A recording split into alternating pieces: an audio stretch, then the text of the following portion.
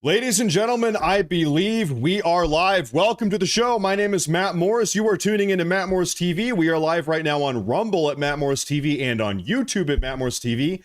Folks, it is Saturday, October the 18th, and it is No Kings Day. This is the second nationwide No Kings rally, march, protest, riot, whatever you want to call it. Last time in June, during the first No Kings Day, it did devolve into riots in Los Angeles and Chicago specifically. Now, today, by the way, folks, we're going to be doing all-day coverage. I am going to be here all day. We are not going to miss anything. We're going to be here so much that you're going to be sick of me by the end of the day. So everybody, take a seat. Make sure to like. Make sure to subscribe. We have a lot to talk about today. We have a lot to cover today. Now, today, like I said, these protesters, I'm trying to find the locations here, they have over 2,500 protest locations scheduled, planned, premeditated all across the country. 2,500 locations. Not a single state is spared from this nonsense. And it's going down right now. In fact, as you saw, they are already marching through the streets of D.C. They're expecting, they say, millions and millions and millions of people. So right now, we have a live feed up in the top right corner of today's broadcast. This is New York City. And up on the main feed here, we're looking at Washington, D.C., our nation's capital. As far as I understand it, ladies and gentlemen, Washington, D.C. is kind of the primary location, primary target, whatever you want to call it. So I think probably we're going to be watching what's coming out of Washington, D.C. the most. Oh, look at that. It's a free Palestine flag. They must not have heard the news that President Trump actually about a week ago, he already freed Palestine. They must not have heard the news. Now, we have a big super chat bright and early in the morning. This is Cassandra Hughes. Thank you very much, Cassandra. I appreciate that. Mrs. Hughes, thank you for tuning in. Everybody, thank you for tuning in. Man, it's going to be one hell of a day. Now, in D.C. on the East Coast, the protest doesn't actually technically start for another 20 minutes. So we are live early. This is kind of the early show here. You can see. Let's tune in for a minute and see what they're talking about. We'll take a look. Are dressed up. Some are dressed just for a down. moment here. Some people have their flags up.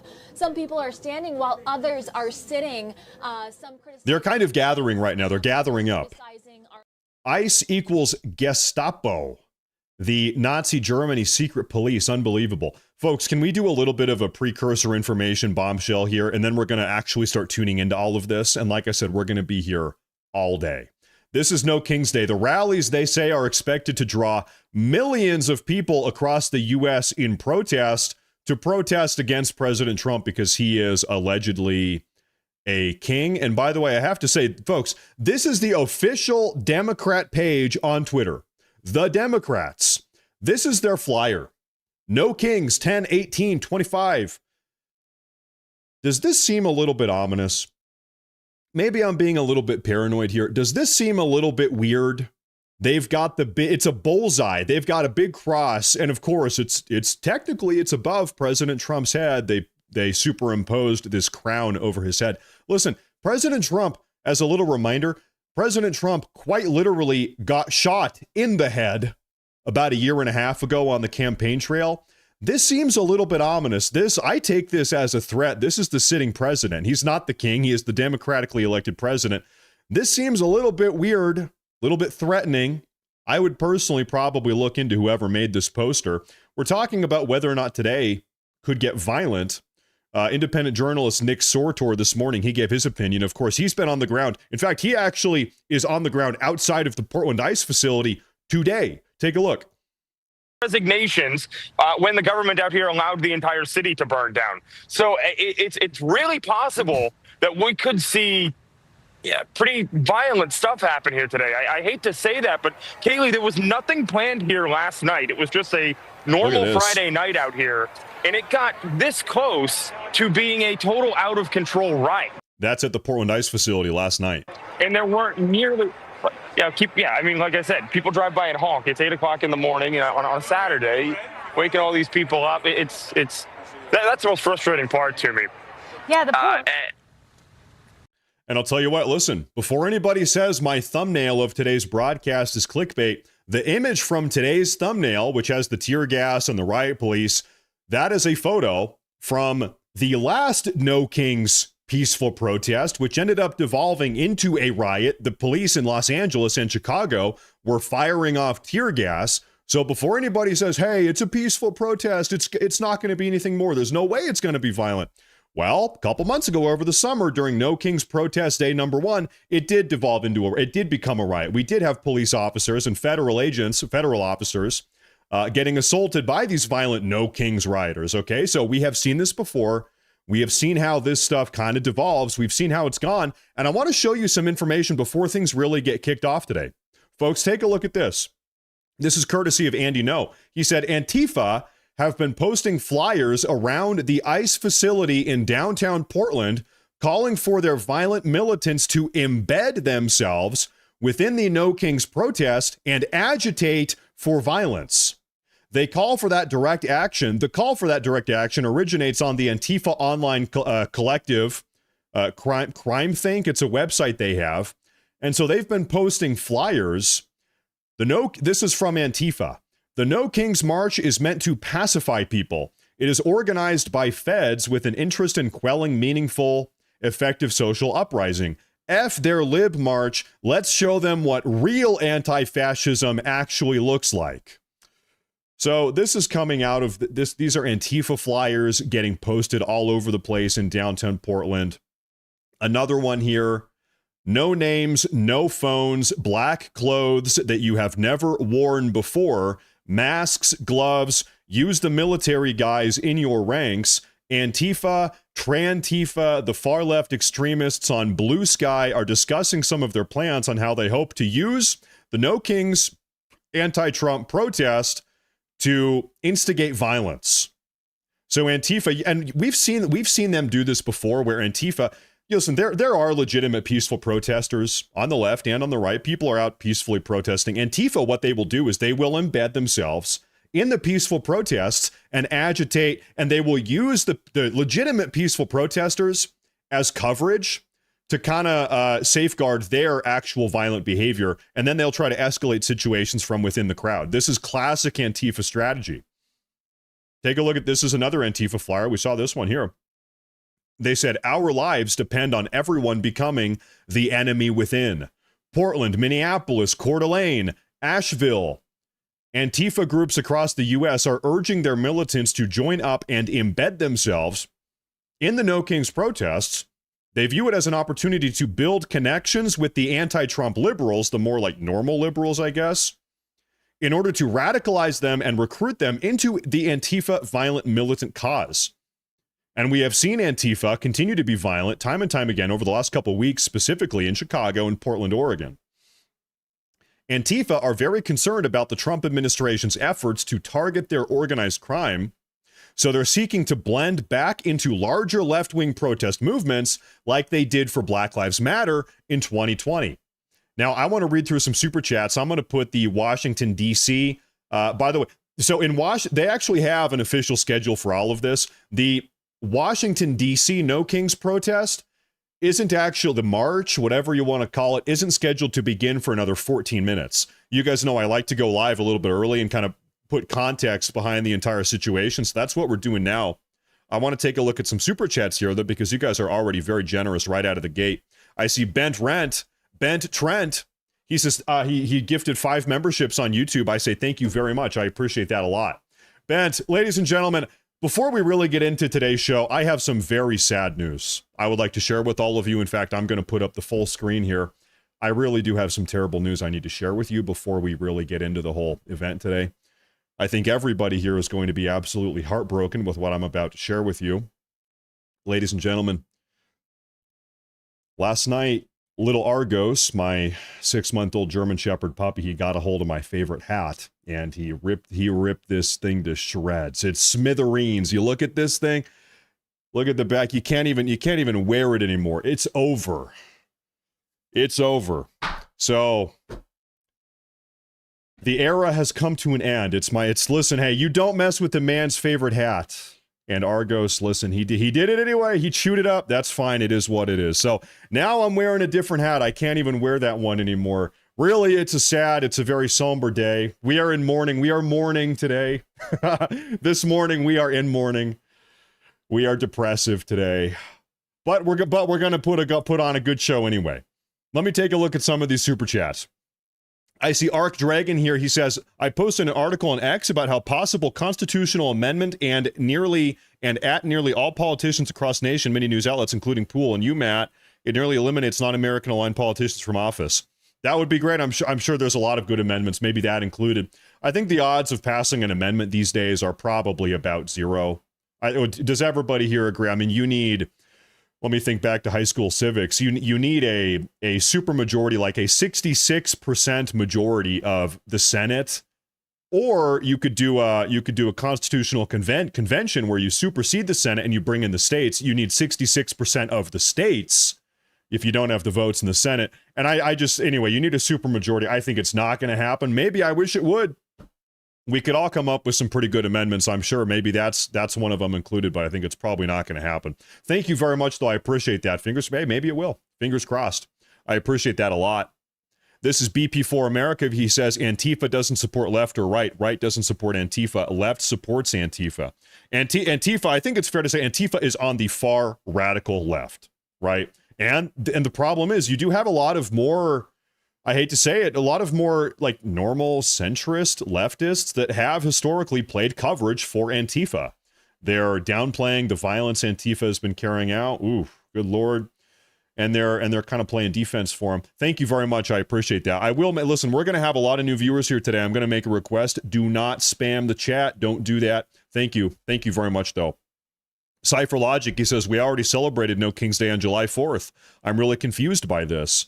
Yeah, I mean, of course, the implicit notion here is that Donald Trump is a king, which is curious because we actually just had a presidential election less than a year ago in which the overwhelming majority of Americans, that's us, voted for Donald Trump to not become our king, but to become our president, our democratically elected president. We just had an election.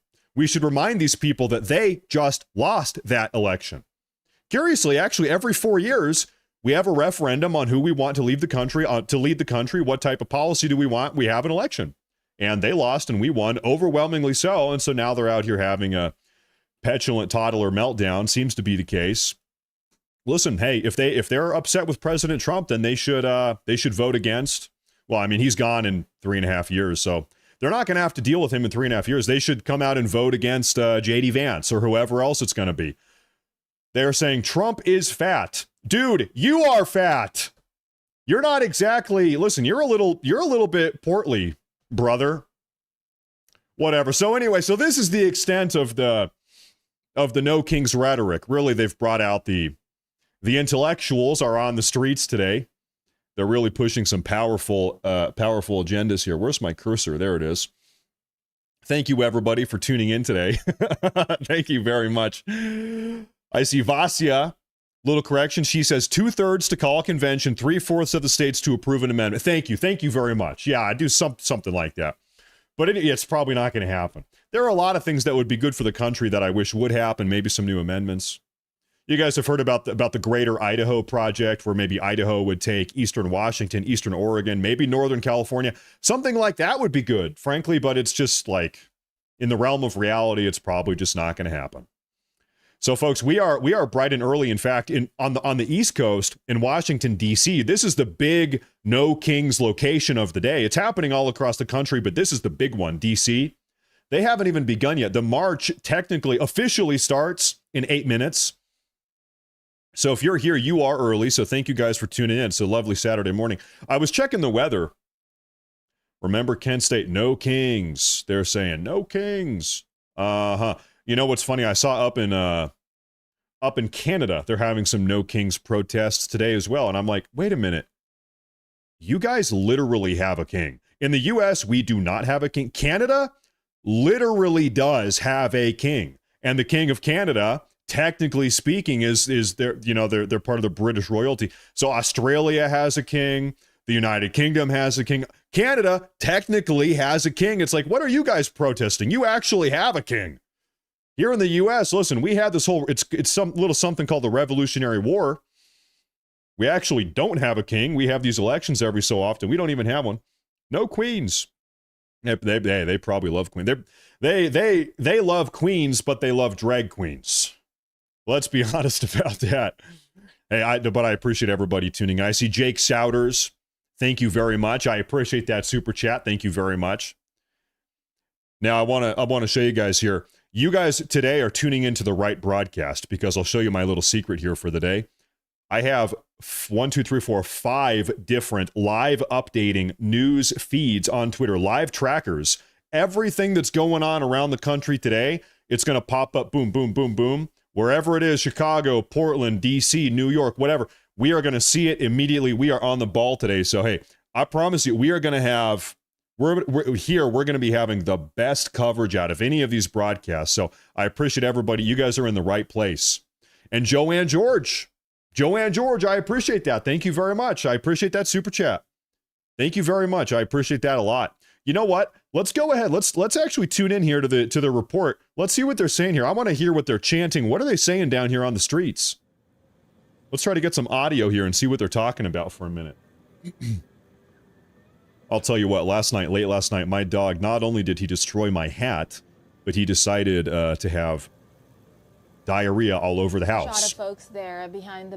I spent between 2 a.m. and 4 a.m. I was up using the carpet shampooer at 2 in the morning. It took 2 hours to clean up this mess, man. I'll tell you what, this little puppy last night, he was a demon. He was a demon right out of hell last night. So I'm going to try, I didn't have the best night's sleep last night. I'm going to try to stay awake today.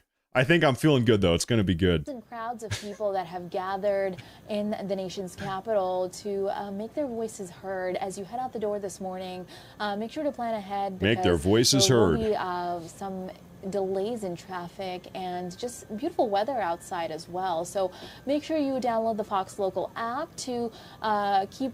But real quick, you know what I didn't do? Even though the dog is being an absolute spastic, I didn't electrocute him. I didn't break out a shock collar.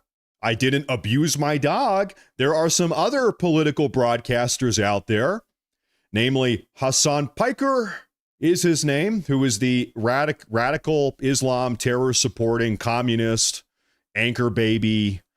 He's a broadcaster on Twitch. He's out there electrocuting his dog. He's torturing his dog live on broadcast. Nado, I said, listen, hey, bad boy, don't do it again, but I'm not going to electrocute you. Not going to do it. I'm not going to do it. Hassan Piker. Terrible, really terrible guy. Terrible guy. And so, folks, we're going to be having live updates coming in all day. We're going to be tuning into all of this. Now, we already have some report. I want to share this video real quick with you guys. I'm going to be pulling stuff like this up time and time again. Take a look at this real quick. Turn that down. Justin, this is the No Kings event in Florida. They're saying everybody out here is old and white and retired. Take a look.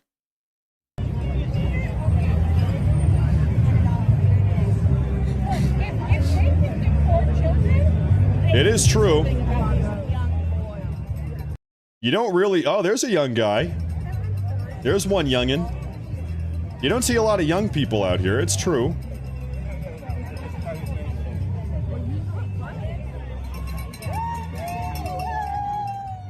So now, listen, here's what I want to know. I've got a lot of older folks in the audience. Luckily, the older folks in this audience are a little bit more sane than some of these guys out here, these gals and guys, but are they bussing people in from the retirement homes, from the retirement communities? How are these people getting here? I don't know where they're coming from. I guess young people, they've got to go to work. It's a bunch of retirees, I guess. Maybe they're bored. Where the hell are they coming from? Protect democracy. Lady, we had a democratic election a couple months ago. Our democracy's working. Oh, well, okay. Remember a couple nights ago, we had a big conversation about it's a democracy, it's a republic. We don't need to get into that right now, but you know what I'm saying in principle, at least, right? Listen, we just had the election. Unbelievable. I'm going to put this one back up here. We've got another super chat. This is Pile of Kyle. He said, I discovered your channel and was with you nearly all day last go around. Appreciate what you're doing. Pile of Kyle, listen, you know what we like to do here is just shine a light, shine a big beacon, a spotlight on the insane behavior of these radical progressives. I really think the best way to kind of combat radical progressive ideology in the nation is to just let everybody know really what it looks like. What does it look like? I think any normal, sensical person is going to look at all this behavior and say, listen, I don't want anything to do with that. Nothing to do with that. Thank you, Pile. I appreciate that very much, Pile of Cow. I appreciate that. And we have another one here from Hammer. He says, for the new hat fund, thank you for your patriot. You know, I've got backup hats. You know me, but man, that was my favorite hat. You know it was. I wore it almost every day. Thank you, Hammer. Thank you very much. I appreciate that a lot. Thank you. Some of the messaging here, we can change the world, defend our democracy, lots of singing, lots of chanting, lots of flags and posters. Now you can see the stage area there. We're seeing people behind the barricades, and the stage area is showing crowds as well, and a message that says no kings with an X through the crown. The power belongs to the people. And we did talk about the phrase no kings, which was coined by the 50501 movement. So this is by the Capitol. You can also see the Capitol behind the stage there. There's Capitol. So we are expecting a crew out there to give us live updates as well. But the volume of people increasing for the No Kings rally. You're taking a live look at the rally in Washington, D.C. Like we said a moment ago, in D.C., the event actually has not begun. We're going live early because I want to show you guys every single step of this. Now, what is this? I got a report here. Embarrassing. Deranged never-Trumper George Conway embarrasses himself at the manufactured No Kings rally. Well, we got to play this one. Hey, Donald J., how many kids did you start today? Hey, Donald J., how many kids did you start today? Hey, okay, that's it. Wait, what? Hey, how many kids did you what today? I actually don't even know what he's saying. Hey, how many kids did you start today? Hey, I think he's saying starve. How many kids did you starve today? Donald J., how many kids did you start today? Yeah. Hey, okay, that's it. Use these? Yeah, nobody's into it. Nobody's into it. You know what? His little chant here, it must not have been a part of their premeditated, because you guys know all of this is pre-planned, bought and paid for, funded by foreign NGOs, okay, like George Soros' NGO. It's called the, well, now, of course, now I'm blanking on the name. We have the Arabella Network, the Open Society, the George Soros Open Society, the Arabella Network, all of this, the Indivisible Group, which is who paid for the last one and this one as well. A lot of these people are being paid $200 per day. There's a lot of money involved in this, and they all have scripts. It's all pre-planned. In fact, they have an official website that I want to pull up here for you folks. Just give me 1 second. I think I mistakenly closed our broadcast here, so I'm going to pull this up for the time being. Where's this one? This looks like it's in DC as well.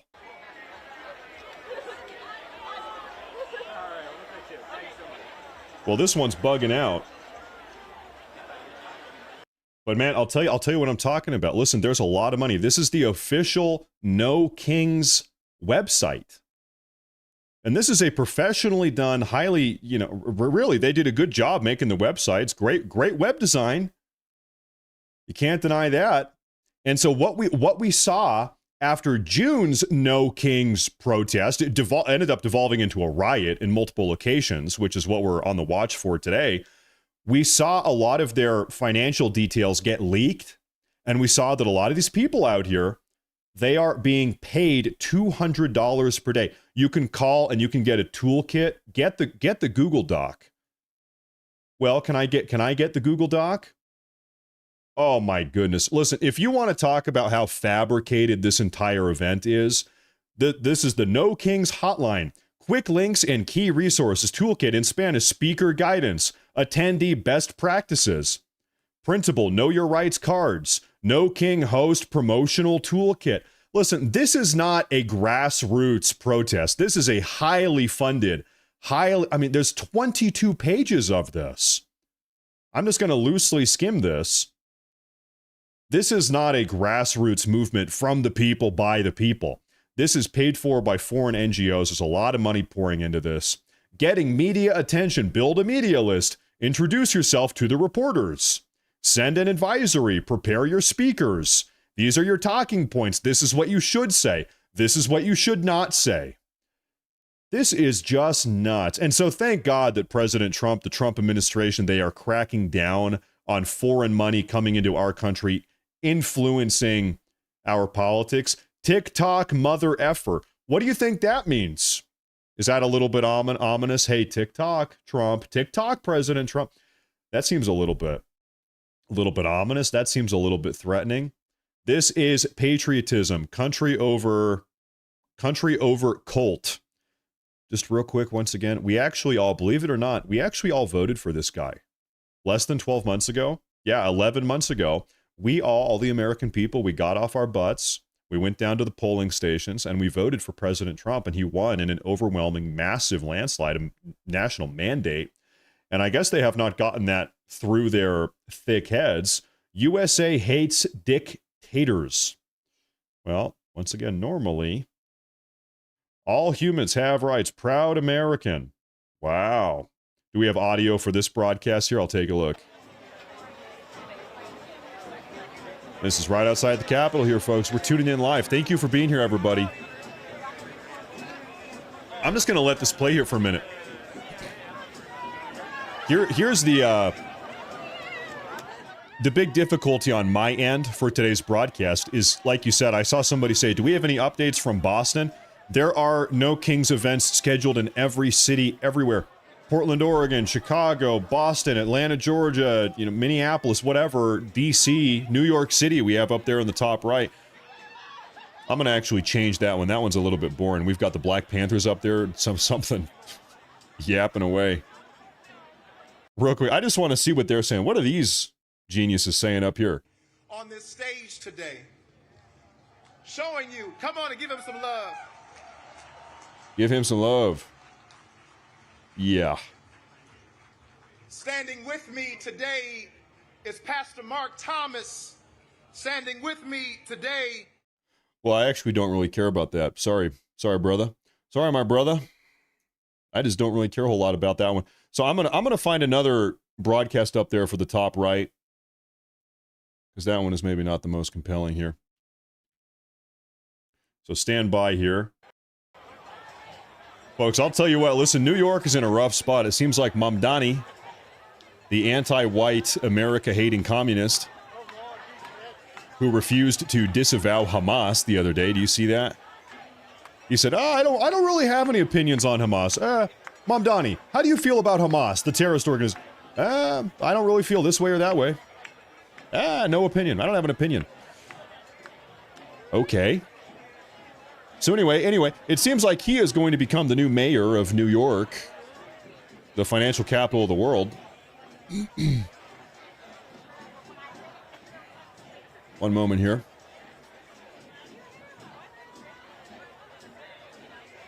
Folks, I always have to say, I love doing big, national live coverage like this with big events that everybody's tuning into, because what happens every single time is we've got new viewers coming in, and they don't really know what type of community this is. They say, oh, Matt Morris, he's doing No Kings. What is that? What does he got to say?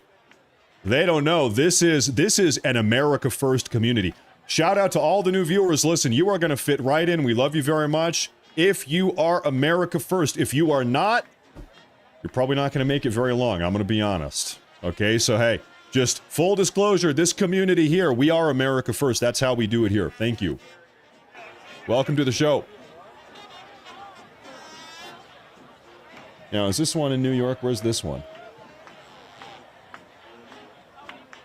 That's Dallas Fort Worth. Why don't I show that one here for a minute?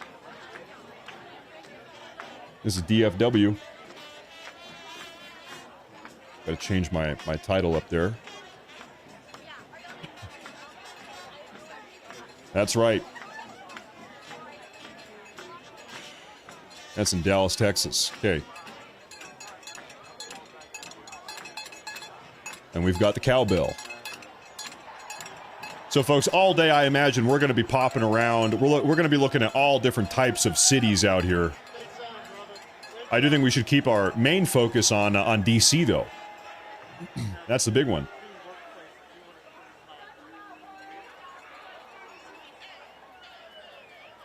And, of course, we're going to be pulling up little side updates all throughout the day. You guys are in the right place today, I'll tell you.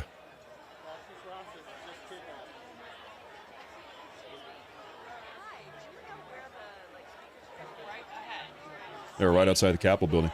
I need to keep an eye on these super chats. Kelly Girl. Hey, Kelly Girl, thank you very much. I appreciate that. A little bit late on that one. I read this. This says, do these old people not see the chaotic change in the world? It's crazy. I'm born in 89. These people are getting their Social Security, an extra Soros paycheck. You know, it would be curious to try to kind of get in the psychology of the liberal boomer, because, you know, listen, no offense to old people. I actually really like old people. Generally, I like older people more than younger people, if I'm honest. But the liberal progressive boomer, it is an interesting phenomenon. It is. It really is. I don't know if they've been watching too much CNN. I don't know if they took too much acid back in the 60s and 70s from the hippie days. I don't know what has gone on here, but it is a very interesting dynamic. Maybe they just happen to have the free time by nature of being retired, whereas young people, they got to go to work and they're going to university or whatever, right? Got a little bit more free time if you're retired. It could be the case. Thank you, Kelly Girl. Thank you very much. I see this one here. This is from Trumpster Kendall. Thank you, Kendall. Good morning. Good afternoon. Please thank your lovely wife for giving you the support you need to run my favorite and best political... You know, that is true. I often say this is a one-man show. I do have my wife supporting me. She helps a lot. She really does help a lot. Although she is not a man. She is a woman. So technically it is a one-man show. It's a one-man, one-woman show. Just as God intended. Just as the good Lord intended. One man, one woman, united for the greater good. There you have it. Thank you. Yeah, shout out my beautiful wife. That's true. She really does help a lot. Thank you. Thank you very much. Just as the good Lord intended it. Megan Leggett, thank you. Thank you. Good morning. She says, thank you, Megan. Thank you, Matt, for broadcasting this because it is nice to hear commentary from a sane and rational person. You know what I've noticed? Can I tell you something here? I've noticed a lot of the people that claim to not have any agenda. I don't have a political agenda. I don't have a political bias. I'm just straight down the middle. I just want to cover the facts. Oftentimes, all those people very clearly have a left-leaning bias. Have you noticed? You have a lot of left-leaning people in the media. I don't have a bias. I'm a straight shooter. And it's like very obvious if you listen to them for 5 minutes, they are on the left. But they're trying to guise their own personal bias. Listen, I wear my bias on my sleeve. I am America first. I am frankly, pretty far on the right. This is an America first broadcast. This is an America first channel. And I'll tell you my opinion. I'm going to read off your opinions. I'm not going to lie about that. I do have a bias. And my bias is America first. That's how I feel. I'm not going to lie about that. In fact, a little side note, I think anybody that says, I don't have a bias, you just know they're full of crap. Because everybody has a bias. Everybody does. To varying degrees. Thank you very much. Thank you. Edward says, great job. I'll be watching all day. And also, Putin is a king. I was born in 58 and I've seen it all. I think people are just unhappy, so it comes out in their ways. Could be. Madam, I don't know. Could be the case. You know, this broadcast here is stuttering out a little bit. I'm going to see if I can find another one for you folks. If you stand by here, we're kind of losing our video feed a little bit. Just stand by here. One moment here, ladies and gentlemen. I'm looking for Washington, D.C. It really is sad. I just think you do have a lot of people that have been propagandized and deceived into believing that Trump is a dictator. He's not. Not even close. If he was a dictator, he probably wouldn't be getting held up in the lower federal courts time and time again. If he was a dictator, he wouldn't be making Supreme Court appeals time and time again. He probably would have decapitated a couple people by now. Frankly, if he was a king, he's not. Stephen Miller. His pronouns are he and Himmler. Himmler was... Oh, Lord. Oh, Lord. Okay, one moment. I'm gonna... But I'm believing that there are people rising up all over this nation. Oh, spare me. People rose up in early November when they voted for Trump. That's why Trump is the president. You're just gonna have to deal with it now. Okay, I've got a different feed over here in D.C. Stand by here, folks. Yeah, this is Washington, D.C. Stand by now. Getting rid of that guy. Get the hell off the screen, buddy. Okay. I'm going to put this one up. We are back in D.C., folks. Lock him up in a jail. Take Trump out of the White House. Lock him up in a jail. Get him in handcuffs and we will shout. We don't care if he never gets... They are reading this print off right from the No Kings website. They just printed this off of the website, and here they are. This is the lamest thing ever. Totally manufactured. Totally fake. Trump out of the White House. Lock him up in a jail. Get him in handcuffs and we will shout. Oh my gosh. We don't care if he ever gets out. We say no, no, no to his king plan. We won't. We're going to see what they're saying. We're here to watch them. Wow, lovely. Just lovely.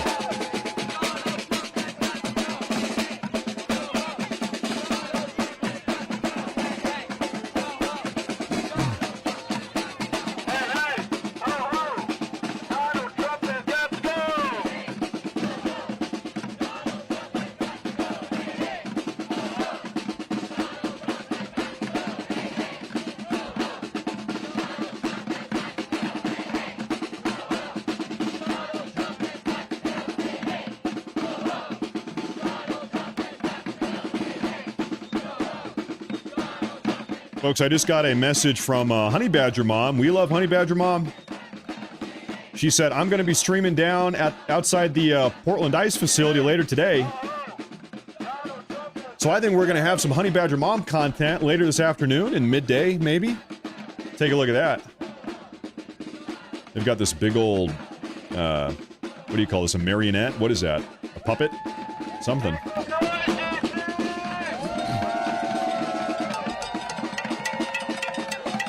We love Honey Badger Mom. Ivan Buttcoffee says a real tyrant wouldn't allow any protests. Yeah, you don't really see this in the CCP. Last time something like this happened in the CCP, they called it Tiananmen Square. Didn't go so well, okay? So, hey, is Trump really a king, a dictator? I think not. You're right, though. You're right, Ivan. Thank you.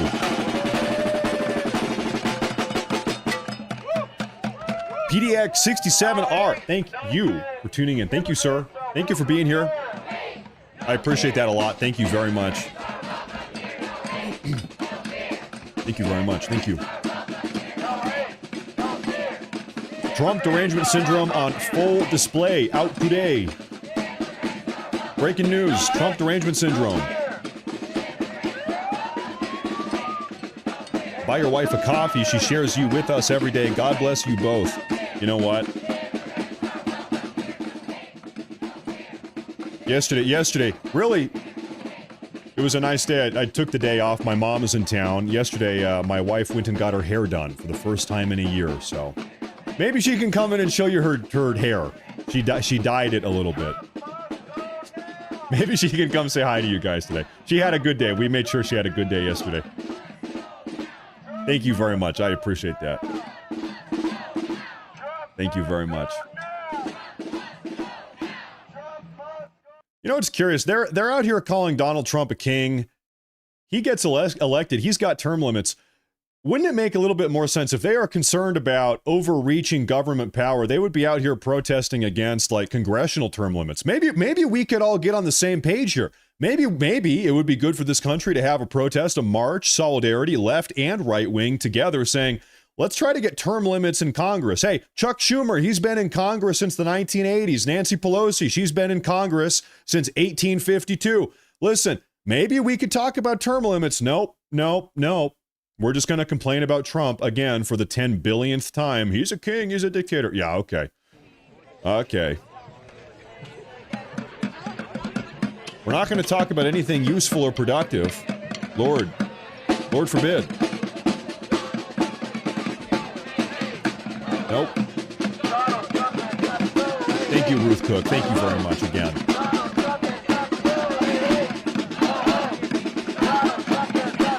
They're out here. Save the golden doodle. Hey, thank you, Midwest Mom. Was there a dog up there that you saw? Imagine, oh, there's a little corgi. Can you see that? On the far right. Imagine bringing your dog to one of these. They're breaking it down.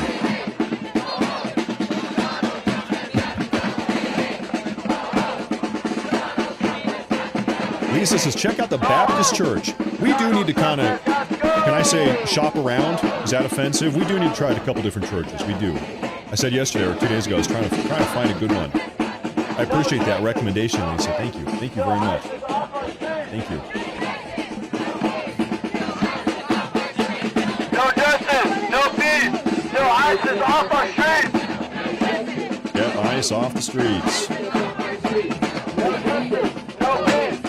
You know what's really funny about this No Kings March down here in Washington, D.C.? The only reason it's safe down here in D.C. for these people to march around is because President Trump cleaned up the city. Keep that in mind. Remember, before President Trump sent in the National Guard to clean up these streets, this place was a violent hellhole. The ghetto, the gangs are running amok, shooting everybody, beating up brave Americans like Big Balls is his name. He's getting beat up and brutalized. All these people down here. It's terrible. Couldn't even go to a restaurant in D.C. So the only reason they're able to peacefully march down here is because President Trump used National Guard, clean up the streets.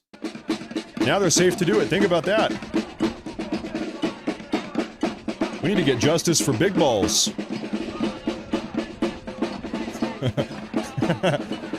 These balls need justice.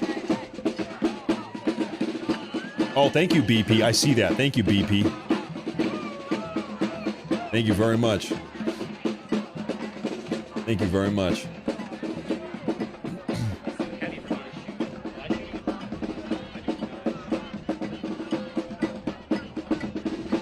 What you'll notice with these liberals is that as far as they are concerned, you know, we only have a democracy, if you can call it that. Democracy is only when they win. The second they lose, oh, it's a dictatorship. Oh, it's a tyranny. Oh, he's an authoritarian. Oh, we have a king. It really is just peak and absolute hypocrisy is what it is. Amazing. We voted for Trump 3 times, and you know what? He won 3 times. He won. Trump is the first president, well, since Eisenhower,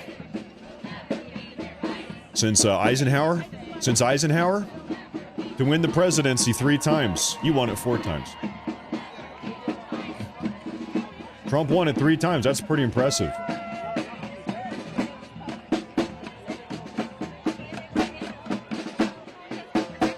And so, folks, as a reminder, this is the second No Kings March that we have had in this country. The first one was in the middle of June, and we were doing live coverage of that as well. Now, what happened in June... I'm sorry, Roosevelt. Thank you, Roosevelt. What happened in June, I don't know, in my brain I always mix those two. I don't know why. Don't ask, but I do. In June, these... Gordita Chalupa Grande Supreme, Dios mío. Sorry, I'm getting distracted. In June, these protests, they did, in fact, devolve into riots in Los Angeles and Chicago specifically. They were assaulting police officers and federal agents. They were throwing rocks. They were blowing cars up. We had to fire tear gas while the Well, the law enforcement officer, they had to fire tear gas in Chicago and L.A. Remember that? So, this is what America hopefully, looks like. Ooh. This is what America looks like. Hopefully we don't have that dynamic again. All right, this is a different spot in Washington, D.C. We got a different angle here now, folks. This is what democracy looks And we're back. This is what democracy looks like. Is Trump not in D.C. right now? Is that right? Where is Trump right now?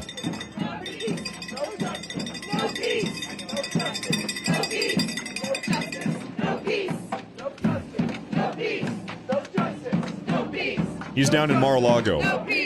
Trump is in Mar-a-Lago right now. He's not even here. Okay. No justice. No justice. No kings. No justice. No justice. You're a little bit zesty. No justice.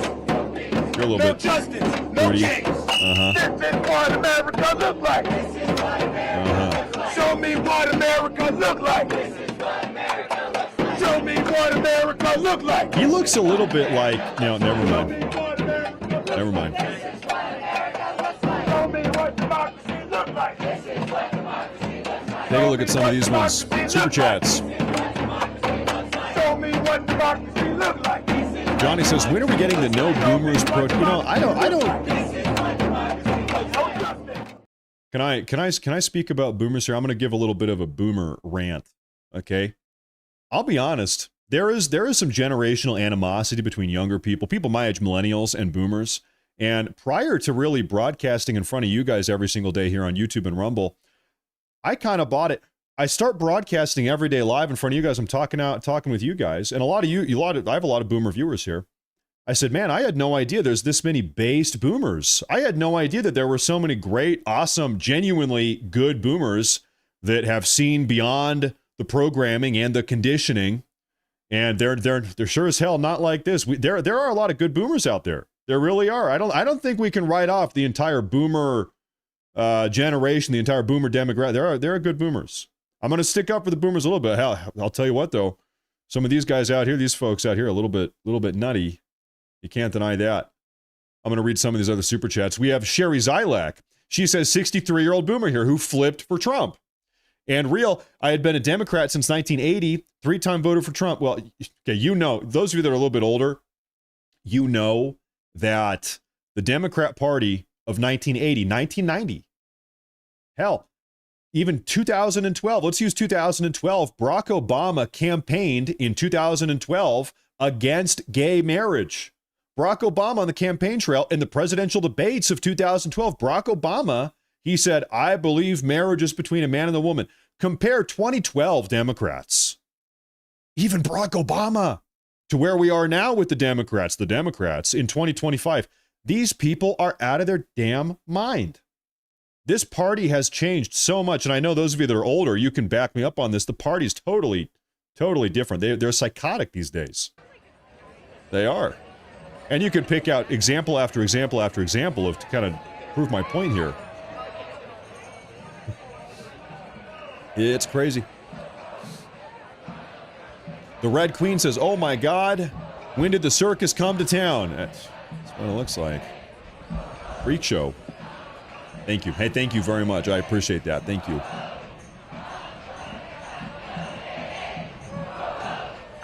Catchell says, I don't understand the way these people think. Could you imagine if Trump didn't get elected again? Millions more of people coming across the border. All I see is Trump. These people, they want an open border. To be very clear, these people, many of them, actually explicitly want an open border. They do not believe that we should have a border. They think the border should be open. They think that everybody around the world should be able to come flooding into the country. It's not that they're in denial about whether or not the border was open. They actually want an open border. I know people in real life, real people that I know personally that also want an open border. It's amazing. It's really hard to understand the psychology of that. It's nuts. They believe. They want it.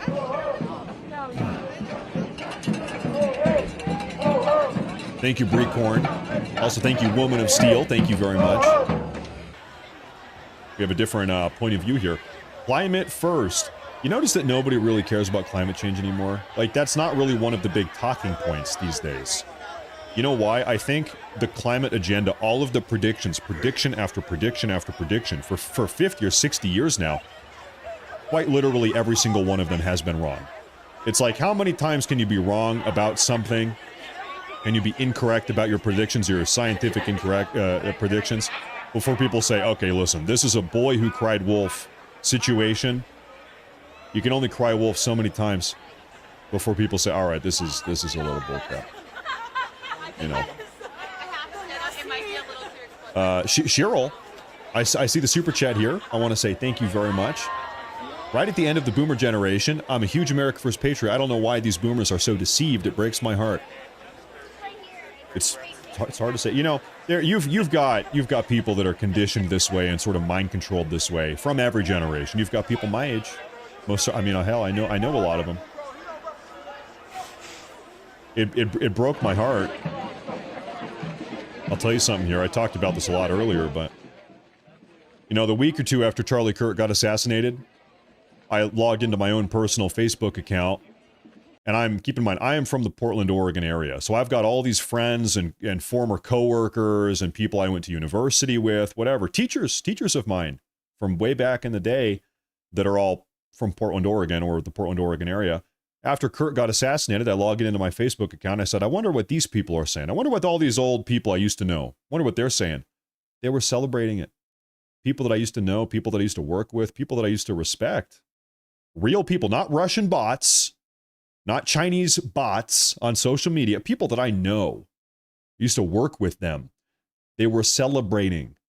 And man, it really did. It broke my heart. Just to see how deranged some of these people really have become. It really is sad. It's a sad state. It is.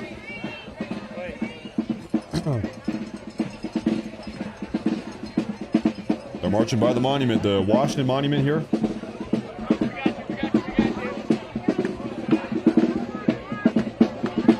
The march is underway.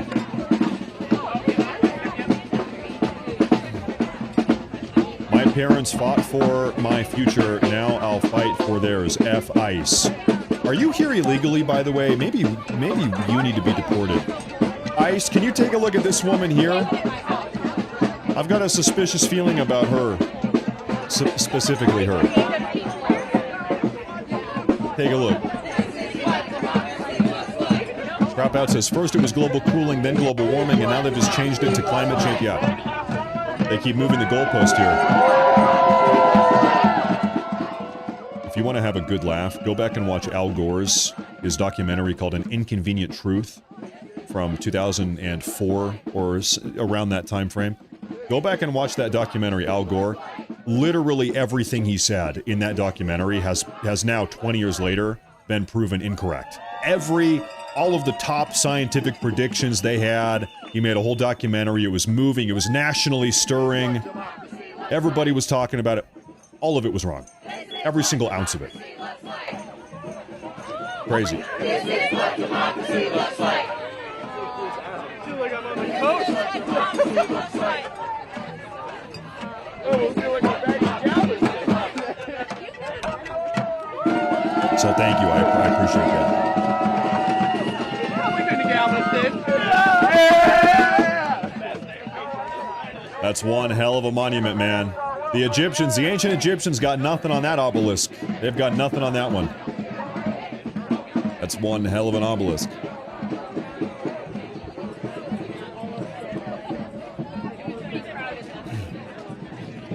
RT Buffington, hey, thank you. Thank you very much. I appreciate that. I appreciate that. PDS. There is. No kings since 1770. Yeah, I mean, by the way, we still do not have a king. Let me check real quick. Google, do we have a king? No, okay. Saturn Dreaming of Mercury says, I gotta say, everyone I know with a modicum of life is having Halloween-themed and game-watching parties later, myself included. I think this is going to be a protest of the worthless. Yeah, maybe people are doing other stuff today. Listen, it can't be denied. We often talk about the paid protester dynamic of this. Most of them are not. I would levy a guess 5 to 10% of them are paid at most. Really, the vast majority of these people, they just are like this. They are not all of these people are being paid to be here. Most of them, in fact, they just are like this. That's a reality that we all need to come to terms with. These people are real. Most of them are real. Some of them are fake, but most of them are real. We just have a lot of nut jobs in the country. That is just the truth. Gotta work with them, I guess. Gotta do something here. Roy Bragg, hey, thank you. Thank you very much. Roy says, I'm 64 years old. I saw through the BS spread by the media long before Obama left the White House. I started really looking hard at the media lies when the Russia hoax started. I think the Russia hoax, that was a good litmus test. Do you see above this and beyond this, or are you buying this hook, line, and sinker? You know, that was a good test. You know, back to the topic about the boomers and the older generation and, you know, how some of these people end up like this. You know, back in the day, really before the advent of the internet, you didn't have independent media. If you were somebody that really wanted to be clued into the news, national, global news, all you had was whatever the powers that be, the people calling the shots and pulling the strings of the media apparatus, you only have whatever they wanted you to see. Unless you were really deep diving and going independent, and it was tough back then. But if the year is 1980, kind of the only news you have access to is whatever news the powers that be want you to have access to. In the newspapers or on the television or radio. You didn't have a bunch of independent broadcasters kind of really sifting through the bullshit. Or through the baloney, through the baloney. I try not to swear. It was a different media landscape back then, you know. Good for you, Roy. Thank you. So who's cleaning up after the protest? Yeah, I'm sure they're going to leave a bunch of litter on these streets. Someone's going to have to come and sweep all this up. That's right.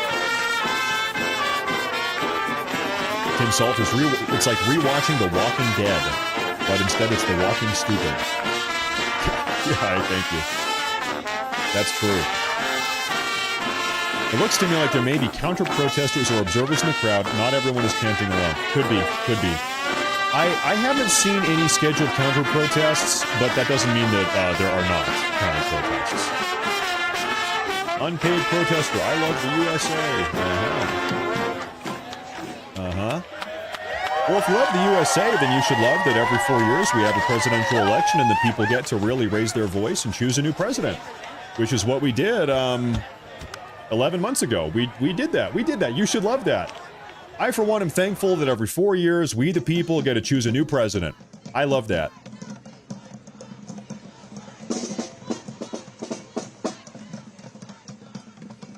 Is this a little bit too loud? Okay, I'm sorry. I'll turn that down.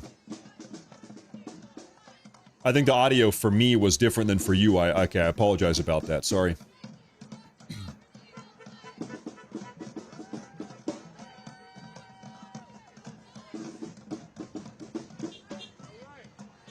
I'm gonna do a quick sweep here, folks, around the internet and see if there's any weird updates going on. Stand by here, folks.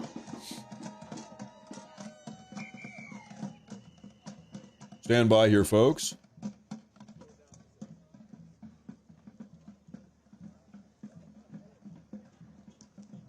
Now, here's the thing that these protesters out here don't want you to know. I'm seeing a report real quick. Breaking horrible development for the Democrats as they hemorrhage over 50,000 voters, while Republicans have gained in the last month. This is nationwide voter registration. As of the end of September, Democrats are down 55,000, Republicans are up 29,000, and that's in the last couple months. Total, presumably since the last presidential election, Republicans nationwide are up 84,000 nationwide. Yeah, well, I think a lot of people are unhappy with the shutdown. I think a lot of people see what's going on here with the shutdown. A lot of people are seeing through the propaganda.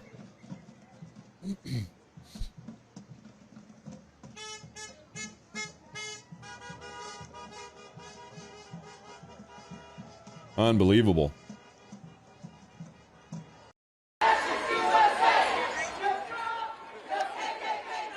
This is also on the streets of D.C. here.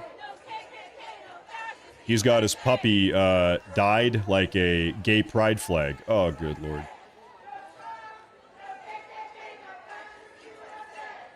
Another puppy down there. There's something I want to show you folks here real quick.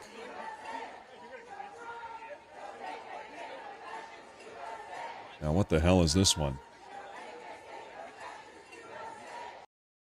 You're not going to believe this. Breaking. This woman is going viral after claiming that black people should be allowed to steal because some businesses won't hire them if their name sounds, quote, too black.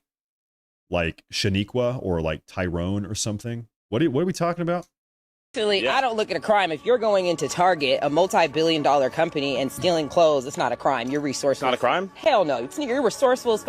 You're homeless. That's where we disagree, I think. You've been displaced. I mean, because you're white and I'm black. There's a whole nother socio-economical piece that I have never had access to. So you can go into any single place and put your name on a piece of paper, apply for that job. You're not worried about if your name sounds too black. You're not worried about if when you show up, if you got to do something with your locks because it's inappropriate. Target enslaved my ancestors a year ago. Target enslaved my ancestors. I don't even know how in the hell you make sense of that. Good lord. Good lord. There's the Capitol Police in downtown D.C., Washington, D.C.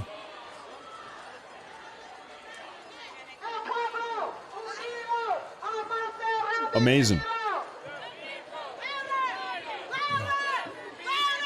Ordrag says, ask them why he's a king and their brain might as well shut off. Yeah. Well, you know what they say? They do this weird gaslighting tactic. They say, hold up, we never said Donald Trump is a king. We just said no kings. Hold up, are you Republican? Are you saying Donald Trump is a king? We never said that. I've seen them do that. Hey, if you're saying Trump is a king, then that's on you, Mr. Republican. Spare me. I'm just so sick of the progressive gaslighting. I've seen them do that. Thank you, by the way.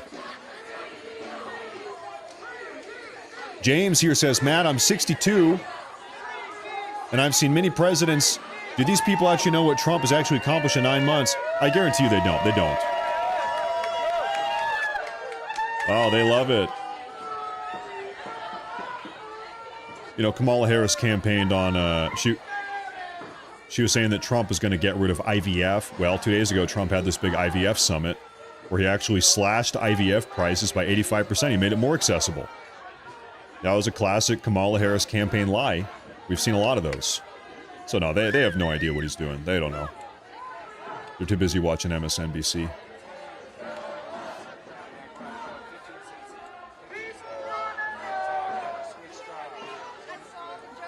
This is Martin.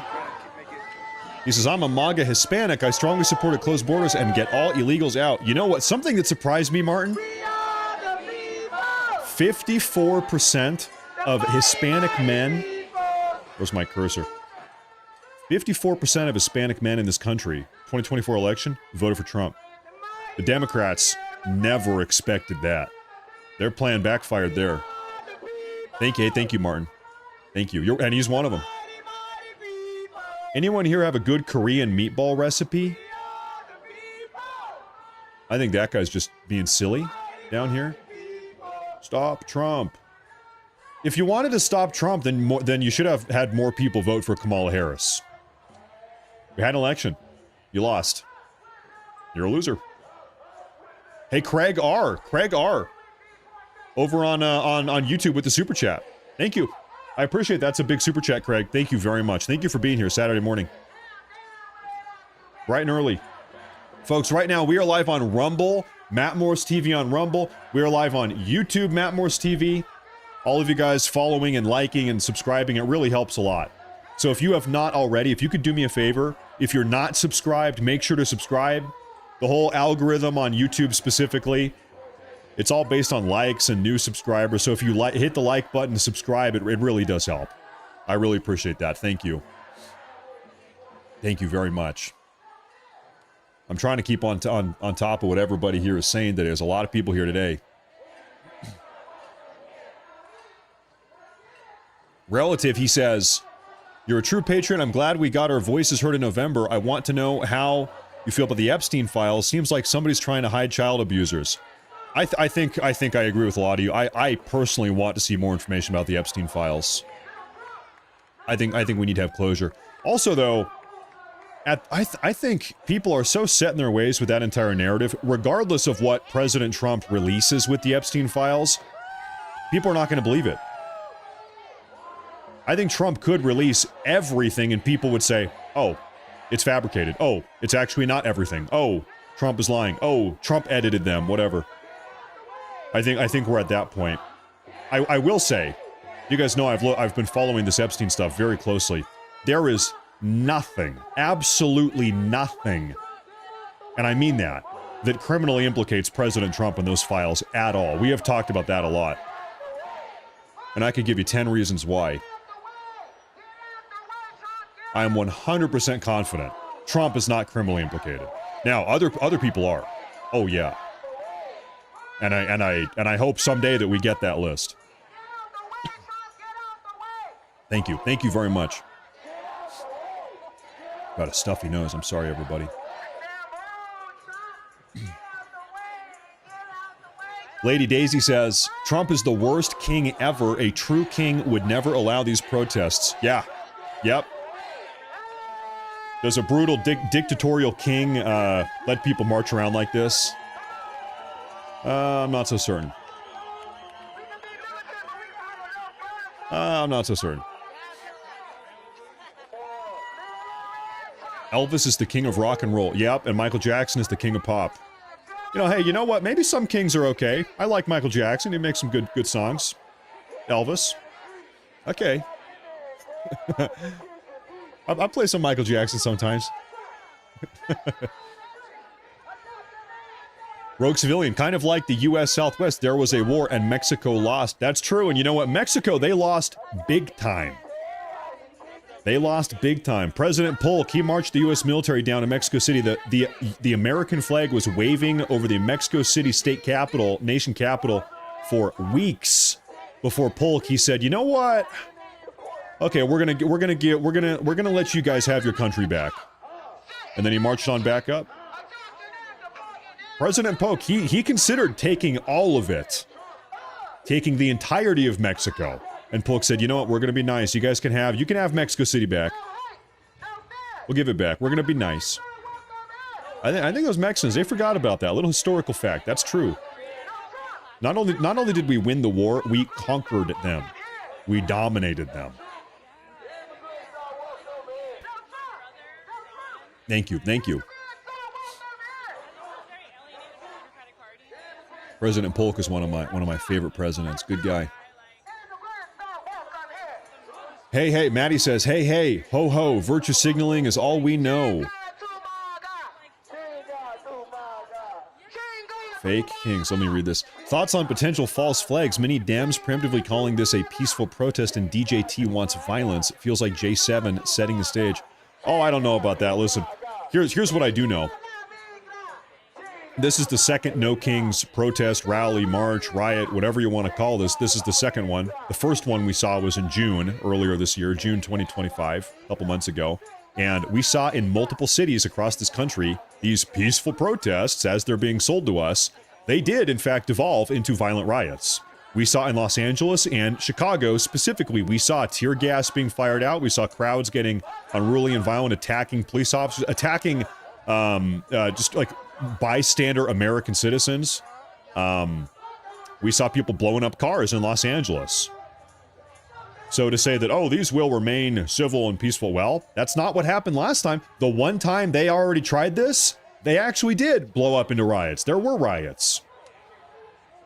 In fact, the image on today's thumbnail on YouTube and Rumble here is a picture taken at the last No Kings riot, peaceful protest. So we're tuning in. We're watching everything here. We're seeing what happens. And of course, we know that all of these marches here across the country, No Kings, this is funded All of this, they have the same posters, the same marching orders, talking points, chants. We know that this is all funded in large part by foreign NGOs like George Soros Open Society and the Arabella Network. There's foreign money coming in. In fact, I want to show you something here, guys. This is an excellent point that I haven't brought up today. Where is the list of the financiers? I know I had that somewhere here. Here it is. Okay, ladies and gentlemen, these are the official sponsors of the No Kings protest. You might notice we've got the Communist Party USA, that is CPUSA, Communist Party USA. There was another communist organization here. The Young Communist League of New York is sponsoring the No Kings event today. So I just want to make something clear here. Imagine there was a Republican march, and the Fascist Party of the USA was financially sponsoring and supporting the Republican march. Would the Democrats be calling that a fascist march, a Nazi march? Of course they would be. If some Republican organization or Republican event was sponsored by the US Fascist Party, if there is such a thing, you know they would be screaming that from the rooftops. It's a fascist march. The Republicans are fascists, and they would not shut up about it. So, therefore, is it fair to call this a communist rally? You think we can? I think, given the Communist Party, the Communist American Party is sponsoring this, I think we can call this a communist rally. What are we tuning into today, folks? Well, we're tuning into the Democrats' communist rally. That's what we're watching here today. The entire country's watching. The great communist rally, the 2025 Democrat Party communist rally. Because you know they'd be saying the same thing if it was flipped. We have a big old communist rally out here today.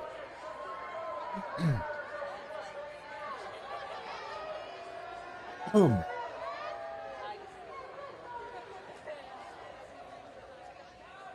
Now, this super chat here is from Naceline. How are they going to gaslight us? Excuse me, apologies. How are they going to gaslight us, implying Trump's the king they're protesting? They're never chanting move Trump. I mean, they're going to do it anyway. Oftentimes their gaslighting is incompetent, but they do it anyway. They do it nonetheless. All they know how to do is try to emotionally manipulate people. The Democrats, they don't really have a popular platform, as you might have noticed. Their approval ratings are catastrophically low. They recently lost the House, the Senate, the White House, and well over half of the state governorships. They have lost everything. The Democrats have lost everything. And so really all they have left is emotional manipulation tactics and try to gaslight and lie to and deceive the American people. That's all they can do. And that's what they're doing today. That's what's going on today. They literally have lost everything. They have lost like 25 times consecutively in the U.S. Supreme Court. You've got these radically progressive judges in the lower judiciary that are ruling time and time against President Trump. Well, Trump appeals all of this stuff, goes to Supreme Court. Trump has like 25 or 26 consecutive Supreme Court victories now. So we all know what's going on here. You know, it is true. Good for these people. They're on a Saturday. They're getting some exercise. Maybe they're burning some calories out here. Okay, good for them. Good for them. They're losing a little bit of weight, maybe. At their communist rally is what this is. Make sure I'm not missing any of these. Martin says Hispanic men support Trump. Over half of them do. Believe in merit-based work. God bless. God, family, country. True. Thank you again, Martin. Thank you. Thank you very much. CB Gamer, I see this one. Oh, relevant. They're saying Trump is on the list. CB Gamer says, if Trump was on the Epstein list, Biden would have released it to stop Trump from winning the election. I think you could make a compelling argument with that. All these Democrats, they're chanting, Trump is on the list right now. They really didn't give one crap about sexually predatory behavior or the Epstein list or anything relating to Epstein for 4 years when Trump was or when Biden was in office.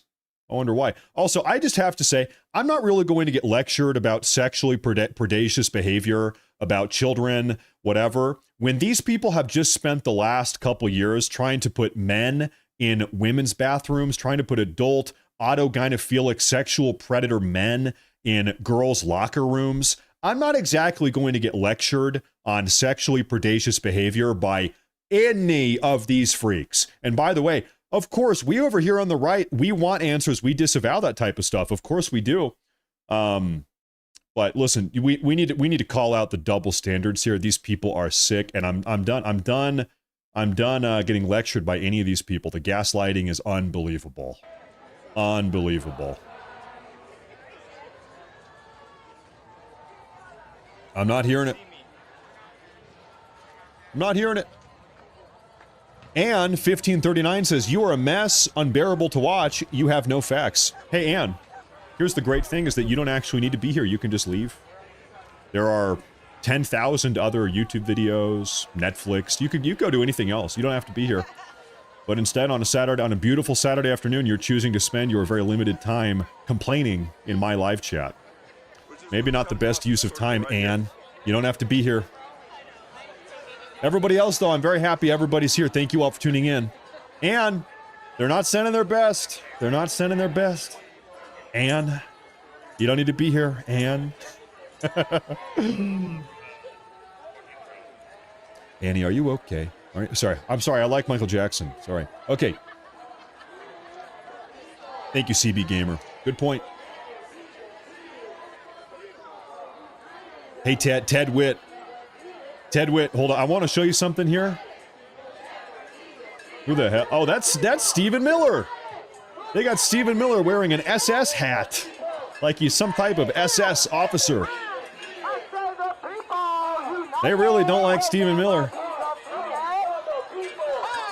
They got the Constitution. These far-left radicals, they brought the Constitution out here in case any of them need to wipe their ass. They're going to use this thing as toilet paper, because you know that's what they do with this thing. They say, hey, anybody need to go to the bathroom? We've got toilet paper here. We brought out the Constitution. You know they don't care about it. Diamonds and Dreams says, Latina for Trump here. I love my Savior Jesus Christ and President Trump, and Jesus is the one and only king. Yeah, you know what they say, no kings? I think there is one. Thank you, thank you. And hey, hint, it's not Trump, as we all know. Thank you very much, thank you. And welcome to the show. I'm gonna turn it up a little. I want to see what they're chanting here. 77-year-old boomer here, and I want all of these idiots to get the hell off my lawn. Hey, get off my lawn! Thank you, Bush Pilot. Hey, thank you very much. Thank you very much. Get them off the lawn! They're scuffing up the grass. Thank you very much.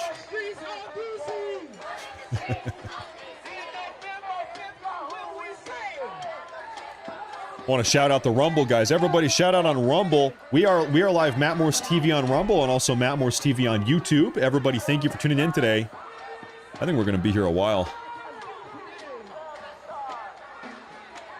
Because these events are covered planned all over the country.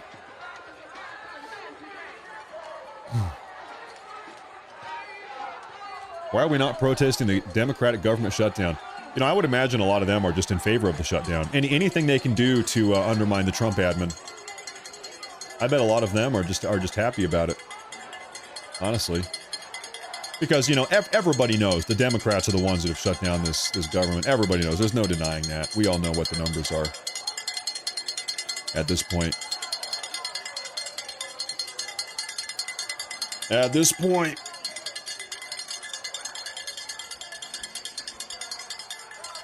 This is a botted channel. You think so? Hey, take a look at this. Listen, hey, if you are a bot on Rumble or YouTube, go ahead and press 1 on your keyboard.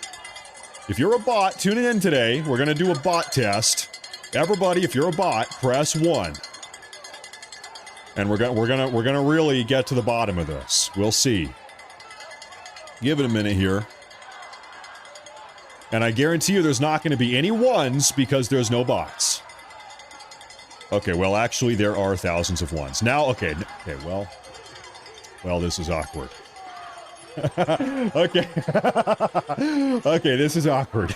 Because now there are thousands of ones in the chat. Okay, my bad. Darn it. Right now on the top right, folks, we have a live feed of Dallas, Texas. Exposed. This time I'm the one that got exposed. We've got a live feed of Dallas, Texas up there, and also Washington, D.C., the streets of D.C. Somebody said, Matt, you look like Tucker Carlson with your vest on. You know what? You know, hey, maybe you're right.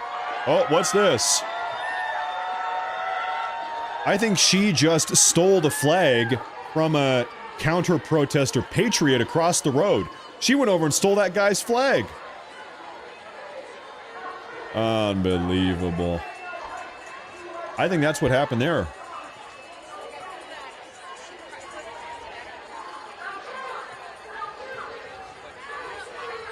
I hate to see it. We got to get that flag back. Crimson, sorry, Chrysimos Stokastikos. Man, that is the most Greek name I've ever seen in my entire life. Hey, thank you.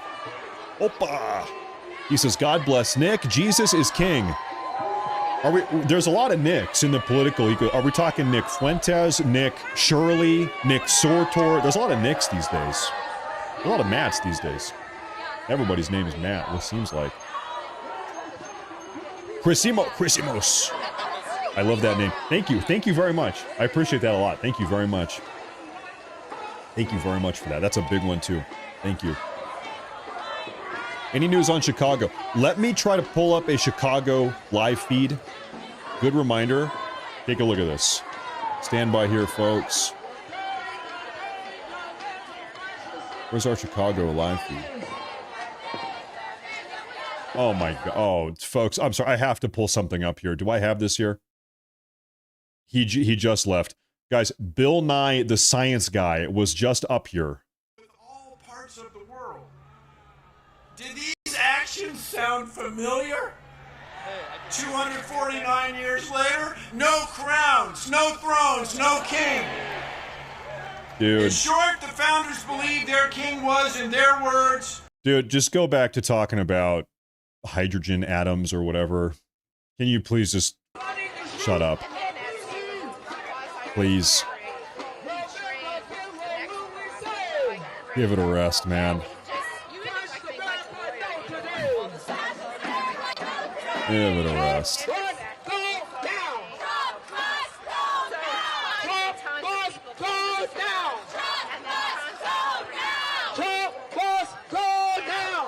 Okay, I'm looking for Chicago. Trump must go now, huh? What do you think they mean by that? What do you think the implication there is? Okay, I do not think anything is happening in Chicago yet. I'm gonna pull up New York. Let's get a New York live feed, okay? Let's get New York.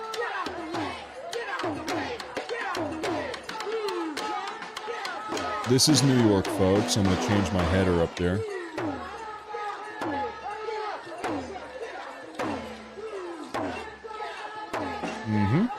New York City. Okay.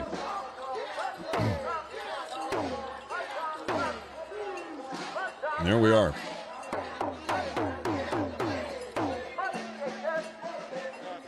Maybe they're not awake in Chicago yet. These people are nuts.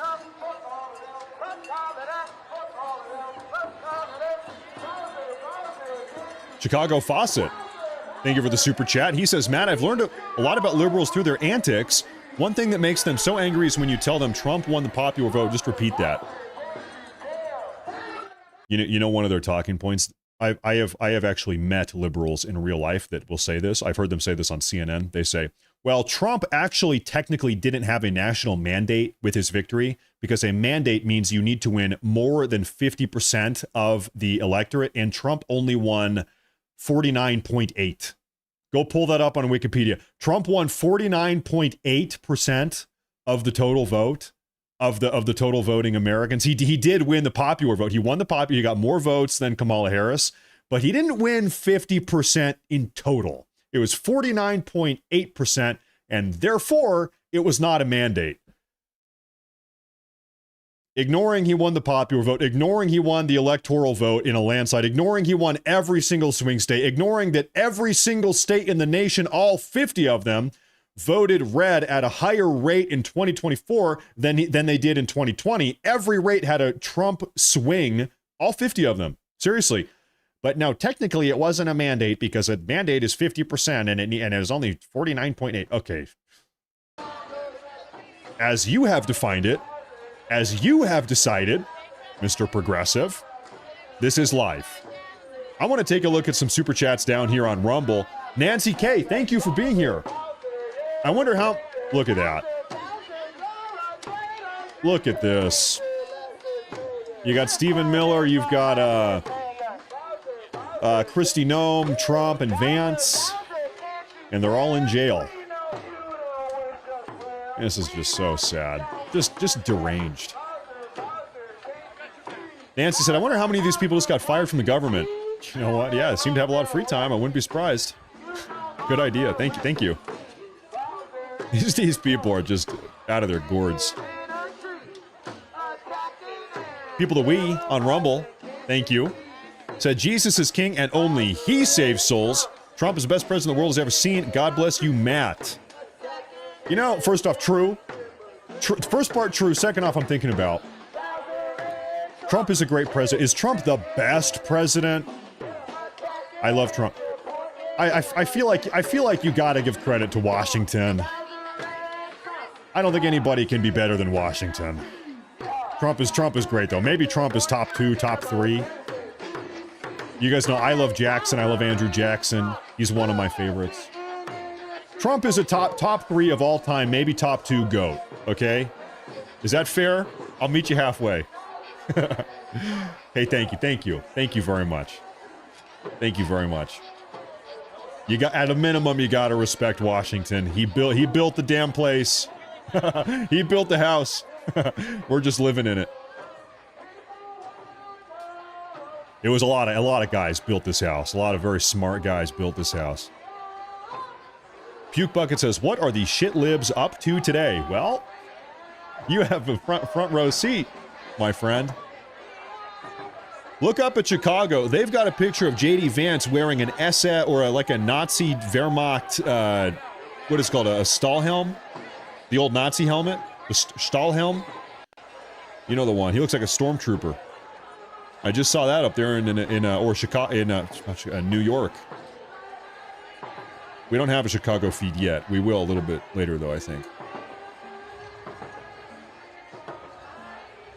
Steven says, it takes me 3 months to get a permit to plant a tree in my yard. How long did it take the permit to shut down all these public city streets? I have a feeling, sir, that they are not properly permitted. That's my sneaking suspicion. You know, I get if you have enough people show up, you know, what are the police going to do? Arrest all of them? Probably not able to do that. Probably not. Thank you, though. Yeah, I have a feeling they're probably not properly permitted. They brought their kids down here. Unbelievable. Talk about propaganda for the kids. They are worried about us, what? You know, saying the Pledge of Allegiance in public schools. It's propaganda to have a U.S. flag in the public school classroom. It's propaganda to say the Pledge of Allegiance in the public school classroom. Meanwhile, they've got their kids down here chanting that Trump is a dictator or whatever. Trump is a king. He's a king. We need to stop him at all costs. Okay.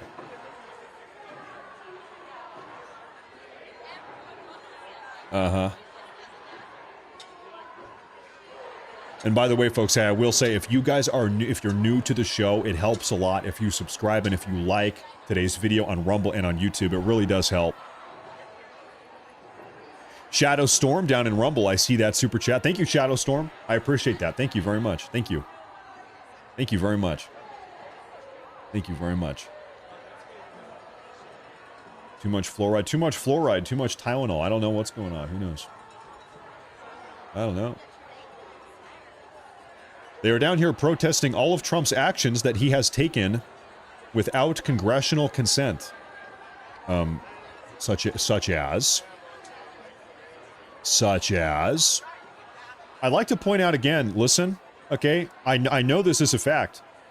In the lower federal courts, President Trump has a 96% loss rate. In the radically progressive lower federal courts, 96% of the time these judges are ruling against Trump. Trump appeals all of them. The appeals escalate to the Supreme Court. Trump has won since April, what is that, 6 months ago? Trump has not lost a single Supreme Court appeal. Trump has a 25, maybe 26 now, Supreme Court victory streak, win streak. 25, 26 times since April. So what does this mean? In the lower federal courts, time and time again, these radically progressive activist judges are ruling against him, not on prudent legal grounds. They are overstepping their legal boundaries. Trump appeals it because he knows he's right, goes to the Supreme Court. The Supreme Court says, hey, listen, what are you judges doing down there? What are you federal judges doing down there? The Supreme Court is backing Trump time and time again, saying, actually, no, in fact, Trump does have the right to do this or that or this or that. These lower judges are getting smacked down time and time again.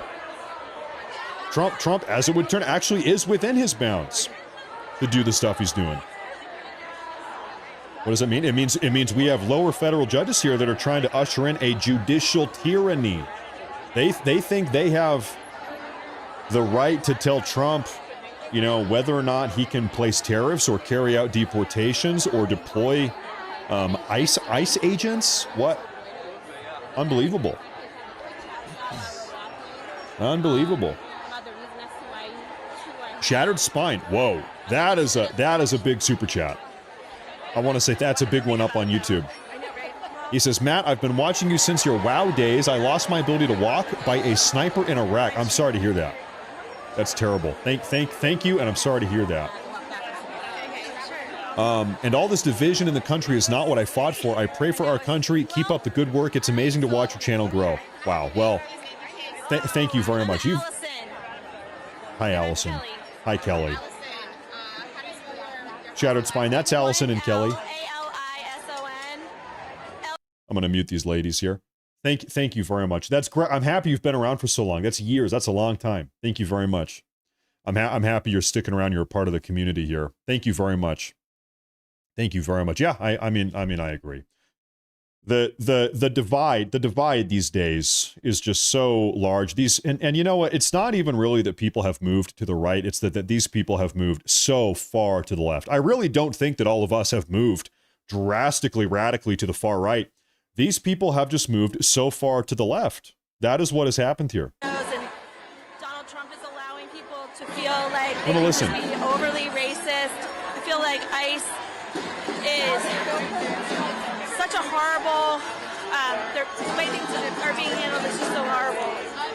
And I believe that the government should work for all the people, not just billionaires. I feel like all the wonderful things that our Americans want are being stripped away for selfish,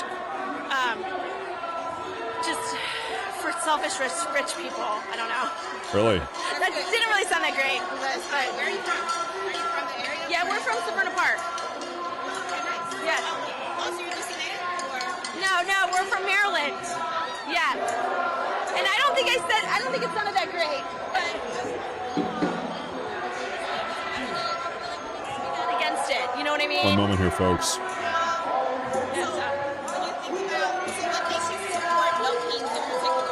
I'm sorry. What makes you in particular?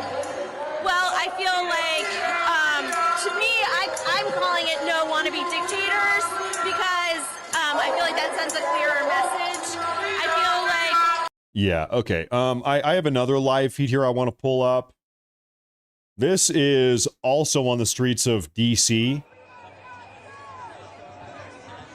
Let's tune into this one here, and you know, maybe I've had enough of that lady. Maybe I've had enough of her. Maybe. I want to read some of the signs. Let's read some of these signs here. I hate fascism more than Mondays. Thank you, Garfield.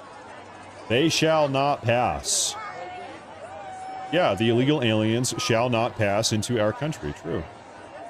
What happened to empathy? I have empathy for the American tax-paying citizens more than anybody else, first and foremost. No kings, no wars, no empires. This person must not have heard the news that Trump is just ending wars left and right.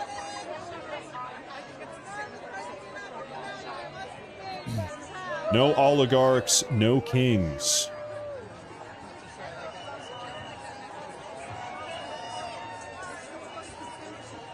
Who's afraid of the Bill of Rights? Cruel and unusual punishment. Who is being cruelly and unusually punished? I feel like I'm being unusually punished by having to watch all of these people. That's what this is here.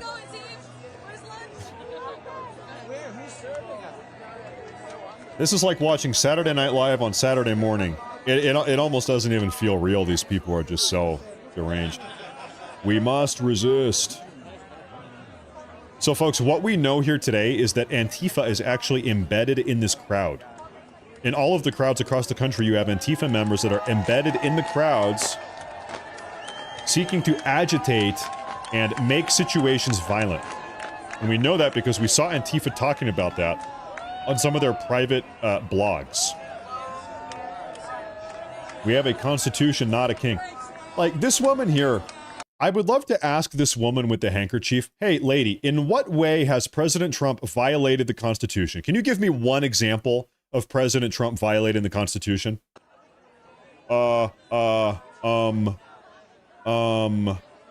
She wouldn't know. She would have no idea.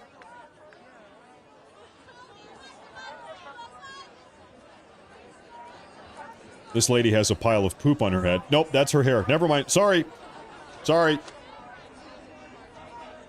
My bad. My bad. My bad.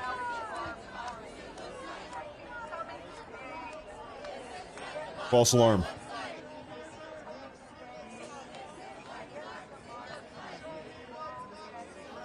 Hey there. Hey. Oh, we're cutting out here a little bit. Where's our feed going? I'm gonna reload this here. Just stand by here. Oh, you know, I think our broadcast there cut out a little bit. Okay, I'm back over here for a minute. I'm gonna see what else we have. Oh, you know what? We have something coming out of Chicago. See that up there in the top right? Voting Rights Act. Yeah, the VRA sucks. It could eliminate black representation for black communities, and it can create at least 19 seats that are currently protected by the Voting Rights Act would be eliminated by many of these red states. It's unconstitutional. And this is happening at a time when we are seeing mid-decade redistricting in places like Texas and Missouri. Yeah, I'm just not going to listen to that. We already know, listen, this whole racial gerrymandering dynamic the Democrats have been doing since the 1960s, it is unconstitutional. It is actually astounding that it has gone on this long. You folks know this, right? The Democrats have an extra 20 seats in the House of Representatives they should not have because of this unconstitutional racial gerrymandering where the Democrats, for decades now, have been strategically drawing district lines based around minority communities. I actually want to really highlight what this is. I'm gonna draw a picture for you real quick. This is what the Democrats have been doing for a very long time. Okay, they'll say, okay, we've got a minority neighborhood here. We've got a minority neighborhood here. Imagine this is a big town, a big city. We've got a minority neighborhood here, and there's a minority neighborhood here. Well, okay, here's what we're going to do. We, the Democrats, we're going to draw up new district boundaries like this to squeeze in as many minorities into one district as possible. We're going to push out non-minorities, white people. And so here is our new Democrat voting district. This is our district. And you have districts that are like this, where they have bent over backwards to create racially gerrymandered districts like this, connecting minority neighborhoods to try to unconstitutionally increase their number of House representative seats they have. Okay, it is insane. They've done this time and time again. They've, in fact, 20 times across the country. And so now this is going to be up in front of the Supreme Court very soon. They're already doing their opening arguments about this. Very likely this is getting overturned. It's getting shot down. Very soon. Very likely. If that happens, they're about to lose 20 seats. I need to blow my nose here. One moment here, folks.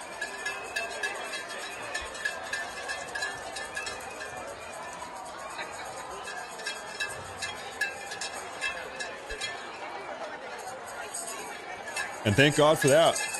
Looks like Illinois is the worst. Yeah, Illinois has done it the most egregiously. Correct. That's right.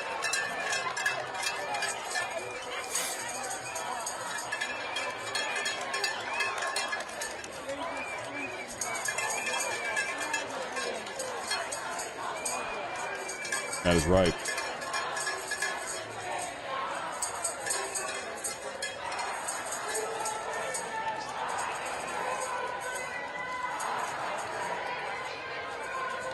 Hey, Matt, why is that a bad thing? Personally, I think voting districts should not be farmed out to based on race. I think we should not be jamming as many brown people into voting districts, excluding white people, jamming in as many brown people as possible to arbitrarily increase representation of brown people.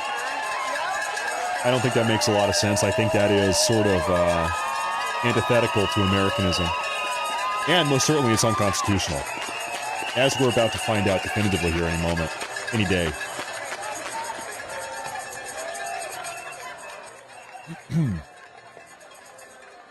That's my opinion. But hey, that's just like my opinion. Now I'm looking for some more feeds here, folks.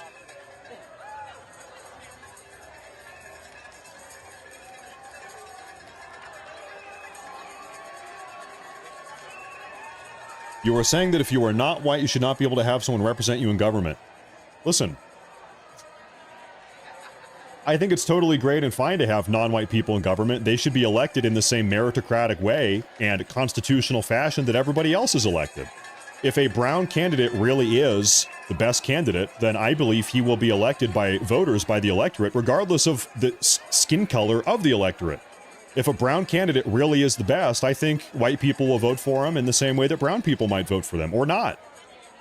And I say that because, listen, we had a black president just like, 10 years ago? We already know that white people are more than happy to vote for brown people, but I would prefer that they are qualified and not shoved into the House just because of their skin color.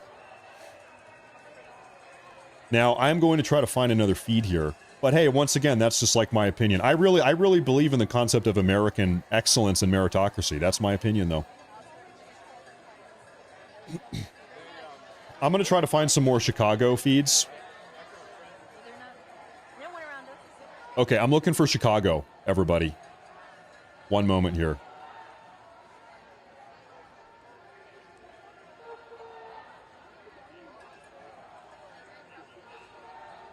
I don't know that we have a Chicago march yet, but we have them up on the stage. Let's tune into this for a minute.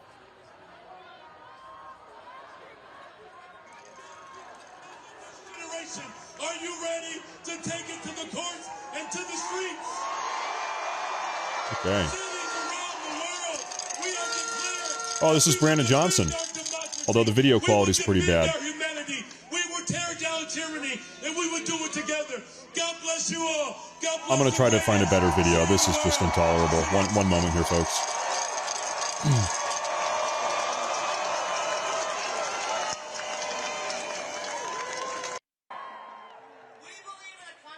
Oh, well, that's a little bit better.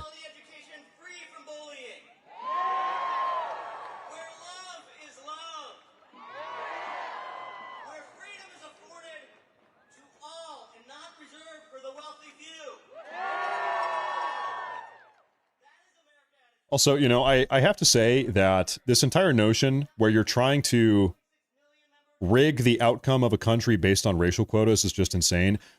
Just because 12% of the country is black does not necessarily mean that 12% of the House representatives should be black. I disagree. That may be the case. It may not be the case, but we should not be rigging our democratic process we have in this republic of a nation based on racial quotas. I just don't think so. And also, I know the Supreme Court doesn't agree with that either because they just got rid of affirmative action. They said, actually, this is unconstitutional. We're not going to be rigging the outcome of elections based on racial quotas. We're not doing that anymore. And you know what? Hey, here's my opinion. I believe that non-whites are capable enough that they will be able to thrive without the help. I kind of think that if you really think that non-white people in this country really need this strange, racist, arbitrary boost through the system, I think that's actually a little bit racist. You're saying that they can't do it on their own. I think they can. We've got some really capable non-white people in the country. We really do. Ben Carson, for instance. Man, the guy's a genius. I think that they are totally capable of excelling and succeeding on their own. That's what I think. No one knows that better than my friend and a tireless public servant who's on stage with me today. A true patriot who knows. We did not come here to have picnics. We came here to draw a line in the concrete. And if the enemies of democracy think that we are going quiet. You know what? We've got a different angle here. This is what is going on in Chicago right now. I'm going to put this up. Full screen this one. I'll listen to this here for a minute. We'll see what they're saying. The last time I checked, this country exists by the people, for the people, and of the people.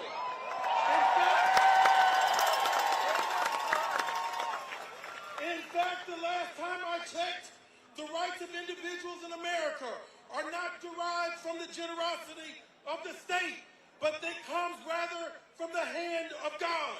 So let us hear today, because we come here. These people are godless. Notice nobody chanted. Over to a bunch of wannabe tyrants who are as mediocre as they are uninformed. Ooh. No more whistling. We stand together for the kind of America that Reverend Martin Luther King died to make possible. And today we stand up for our diversity, for our equity, for our inclusion.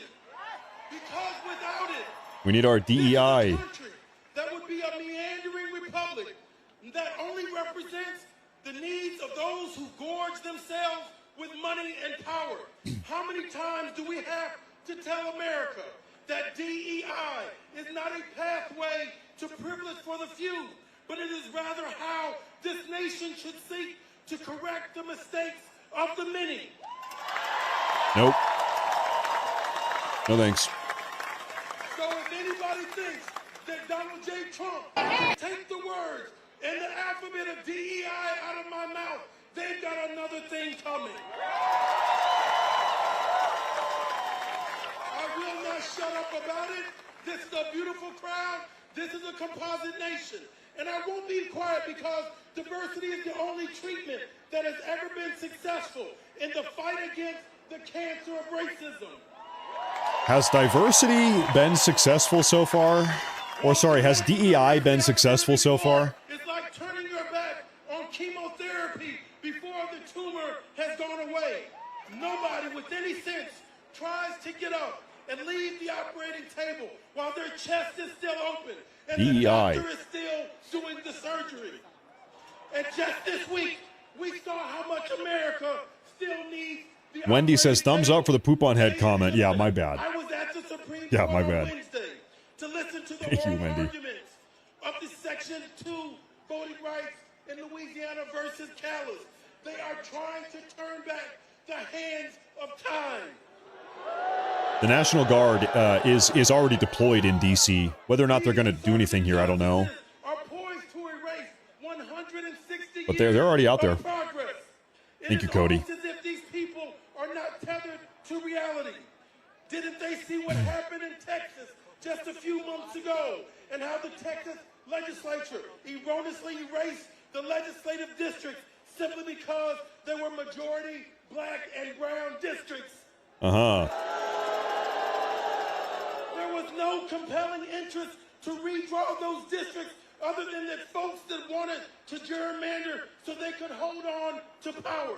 This is exactly what black folks and African Americans fought for and against 160 years ago. You guys know that if the Supreme Court in the next couple days or weeks overturns racial gerrymandering with the Voting Rights Act, the Democrats will very likely never have the House again. The House. Unless they fundamentally change their party and completely change out their platform to make it more tolerable for average, everyday Americans like us, they are never getting the House back. They are going to lose 20 seats in the House.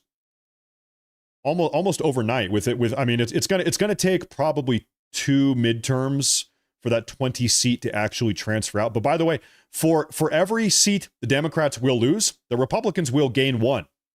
So it's not just minus 20, it's actually minus 20 plus 20. That's a 40 point, Democrats down 20, Republicans up 40-point differential. That is massive, massive. My colleagues, but I can tell you, I'm not a child. Nobody can threaten me to get what they want. I'm too grown for that. It's going to be bad for them. If the President of the United States wants to sit down and act like an adult, then I'm sure the leaders of the Democratic Party are willing to meet him at the table. Hands off Chicago. 113 Green. Yeah, true. It's true. You're right about that. America. If it means we have to come out and vote for our interests, we're going to do it. If it means we have to leave room in our struggle for joy, we're going to have joy. If it means we can't allow racism to change who we are. By the way, racism is literally giving black people their own voting districts so that they are arbitrarily and unnaturally represented in the House of Representatives. That is what we're saying. Okay, we have a racial group. We are going to redraw voting districts, connecting a bunch of black neighborhoods so that they have a special snowflake voting district just for them. That is what racism looks like. That is what racism is. Hands off, you say Chicago! Hands off! Hands off! Hands off!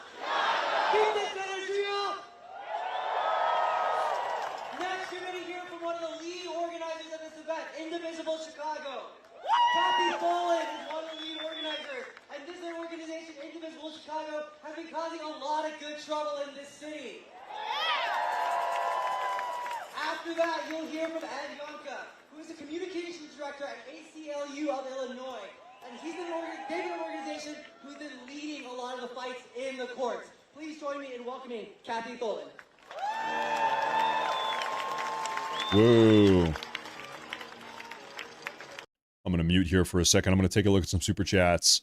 I see one up here on YouTube. This is from Grimturd. He says, Asian Americans have been doing just fine without the need for political representation. Most successful and wealthiest minority in the U.S. You know, I mean, yeah, you look... Let's talk about minorities here for a second. Latin American or Hispanic Americans actually seem to be doing pretty well for themselves. Asian Americans obviously do very well. Jewish Americans do very well. Indian Americans are doing incredibly well. Seriously, they are.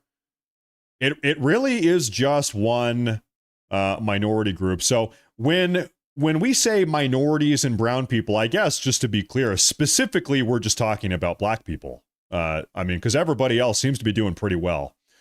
So hey, thank you, Grimtord. I appreciate that. We have another one here. This is from Buzz Wilder. He says, the majority of this crowd are mentally ill. The rest are incapable. Proof that we have a mental health crisis in the country. I feel sorry for them. They are lost souls. I think you're right. I think we do have a mental health issue. I think we have a pharmaceutical drug issue. I'm thinking, how many of these people are taking some type of psychotic medication or whatever?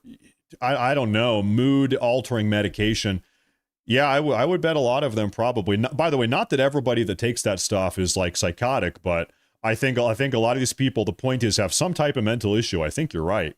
I would totally bet money on that. Special shout out to those who are keeping us all informed of what's really happening. Thank you. Thank you. Nonprofit and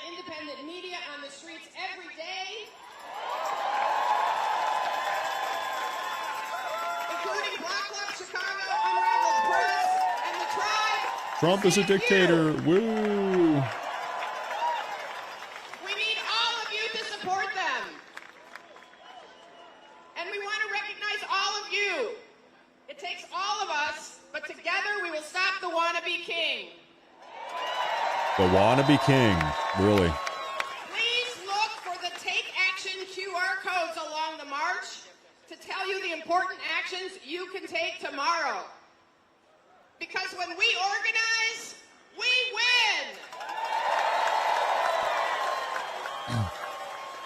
The really funny thing about this No Kings March is that they did this before. They tried this before back in June of 2025. We were here for that also, doing live coverage. And it was totally inconsequential. Within like a week or less, everybody forgot about it. It made no impact whatsoever on anything going on in the U.S. Everybody just moved on. It was totally inconsequential. Now, there's a video I want to play. Now, so-called No Kings protesters wave Mexican and foreign flags in Chicago. Every single one of their immigration statuses should be checked. I agree. Take a look at this. This is this crowd in Chicago right now.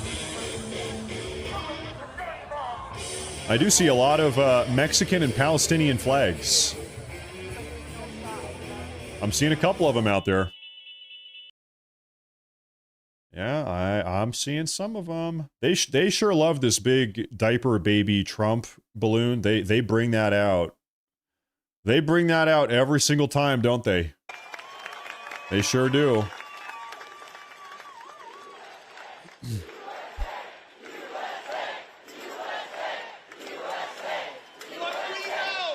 What we know is that the only way our country emerges from this dark time and the slide towards autocracy is by creating a democracy that actually works for each of us. We love our country enough to say no to mass, heavily armed ICE agents rampaging through our streets, firing off tear gas and threatening families and children who are part of our community. Oh, folks, you know what? Enough to say that no to the use of troops, whether military or federalized National Guard in our city, in an attempt to force communities like... I want to play this Gutfield clip. Greg Gutfield, I see, just chimed in on this entire No Kings dynamic. Let's take a look at this clip real quick. Mass hysteria around Trump. They have to preserve it because it's all they've invested into. It says something that No Kings is happening while Trump is brokering peace around the world. He's done I don't know, 7, 8 peace deals. It shows that doesn't matter. It's, it's a full-blown emotional vendetta has taken over their lives. Doesn't matter what he does. So how is this possible? How can you have good things happening around the world and people participating in mass hysteria? Because it's easy and it's fun. Anger requires no thought, no labor, no risk. Remember how Biden played the rage card whenever he never did anything else? Remember the rioting and looting after George Floyd? It was a replacement for thoughtful action, and the media decided to redefine it as a struggle. That whenever, anybody did something violent, it had something to do with some kind of struggle.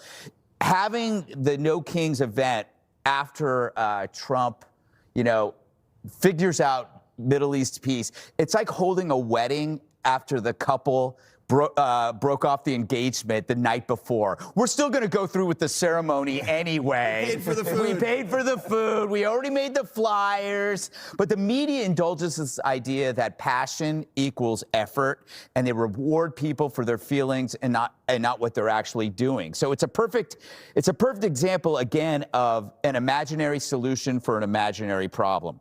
The trans bathrooms, the climate models, white supremacy in the military. These were all imaginary problems that then called for an imaginary solution. The problem is the trans solution and a lot of these protest solutions, they're not harmless. Like you could have surgical or psychological division in any of those. If it's just some mindless little thing where you're just standing out in front of Fox yelling like those little old ladies do. By the way, I think you can't spell No Kings without no kin. A lot of these people just don't have family. Maybe that's true. I'll tell you something. let's talk about the Palestine thing. I see that's a Mexican flag. I'm seeing Mexican flags. You're not seeing a whole lot of these Palestine flags. President Trump brokered the peace deal. President Trump ended the genocide. Here's what must be noted. Trump has not gotten from the left any credit whatsoever for that at all, freeing the hostages, saving the Palestinians living in Gaza, whatever, etc. Let me tell you something here. What I think is the case, the extent to which these people on the left cared about the plight of the Palestinians was the extent to which they could weaponize that against President Trump. They didn't actually care. They didn't give one shit about Palestinians or what's going on in Gaza, the genocide. They don't care about that at all. They only kept on yapping about it because they figured it was a way to, undermine President Trump and try to take a shot at President Trump. Well, President Trump shut that down. We got the peace deal, et cetera, whatever. You're not seeing anybody on the left really talk about Palestine anymore, are you? You don't see one Palestine flag out here. Just a couple weeks ago, we were. That was one of their big talking points. Still see Mexican flags. Not a lot of people talking about Palestine now. There are county officials and state representatives. Please join me in thanking them for fighting the fight. Let's see what they're saying out here. We got Chicago on the big screen and New York City up on the top screen. Introducing Julieta Jesus Alejandra. She's the executive director at Palenque LSNA. I'm looking for updates here, folks. Work on the ground. She's going to join us up here. Real quick reminder, everybody, if you are new to the show, please make sure to subscribe and to like. We are on Rumble. We are on YouTube. It really does help a lot. With the algorithm and everything else, if you like and subscribe, it really helps a lot. So thank you all for being here. I appreciate it. We're shining the light on this hysteria out here. And remember, last time in June, they did this No Kings thing. This entire dynamic erupted in Los Angeles and Chicago into an all-out riot. Tear gas canisters, law enforcement officers getting assaulted. That's what happened last time they did this. So we're keeping an eye on this. Buenas tardes. All right, my name is Julieta Jesus Alejandra. I come from the northwest side of Chicago. Palenque LSNA is proud to be a part of the networks of ICER and OPAD. This is just insane. These people are insane. We are part of hundreds of community organizations across the state doing rapid response work. Just regular people being bold and courageous in very simple ways every day. Got our camera cut there. You know what? Real quick, there's a video that's going viral right now. This took place in D.C. about 20 minutes ago. This is Mehdi Hassan. You have probably seen this individual. Mehdi Hassan is a British-born Pakistani immigrant who somehow ended up getting citizenship over here in the U.S. He's technically a U.S. citizen. Mehdi Hassan, he's an absolute TDS libtard. He's very famous, though. He's all over the place. Take a look at this. This clip is going viral right now. And they say we don't reach out to the other side. We don't reach out to conservatives or Republicans, that we're in an echo chamber. Well, let me say to every Republican and conservative watching, aren't you the ones who said no more big government, no tyranny in America? So if you believe that, what are you doing defending masked federal agents in unmarked cars, bundling people off of the streets, including American citizens, and disappearing them? Name one American citizen that's disappeared. Name one. They keep saying this. There is not one. There is not a single one. Name one American citizen that has been disappeared by ICE. Just one. Not even 5 or 10. Just one. They can't, and that's why they never do. Now, also, do I want ICE agents and DHS agents enforcing federal immigration law? Yes, I do. Yes, I sure as hell. Yes, I do. Absolutely deport every single one of them. Yep. How are you okay with that? And if you're not okay with it, then come over to our side. The side of the Democrats. The small d Democrats, not the big D Democrats, not the Democratic Party. Those of us who are from all parties and none. But those of us who care about saving America so that we can get to our 250th birthday and still be free when we reach 250 years. We need to save America from people like this. By the way, this is a fact. Feel free to look this up and correct me if I'm wrong. I know I am right. Mehdi Hassan here a couple years ago, he, in a public interview, publicly, he said that if you are not a Muslim, you are akin to a dog or cattle. I kid you not. He's on the public record. He said, if you are a non-Muslim, if you are not Islamic, you are, to me, you're as good as a dog or a cattle. I kid you not. Go ahead, fact check me on that. So I personally believe that America must be saved from people like this. I don't want this guy in the country. Come over to our side, the side of no crowns, no thrones, no kings, the side of freedom, of liberty, of the Constitution, the First Amendment, the Fourth Amendment, the 14th Amendment, the 22nd Amendment, which says 2 terms means 2 terms. And if you're not worried about Donald Trump trying to stay on for a 3rd term, you should be. My God. He's literally selling merch. So I worry about free and fair elections in 2028. But then I say, why should I worry? I see all of you here today.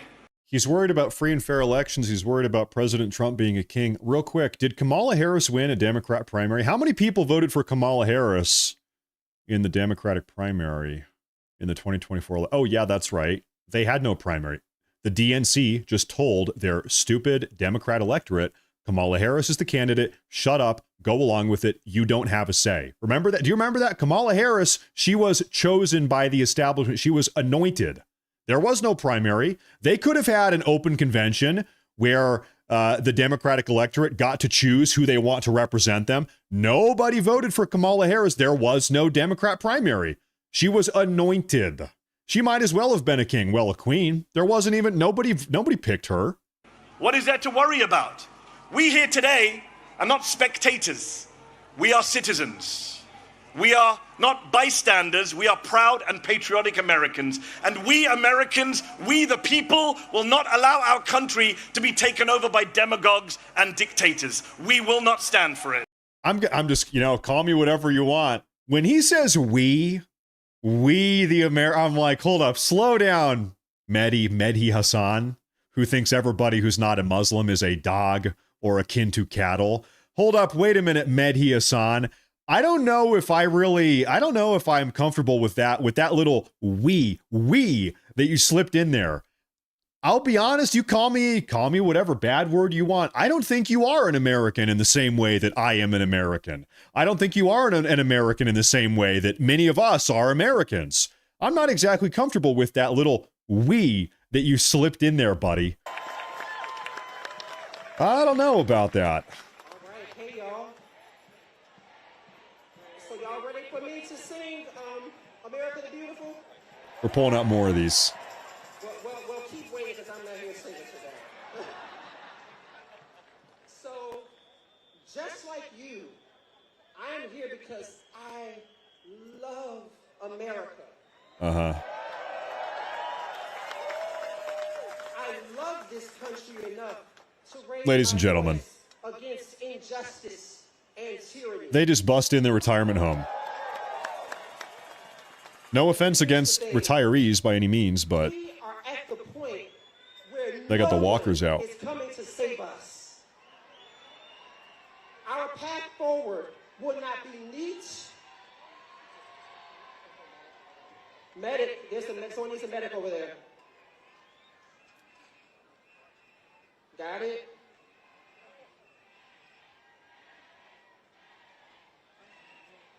All right.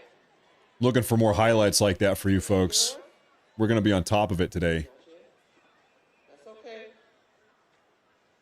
You're welcome. All right.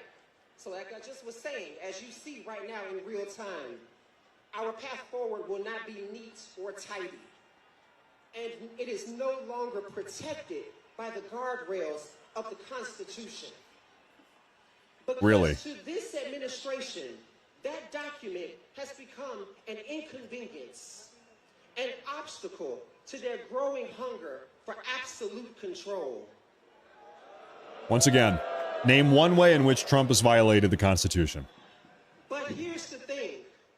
If you could only see yourselves as I do right now, if you could only look out at this vast sea of courage, because all I see is power.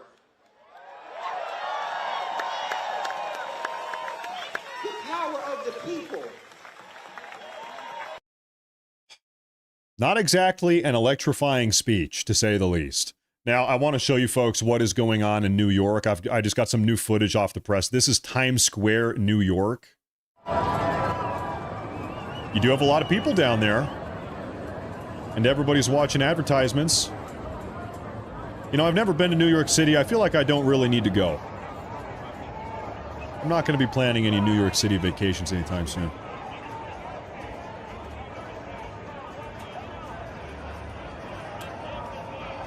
That is a lot of people, though, down there. Can't deny that.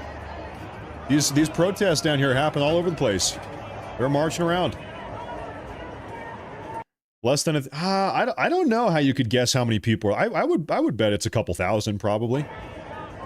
Now, they were saying millions. They said millions of people will be marching. Yeah, we haven't exactly seen that. In fact, you know what I want to do? Stand by here, folks. I would like to touch base with Washington, D.C. again. I want to see what's in D.C., so stand by. Let me find that here. I stand here today and I say boldly and proudly, I am not a domestic terrorist. Well, if you're a member of Antifa, you sure are. But what I am is an amazing, proud black trans woman.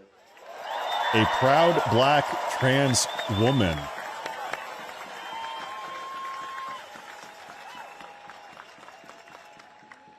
I stood in a We love that. with my little hand over my heart, just like millions of children across this nation. We love that. I am no threat. I grew up in the south suburbs of Chicago in a diverse community built by veterans who dreamed of peace and prosperity.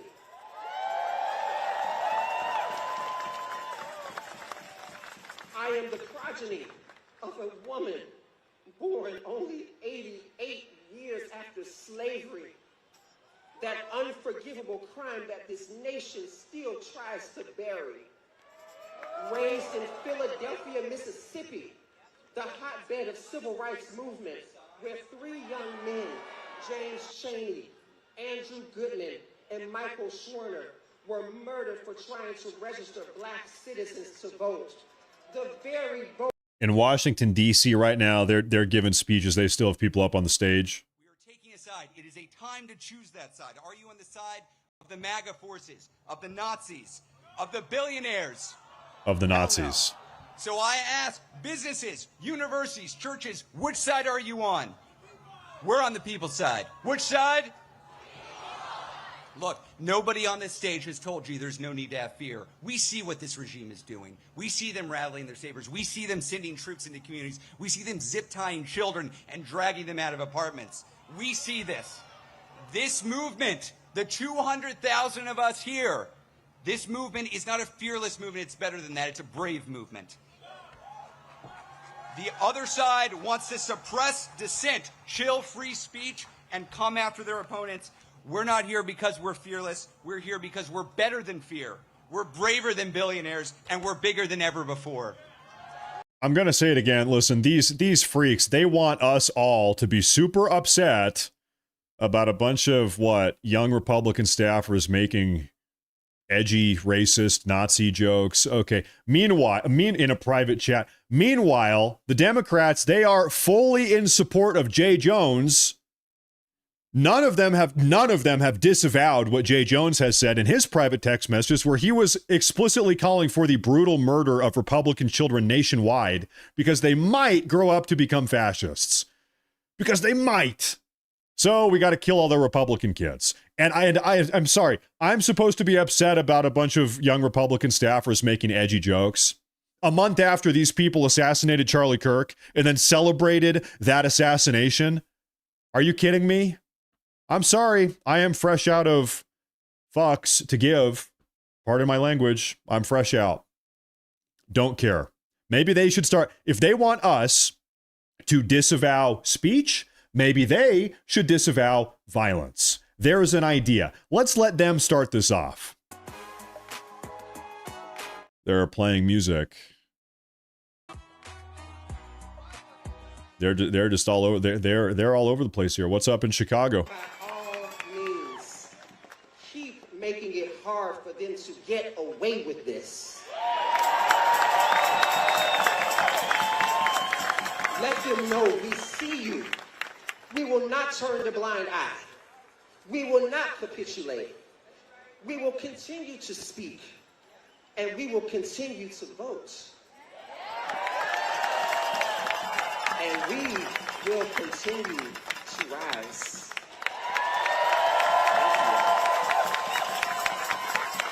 I'm pulling up more updates here, folks. Give it up one more time for Equality Illinois CEO, Shannon Lynn Parker.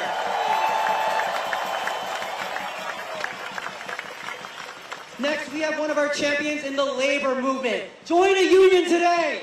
Please get up for our friend in labor, Bob Reiter, the president of the Chicago Federation of Labor. You know what's terrible is you actually have a lot of patriotic Americans that are union workers, and then the unions, they take the money and they go support Democrats. They go support people like some of the people we're hearing from today. Come on. That is tough. That sucks. That's terrible. You have your, oh, it's Bernie Sanders. Thank you, Indivisible. Indivisible is an NGO taking foreign money to do this. Thank you to the millions of Americans. Bernie Sanders. From our smallest towns to our largest cities, in every state in our country, who are gathering today at thousands of rallies. Mike Johnson, the Republican Speaker of the House, called these rallies Hate America events. Yeah, true. Yep. That's right. Boy, does he have it wrong.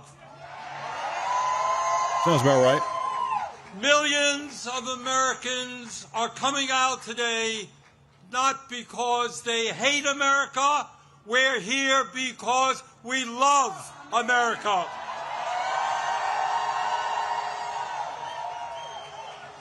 We're here because we're going to do everything we can to honor the sacrifices of millions of men and women who, over the last 250 years, fought and sometimes died to defend our democracy and our freedoms. Do you think a single founder would side with the Democrats or Bernie Sanders? 1776, with extraordinary courage, Absolutely not. the founders of our country announced to the world that they would no longer be ruled by the King of England.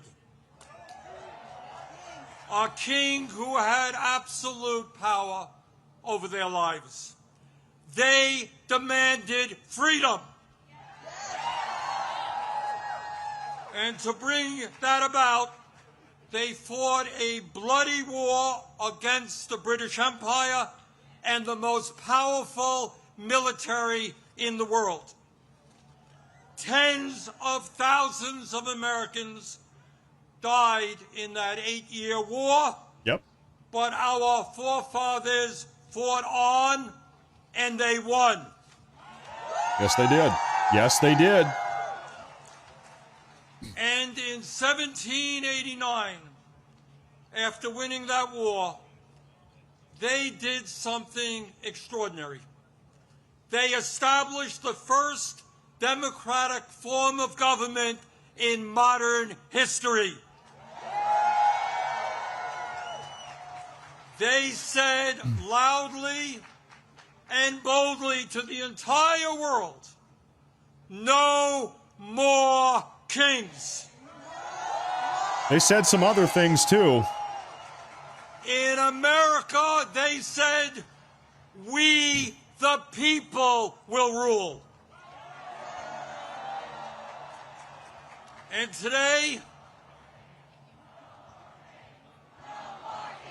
I'm just going to pull this up for a second. Listen, this entire complaint they have is because President Trump is deporting people, deportations, and now Bernie's talking about the Founding Fathers. Obligatorily, I need to show you something. Ladies and gentlemen, this is our nation's very first piece of immigration legislation passed in 1790 by the first Congress of the United States of America, signed off on by George Washington, the first president of this nation. By the way, we had Adams, we had all of the founders, most of them were actually serving in Congress at the time. The Founding Fathers, their very first piece of immigration legislation, signed off on by George Washington, they said that only free white people were allowed to come to the country.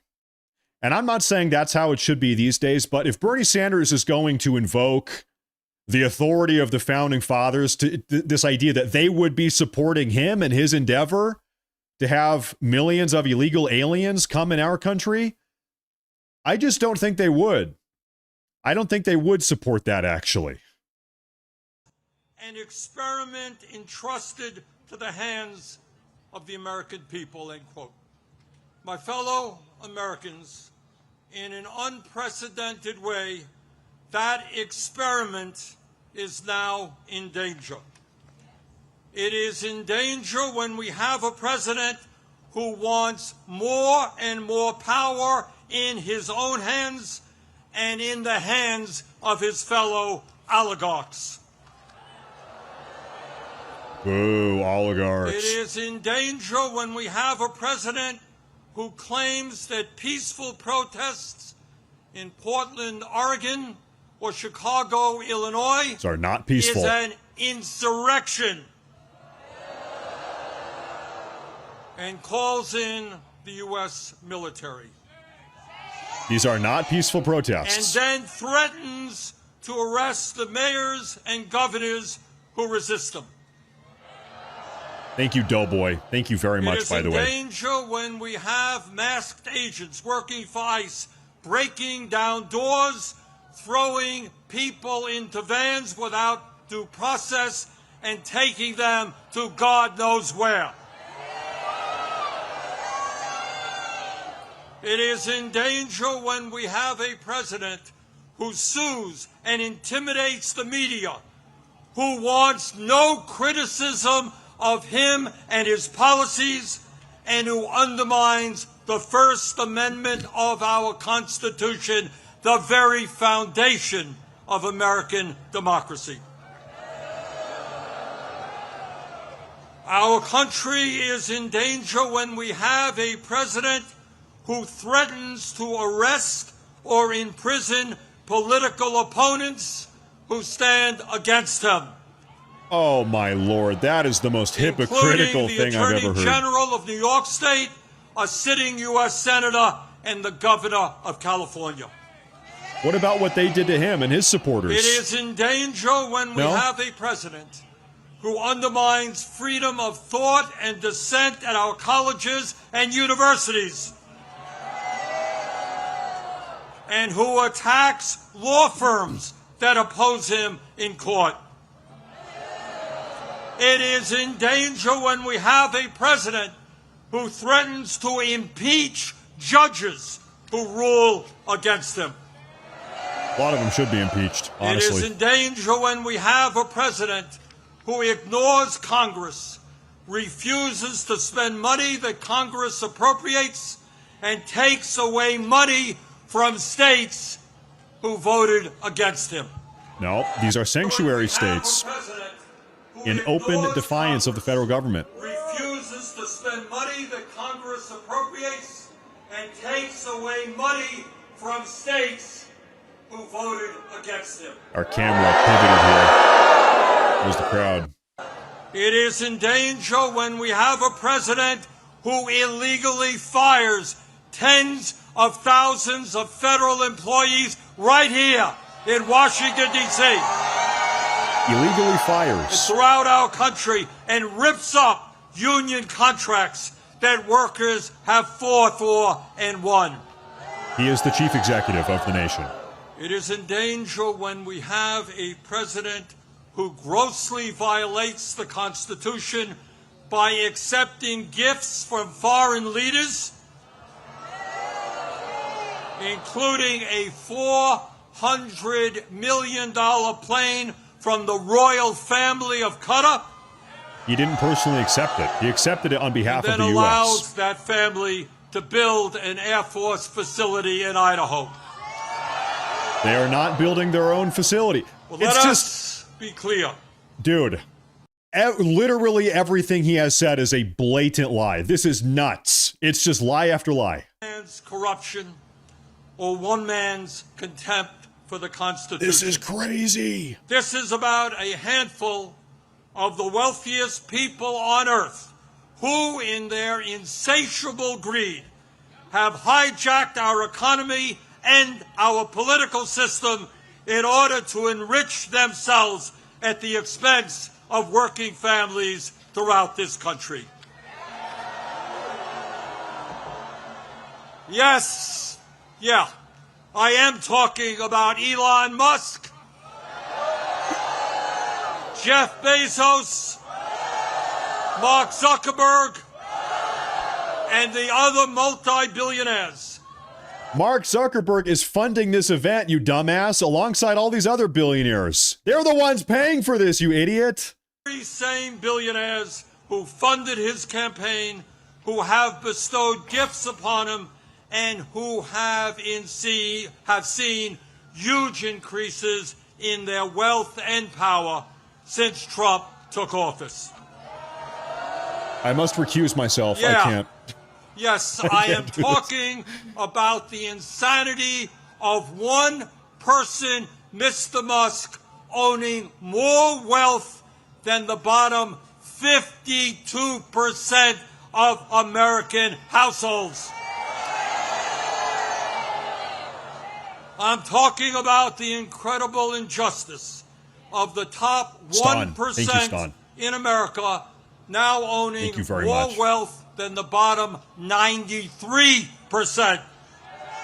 Thank you very much.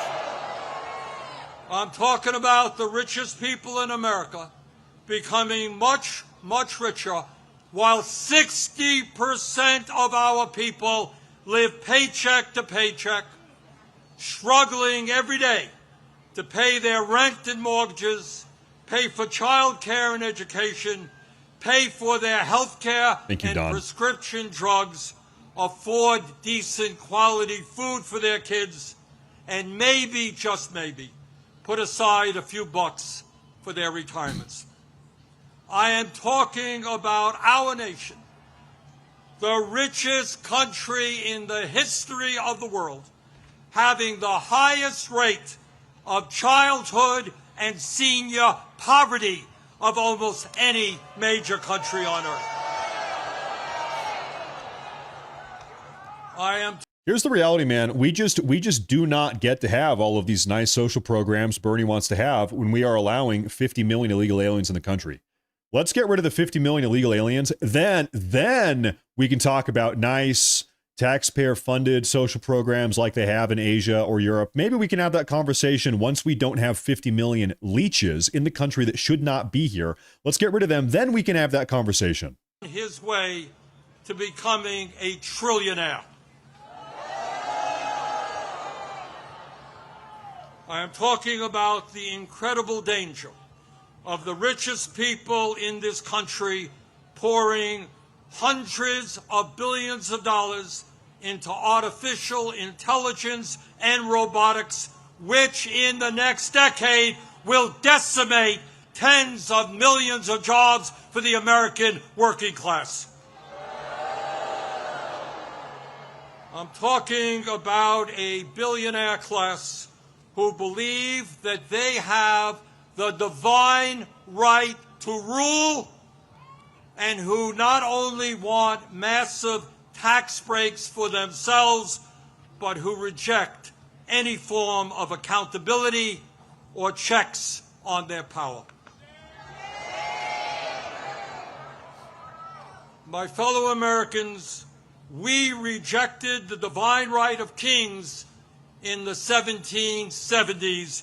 We will not accept the divine right of oligarchs today. Divine right.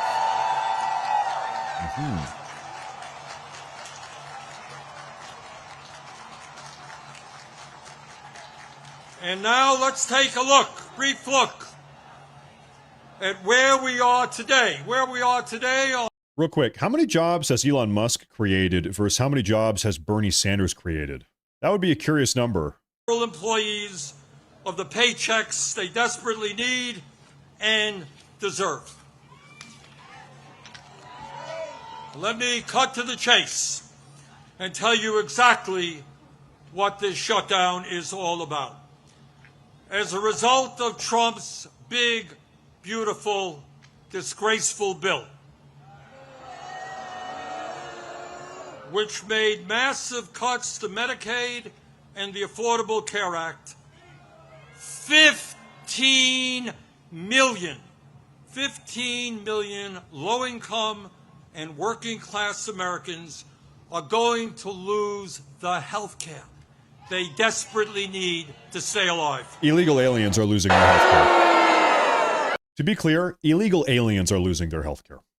That when you throw those 15 million people off of the health care they presently have, 50,000 of them will die unnecessarily every single year. They should go home. Man, that sucks. They should leave. That's crazy. That's not all.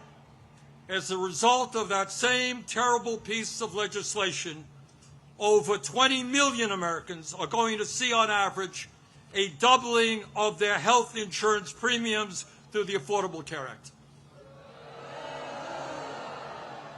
In my state of Vermont just the other day, people received notices from insurance companies that their health care premiums in some cases would triple or quadruple.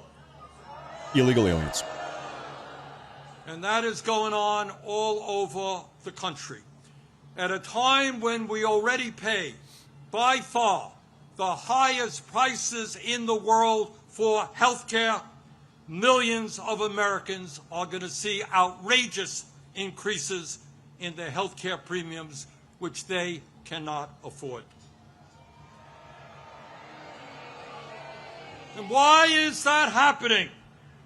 Why are the Republicans making a broken health care system, a dysfunctional health care system, even worse? Why are they bringing our health care system to the verge of collapse? We all know the answer. We all know the answer. It was to give $1 trillion in tax breaks to Mr. Musk, Mr. Bezos, Mr. Zuckerberg, Mr. Ellison, and the rest of the 1%. $1 trillion in cuts to Medicaid, and the ACA, $1 trillion in tax breaks for the 1%. That guy, yeah, you know what? Yeah. That, my fellow Americans, is what this shutdown is all about. Yeah. And let me be as clear as I can be. No, I will not vote for a budget that throws 15 million Americans off their health care. Illegal aliens.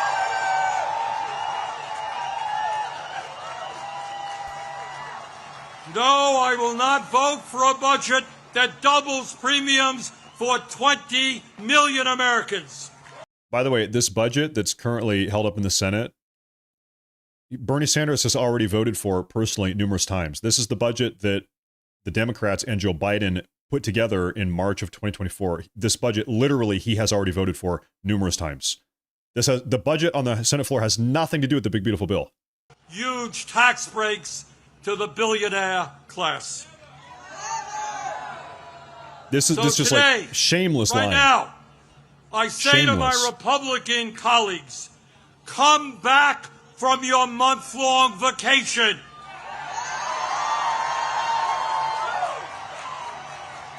Start negotiating and do not allow the American healthcare system to be destroyed. End this shutdown. Oh. How many vacation houses does Bernie Sanders own? I don't know. I don't have any at all. We are the greatest country I wish. in the history of the world. And when we stand together and don't allow demagogues to divide us up, there is nothing that we cannot accomplish.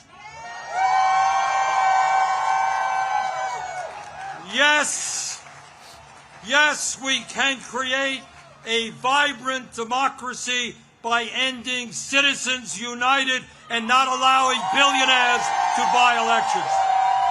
Dude, how many presidential elections does Bernie Sanders have to lose? He's been losing presidential elections for like 50 years. Okay, twice as long as I have been alive, almost, before he realizes nobody wants what he is selling. Bernie, listen, dude, nobody cares. Retire. Time to retire. Build millions of units of low-income and affordable housing and allow our younger generation to enjoy the American dream and own a home of their own. Yes, we can make public colleges and universities tuition-free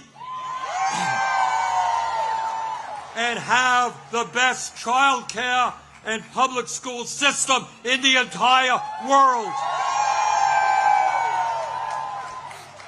Yes, we can expand Social Security so that every senior in our country can retire with dignity. Yes, we can raise the minimum wage to a living wage and guarantee every worker the right to join a union. Yes, we can lead the world in transforming our energy system away from fossil fuels and create millions of good jobs as we save the planet. Yes, we can guarantee that every woman in this country has the right to control her own body.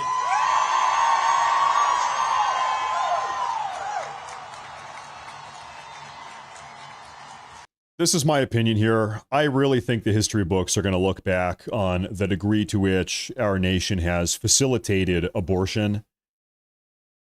We are going to look back with disgust and say, we were so evil for that. We were so evil and spiritually wrong, immoral for doing that, for allowing this many tens of millions evil, pure evil.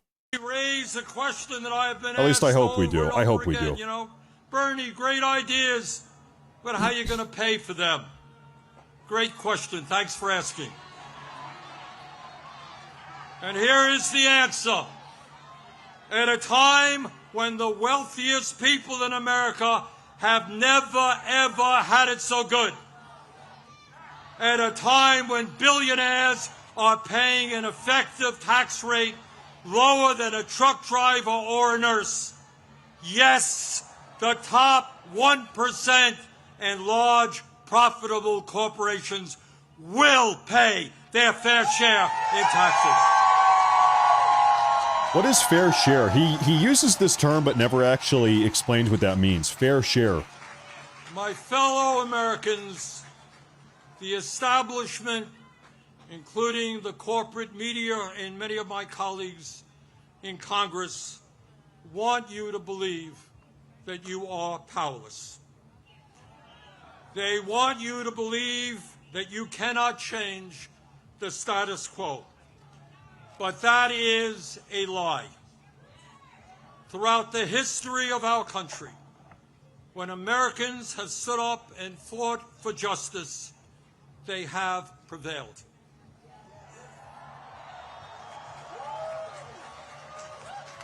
When the founders stood up to King George, they were told it was impossible, but they won. When abolitionists fought to end slavery, they were told it was impossible, but they won. When workers organized to form unions and stood up to their bosses, They were told it was impossible, but they won. When women demanded the right to vote, they were told it was impossible, but they won. When black Americans fought to end segregation, they were told it was impossible, but they won. When the LGBT community stood up for their rights, they were told it was impossible, but they won. Brothers and sisters, this is epic. They did it then.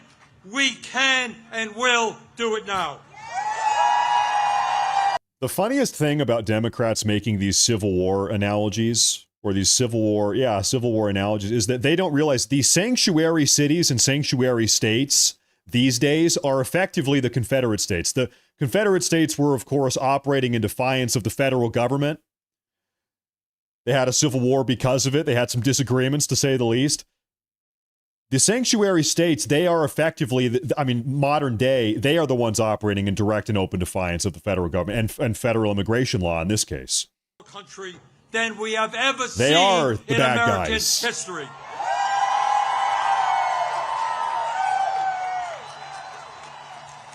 Brothers and sisters, this is not the end. This is just the beginning. He just keeps going. Together, when we stand united, when we don't allow Trump or anybody else to divide us up by the color of our skin or where we were born or our sexual orientation, when we stand together, we will create the kind of nation that you and I know we can become. We are the Democrats. We do not believe in segregating people based on the color of their skin, other than in racially gerrymandered voting districts, where we do think that we should cram as many black and brown people into voting districts as humanly possible. Other than that, though, we swear we don't believe in it. Thank you all very much. We don't believe in it.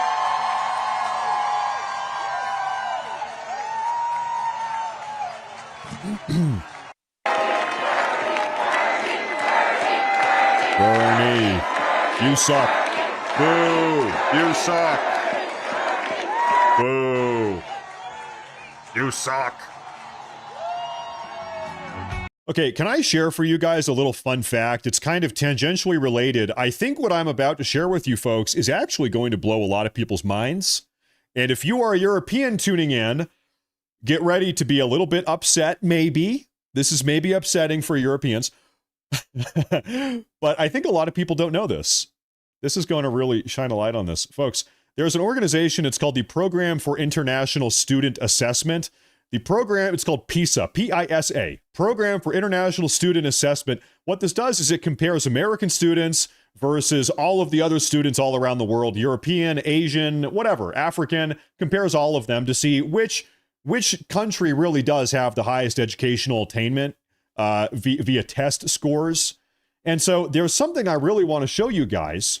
Up at the top here, scoring the highest, Singapore, Macau, Taiwan, U.S. Asians living in the U.S. do very well. Hong Kong, Japan, Korea, Estonia. This is your first European country, Eastern Europe. Estonia, Switzerland. Right here, what's that? U.S. whites. White students in the U.S. actually have a higher level of educational and test performance than any of the European nations outside of Estonia and Switzerland. The Asians do very, very well. And then you have Canada, Netherlands, Ireland, United Kingdom, Poland. You have a lot of the European countries. And then you get a little bit lower. Mixed race students in the U.S. There's the pink line right there. This is United States as an aggregate, as a whole. This pink line right here in the middle of the screen, this is U.S. as a whole. Well, why is that lower than U.S. whites and U.S. Asians? We break it down in the U.S. by race. You have U.S. Hispanics and U.S. blacks down at the bottom. And so it's a little bit of a minority demographic issue, I guess, when you look at U.S. as a whole. But U.S. whites and U.S. Asians specifically actually are some of the highest academically performing demographics in the world. U.S. whites do better than every single European demographic outside of the Estonians and the Swiss. And the U.S. Asians are top 4 in the world. At the very bottom, Cambodia. Cambodia doesn't really do that well, I guess. Dominican Republic, Paraguay, El Salvador, Guatemala. They don't do that well. But anyway, so, you know, by the way, I think with our U.S. education system, we do have a lot of room for improvement. No doubt. You always can improve. That being said, when you compare us to the rest of the world, as we are now currently, we're really actually not that bad, frankly. We could be a lot worse. Let's put it that way. This is in Chicago. There's a Palestine flag. They didn't get the memo that President Trump already freed Palestine. Now, there's something I want to take a look at what's going... Actually, this is D.C. This is D.C. here. Which means I need to actually change this. Hold up one moment.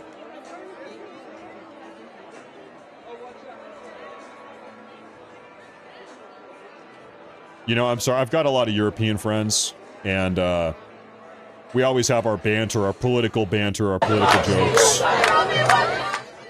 The Europeans are always saying, "You Americans are so stupid. You're so stupid and fat, and your hamburgers." Okay, well, listen. Hey, listen. We actually have a higher educational attainment than all but 2 European countries. When I say we, I mean American whites. I'm an American white, okay? And American Asians. I was born in Japan. You know what? I was born in Japan. I am an American, but I was born in Japan. I'm both an American Asian and an American white. Man, I'm at the top of the... I'm all the way up at the top. I'm all the way at the top. Life is good up here. Okay, this is Washington, D.C. I have New York up in the top right. I'm gonna take a look around and see if we have any other updates from all over the country. Stand by here, folks. Stand by here, folks.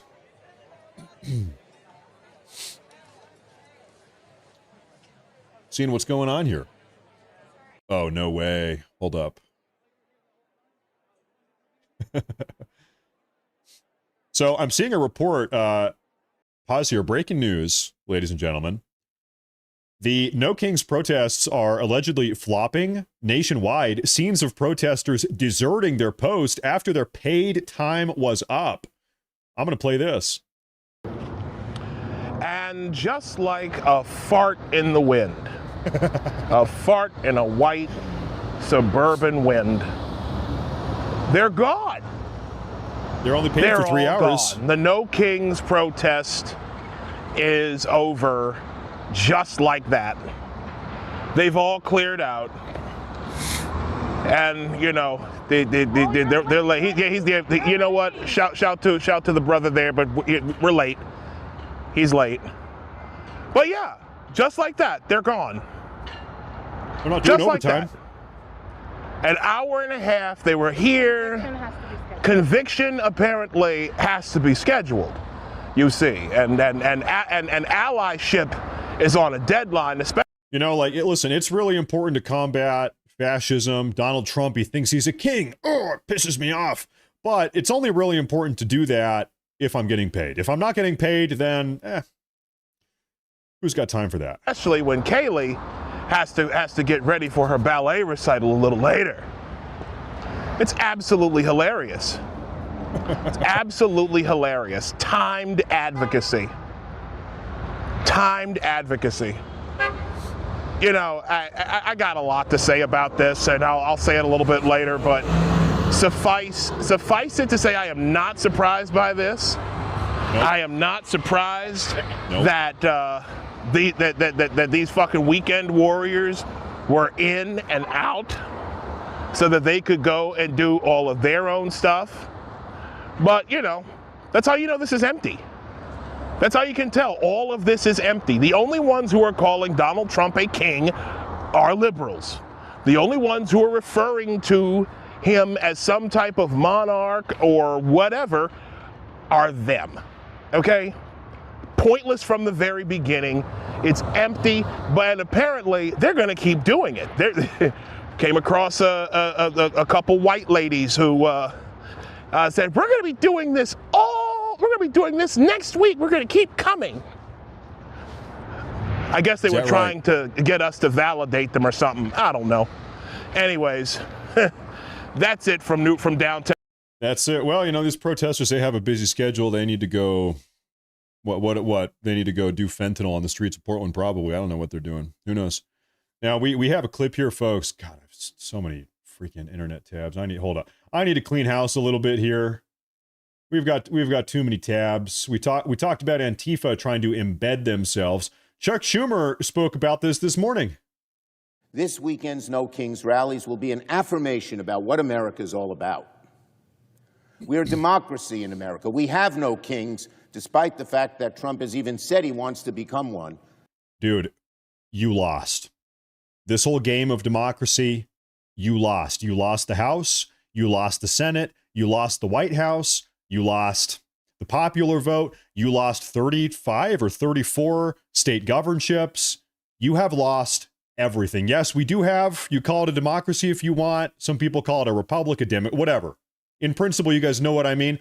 They lost. Everything they lost. And is acting in ways that are a threat to our democracy. And I say to my fellow citizens, do not let Donald Trump or Republicans intimidate you into silence. That's what they want to do. They're afraid of the truth. Republicans are going apoplectic because Americans are exercising their right to free speech. Really? I say to Americans, show the world how much we love this country, how much we love our values, how much we love our democracy and want to preserve it. And don't be afraid. Trump and the Republicans want you to be afraid. They don't like free speech when it's free speech they don't want to hear. They act like the Trump administration is just systematically arresting every person in the country that speaks ill of them.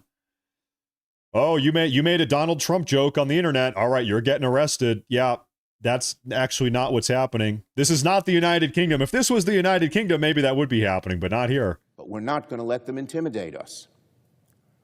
For weeks, Republicans have tried to vilify these rallies. They call them the most ridiculous of terms, hate America rallies. These are love America rallies. Yeah. They call them terrorist rallies. That's just despicable. It is most certainly fitting to call these rallies communist rallies, given that these No Kings events are sponsored and paid for in part by the American Communist Party. Is it fair to call this a communist rally? I think so. You know, if we had a Republican, I mean, look, this is CPUSA. No Kings today, October 18th, 11. You've got the Communist Party USA. That's what that is. You've got the Young Communist League coming out of New York. I'm sure there's more here if you really pick the New York Democrat Socialists. This is a communist rally. And I say that because if there was a Republican march or a Republican rally that was taking money and was sponsored by the American Fascist Party or the American Nazi Party, if those things even exist, you can bet your behind the Democrats, Chuck Schumer himself would be saying, oh, the Republicans, they teamed up with the fascists. It's a fascist rally. It's a Nazi rally. You know they would be doing that. I mean, they already do that. They do that already, right? In the absence of any of that. So I think it's totally fair to call this is what we're seeing today. This is a communist rally. This is an American communist rally. That's what this is. Totally fair to say that. And they're marching through D.C. I'm going to tune in. Let's watch this here, folks. There's our beautiful neoclassical Greco-Roman Capitol building. I love it. Looks good. I love it. We won't bow. These people are just deranged. Oh, something happening? What's going on? Oh, we've got the mounted police. Remember, actually, at the last No Kings... Oh, that poor horse. Oh, I'm sorry, boy. Anyway, at the last No Kings riot, this was in Los Angeles, there was a rioter that was attacking one of the police horses. Do you remember that? They were getting up there and smacking this horse on the face in Los Angeles in June during the last No Kings riot. Terrible. I feel bad for these horses.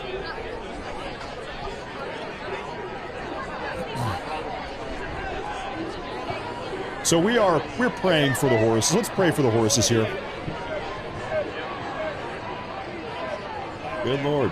And you know, I will say, folks, if you are new to the show and you like what you're hearing, you like the vibe, you like the community, we really do have the #1 community here. Everybody drop a follow. Make sure to subscribe to the channel. We're on Rumble. Look at it. We've got 15,000 people on Rumble. We got more people on Rumble than we have on YouTube. Thank you sincerely, everybody, for being here. Thank you. Thank you very much. I'm just going to watch this march here. Let's just watch them walk. Let's just take a look at this communist rally. Depose the fascist.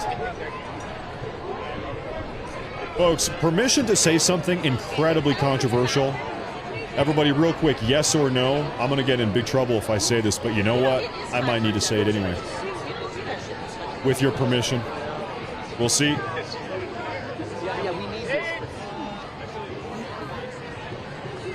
Yeah? Okay. All right. Okay. If you just look at the numbers, if you look at the body count, how many people, which ideology killed how many people? Communism is worse than fascism by every single metric you could come up with. This is no excuse of fascism by any means. It is strange, though, in this country, if you're a fascist, it's the worst thing ever. Okay, fair. But if you're a communist, it's like nobody really cares. Everybody turns a blind eye. We need to make communism socially taboo. It should be taboo and evil and wrong to be a communist. Communism, by all metrics conceivable, was worse, still is worse than fascism. I really think so. And you've got the body count to back it up. There's no doubt about that at all. If you're counting bodies. Communism ravaged, they say, hundreds of millions of people. Terrible. Very bad. But for some reason, it's totally socially acceptable to be a communist in this country these days. Why do you think that is? Why is that? Oh, I don't know.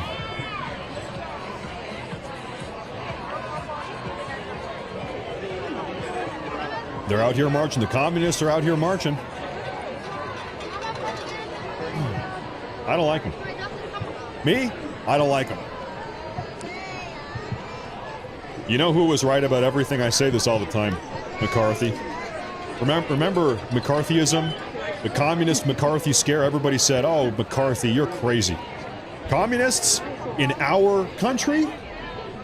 You're saying, McCarthy, you're crazy. That we have communists in our government? You're saying, McCarthy, you're nuts. You're saying that we have communists in our universities? Spreading communist propaganda to our children? You're crazy. You're out of your mind. Well, was he? Was he, though? Was he? I don't know. I'm getting a new piece of gum. That's what I'm doing. I skipped out on breakfast today. I'm getting a little bit hungry here.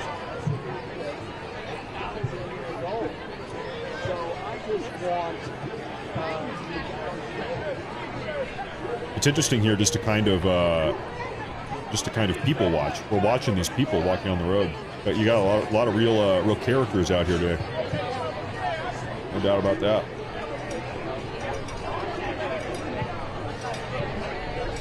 No doubt about that.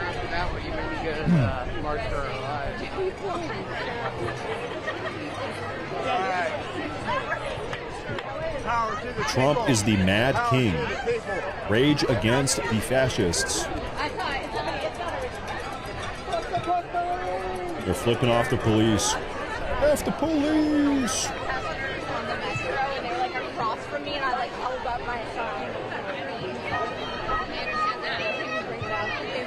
I skipped out on breakfast, so I'm going to have a piece of gum. Hey, you got to stay thin somehow. Oh, wow. Folks, no way. Hold up, stand by. Breaking news. Breaking news here. Okay.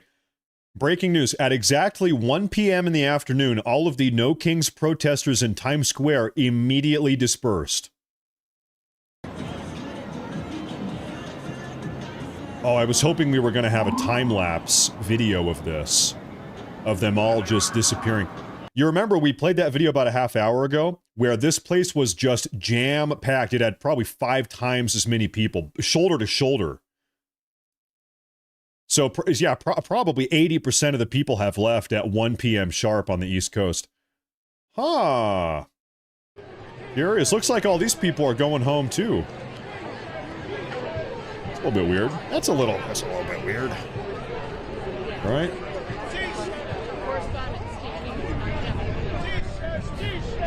Their paid shift was over. Yeah, must have been, huh?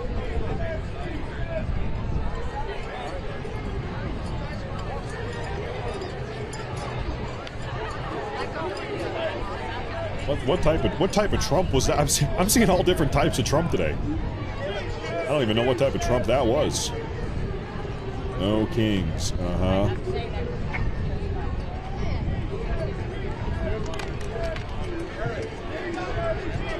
Socialism beats fascism. Now that's a confusing one. Now that's a curious one.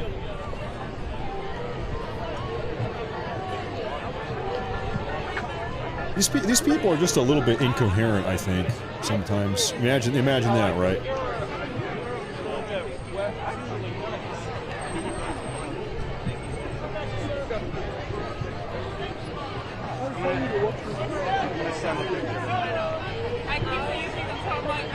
I'm scanning around here for updates again, ladies and gentlemen.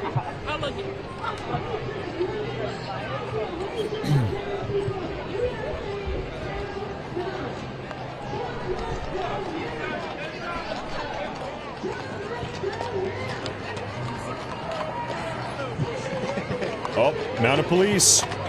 They're stepping in.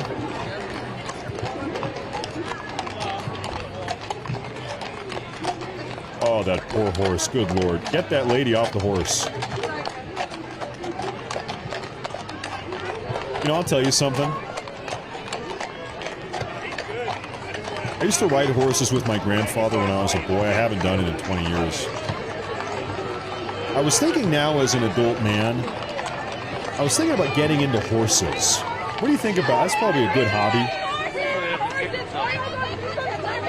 It sounds like a lot of fun. Free the horses! They didn't deserve that! We need to free the country from these communist freaks. Anyway, I was thinking about getting into the horse lifestyle.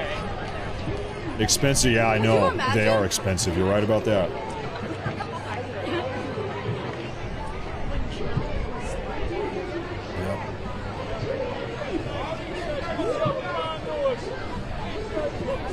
Expensive hobby, yeah. I've still got my uncle and my cousins are. They're real through and through. They're real country folk. They're cowboys, pretty much, modern day cowboys. So they're doing the horse thing.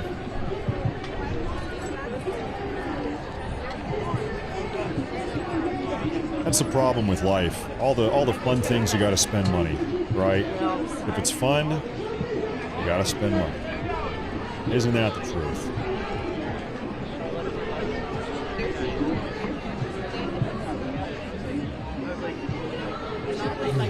Oh, I see Patrick and Squidward out there.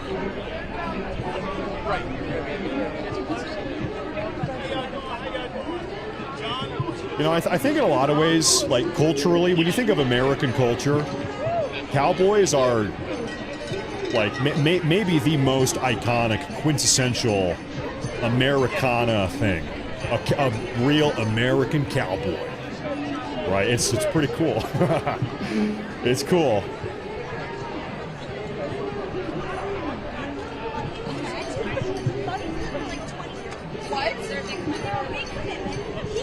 I think what we're watching right now, I think all these people are clearing out. I think they're like going home now. Bernie Sanders was probably the keynote speaker. They all heard Bernie Sanders, and I think these people are going home because they're paid. The paid event is over. I think that is what's happening here, guys.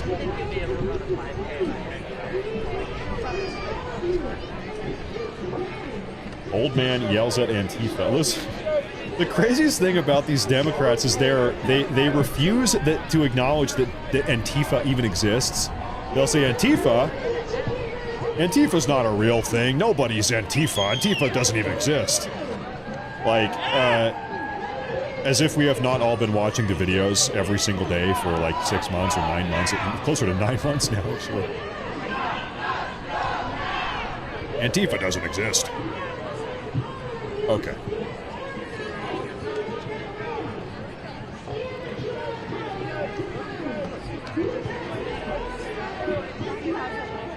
We are watching the March of the Communists. Ladies and gentlemen, the migratory patterns of the Communists are interesting, to say the least. Right now, they are migrating to a place where they can take more money from hardworking taxpayers to spend them on various completely useless purposes, like LGBTQ programs for children in Madagascar. Now, what are we looking at here?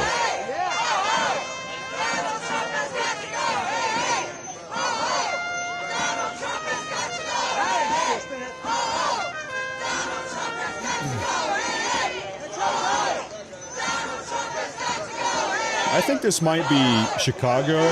I don't think this is DC. Oh, yeah, it says it right there. It says it. Yeah, I think it might be in Chicago.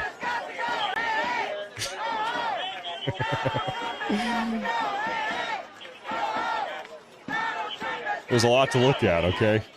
Give me a break. This is Chicago. Now, is this... I don't know if this New York protest is actually... That is Chicago. That's also Chicago. Let's just take a look at Chicago right now, everybody.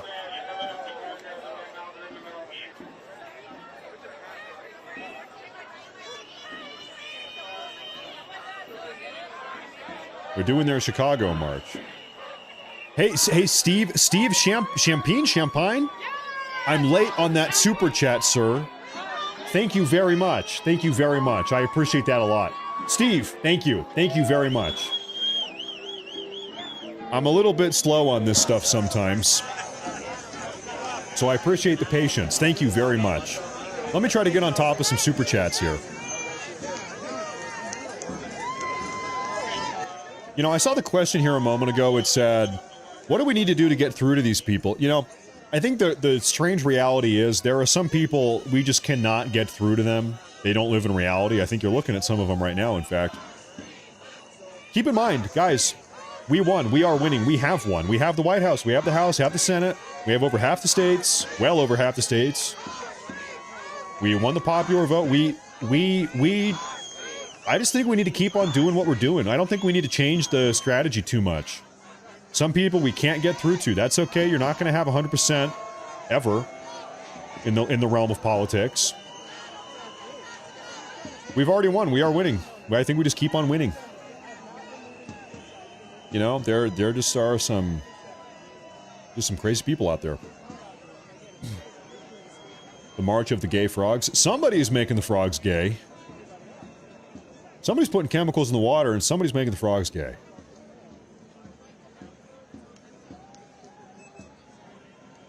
Yep.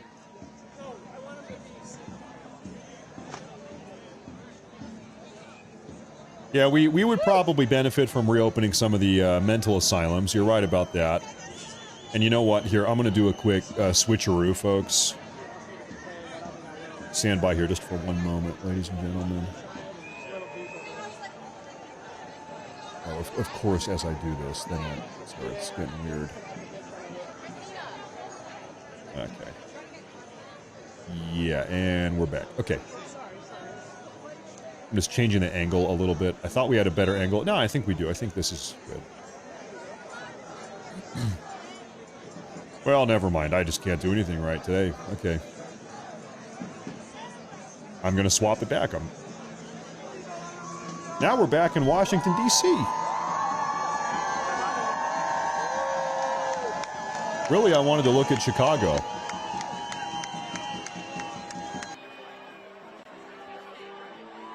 Okay.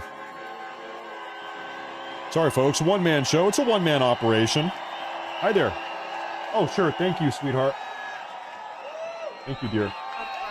You want to say hi? Ladies and gentlemen, we have a special guest today. My beautiful wife. This is my beautiful wife. Her name is Kathy. Hi, guys. You taking care of the kids? We're taking care of the kids. We're going to do some nice painting. You're painting with the kids upstairs. Yep. All right. All right. Have a nice day. You're not watching the Nut Show? Well, a little bit? Okay. Okay. All right. She brought in some food, so I thought, hey, say hi. She's pretty nice. She's a pretty nice woman. Can't deny that. Anyway, back to the march.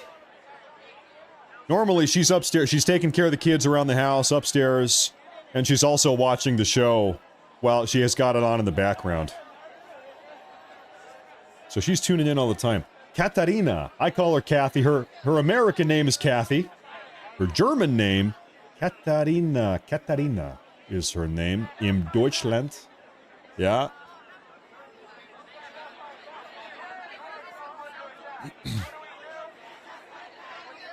She is all the way from Germany. Okay.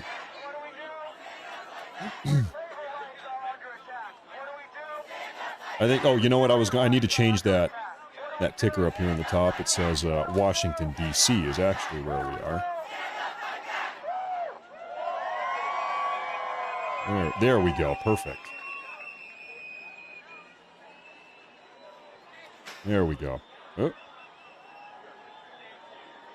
I might pop open my lunchbox here also, have a little snack. Does she have a sister? No, she's an only child, I hate to say. I snatched her up.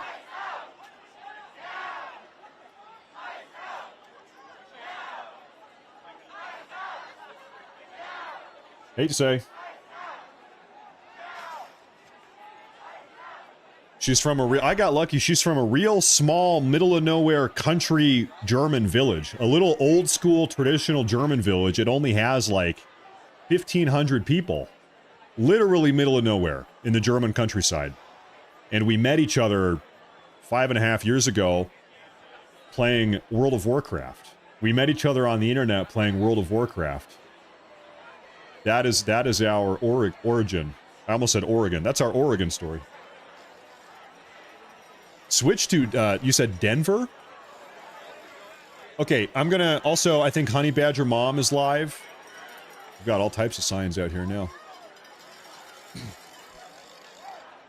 This guy needs to get this camera under control. What are you doing, buddy? Get the camera under control. Sir.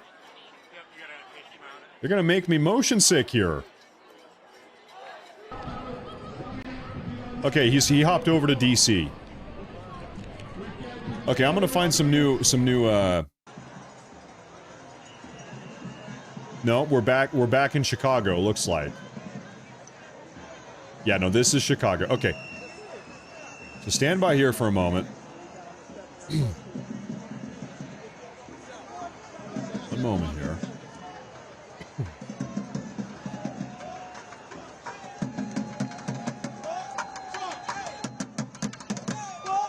F Donald Trump. They don't like him. I have a feeling these guys don't like Donald Trump so much.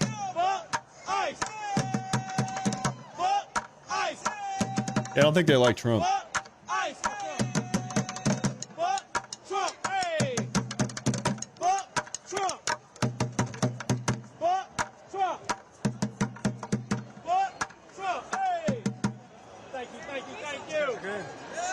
Get a new feed heroes, ladies and gentlemen. Stand by here real quick.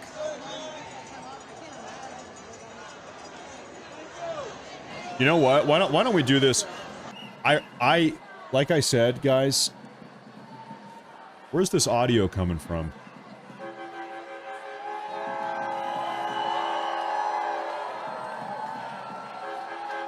Stand by here. I'm trying to figure out where is the noise coming. I've got too many internet tabs open here.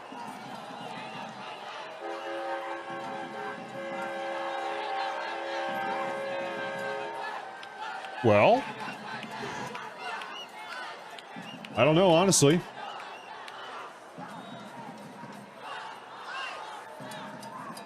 I got it. I got it. Okay, sorry. Production issues. Okay. This is a great angle here. We have Chicago and Skyfox over New York City. Let's keep an eye on this here for a minute. I'm going to try to have my lunch. I apologize. I haven't eaten all day.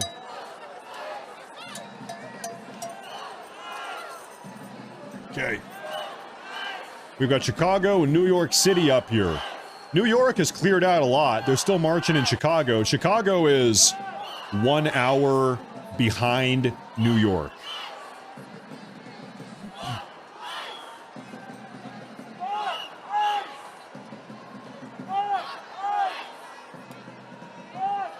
Now, keep in mind, folks, the reason why today's title and thumbnail is what it is because the last No Kings March ended up devolving into a riot, a full-blown riot, in Los Angeles and Chicago.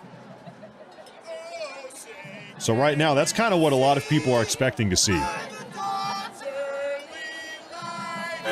Although, that being said, at the same time, it seems like a lot of people, the second their shift is over, they just kind of go home. So we might see that here in Chicago pretty soon. I guess it would be 7 minutes from now. In 7 minutes from now, the Chicago protest might just dissipate. And we'll take a look at some other cities also. We'll see.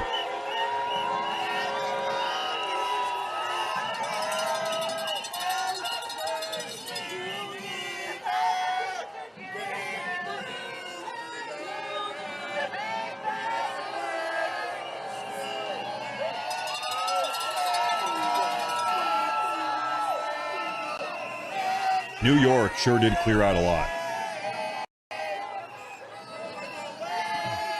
That is Chicago. I'm going to change that up there.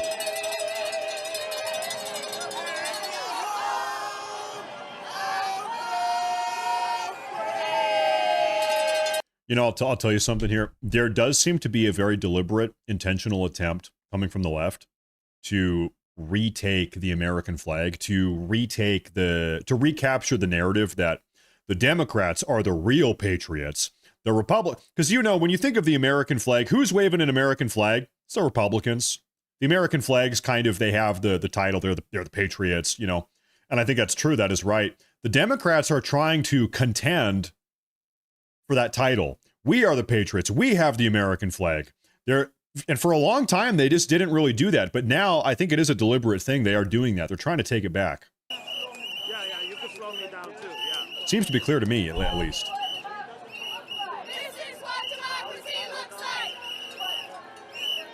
Seems to be the case.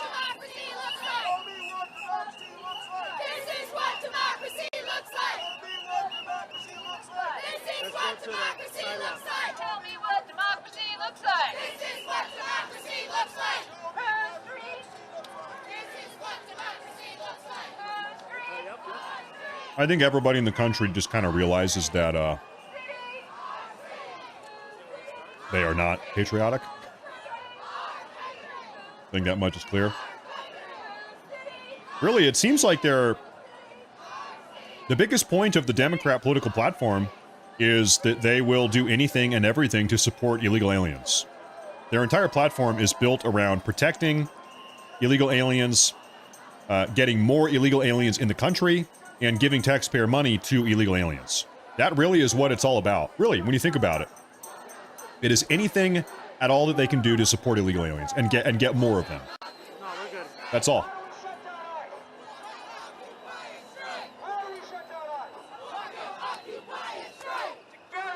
They are the party of illegal aliens.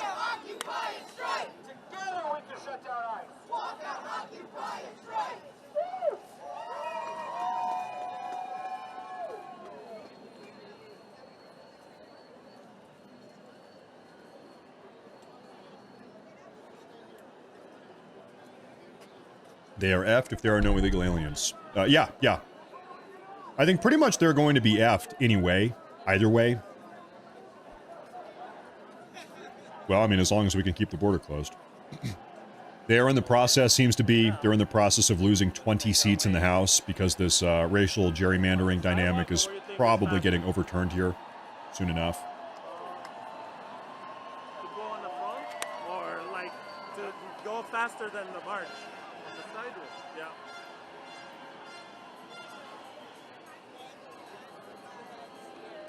All right, folks, listen, hey. At the top of the hour here, the Chicago event might kind of dissipate here a little bit. That's what we saw in New York. Hey, how you doing? Good, how are you? Fight for human rights. Mm-hmm. Mm-hmm.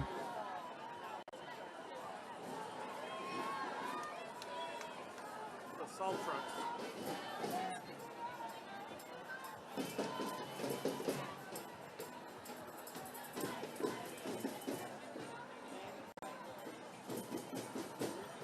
No kings. This guy's spamming. No kings in the chat. I agree.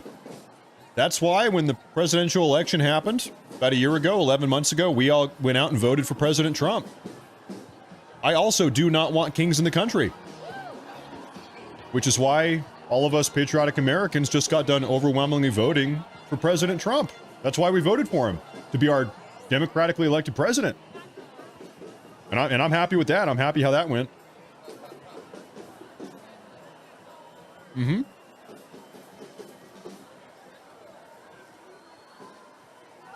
And then, you know, if you're mad about that, we'll do it again in 2028. You try it again in 2028, and we'll see how that goes. You try again. I see that build with Mooney. Thank you. Thank you.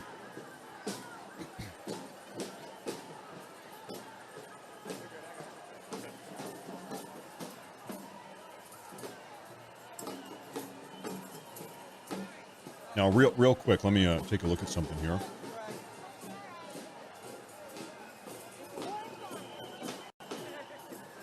We might have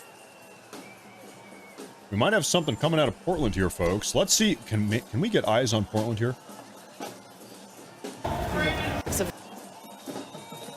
We do.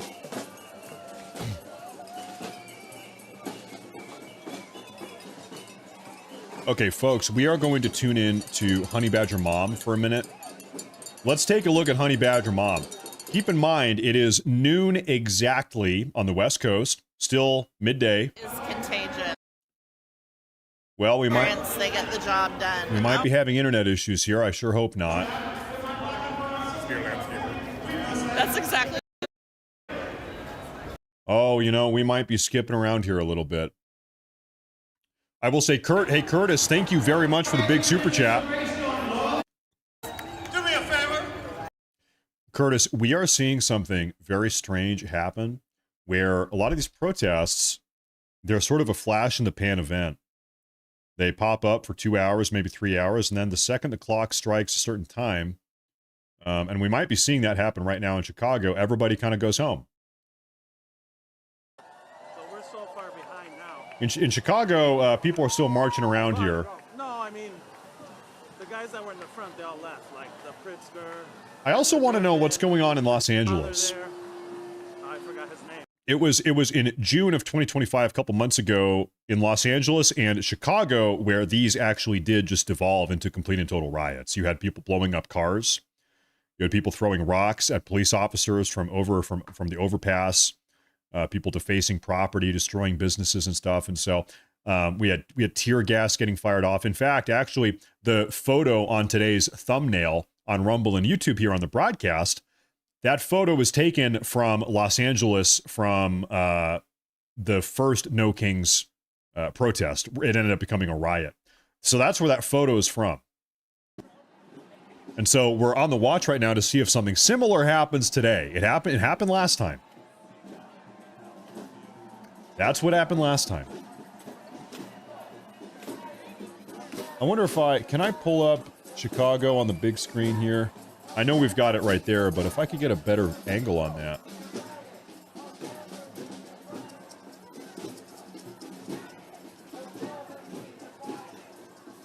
Stand by here.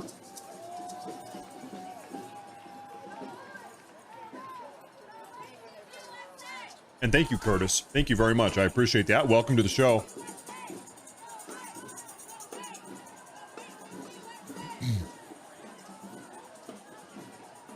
This asshole wants violence. Oh, you think I want violence? No.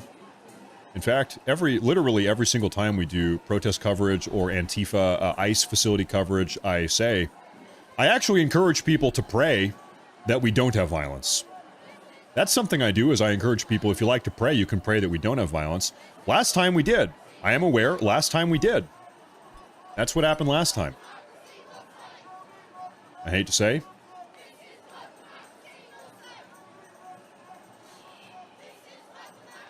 We don't want that. This is pretty much Trump derangement syndrome on full blast, though. Oh, ladies and gentlemen, I've got a great aerial view of Chicago.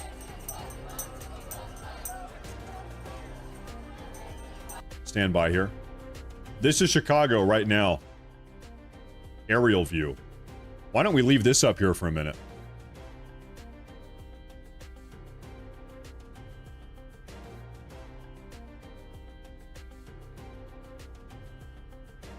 Thanks so much, Matt, for covering this. Do you have any advice or tips for securing your home during times like these?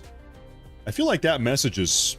Maybe I'm taking it the wrong way. The way I see that message is, hey, Matt, can you tell us exactly what your home security system is like? Hey, Matt, explain in detail what levels of home security you have. I've got it all. I've got a lot of it. Don't even... Dave, don't worry about it. Hey, you know what? We've got cameras everywhere. We've got guns.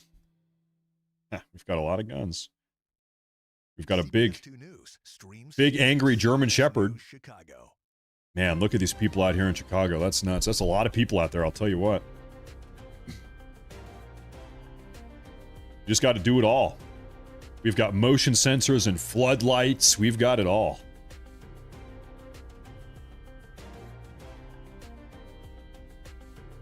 We've got the private security team standing by 24/7.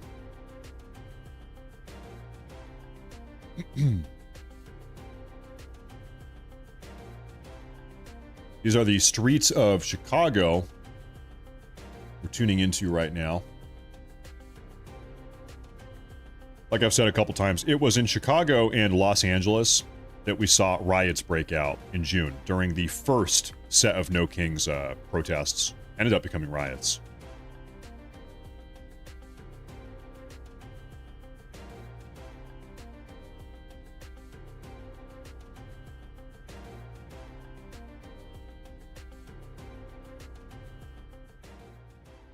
Now, I'll tell you what. We were told that with today's No Kings protest, there would be millions of patriotic Americans taken to the street. Do you think we have seen millions of people? Do you think we have seen millions of people? Even when you look at across the entire country. Millions? I don't think so. I don't think so. I think across the entire country, you might have 100,000 tops. I would be surprised. Millions? Yeah, no.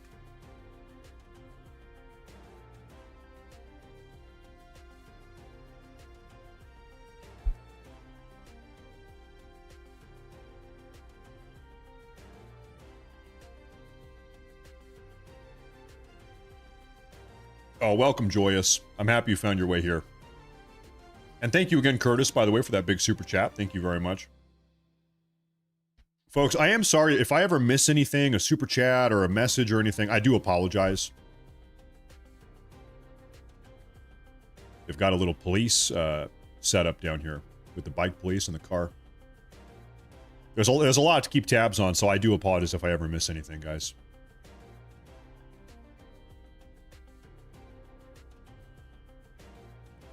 Bruh, eat your lunch, then come on stream. Actually, I'm just gonna kind of do what I want.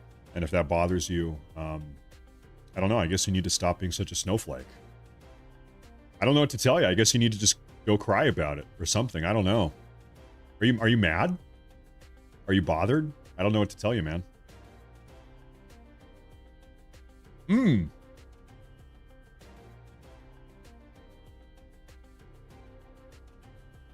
It's pretty good, though. I'll tell you what. It is yummy.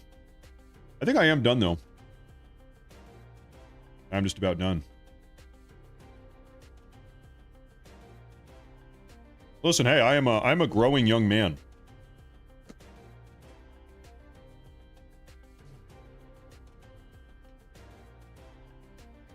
Now that, I'll tell you what, that is a big group of people down there. That's at a different spot in Chicago.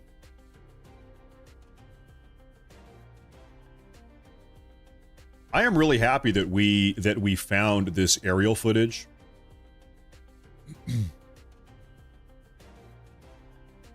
That is good.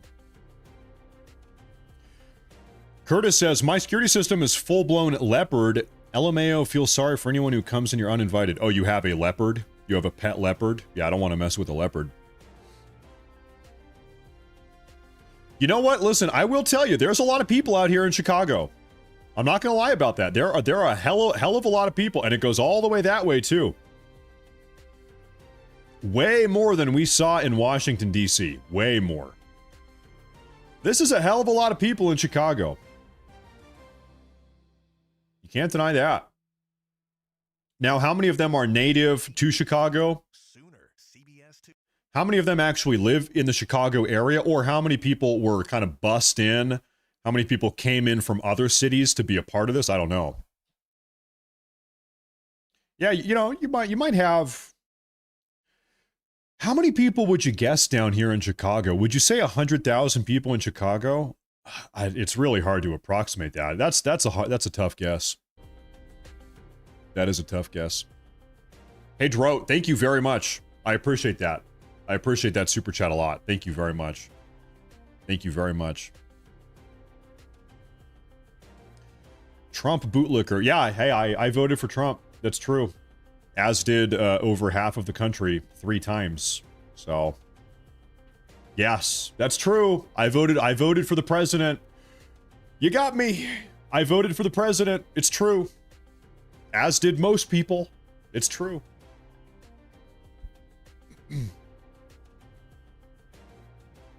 You can't say all these people are Antifa. It is true. Not all of these people are Antifa. That is true. That is true. In fact, what we saw from Antifa earlier today is that they were talking about trying to embed Antifa provocateurs into the crowds here today to try to escalate situations and make situations aggressive or hostile or violent under the cover of the crowd. And that is what we have seen from Antifa time and time and time again. We've seen that a lot. This is a communist march. Yeah. I wouldn't say this is an Antifa march, but this is a communist march. Yeah, no doubt. No doubt. Given who is funding this, the American Communist Party, yeah, no doubt.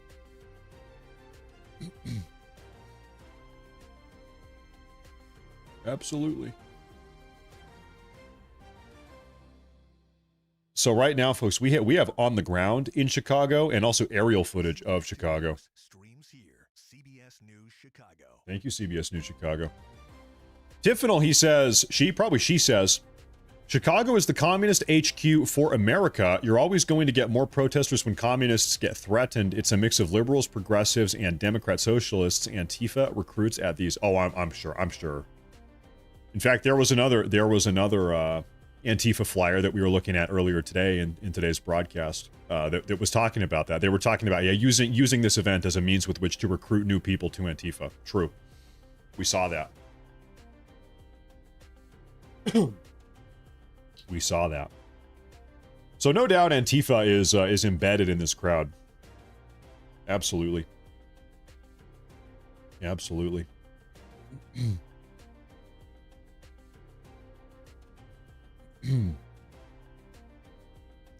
62% disapproval. Yeah, hey, you know, we'll just have to see who wins midterms. You can make up whatever number you want. I guess we're gonna know come midterms how people really feel, huh?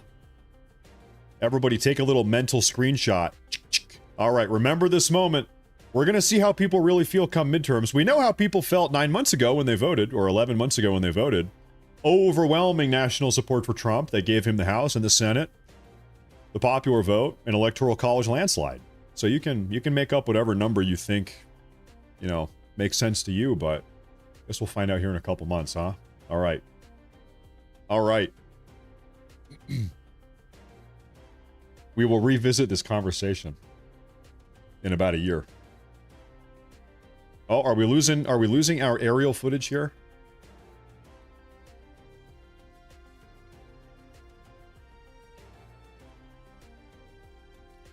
Oh, nope, we got it back. All right, perfect.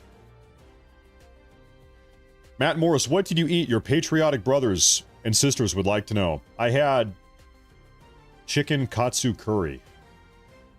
You know, it's a meal from my homeland. You know, I was born in Japan. All I do is eat Japanese food because I was born there.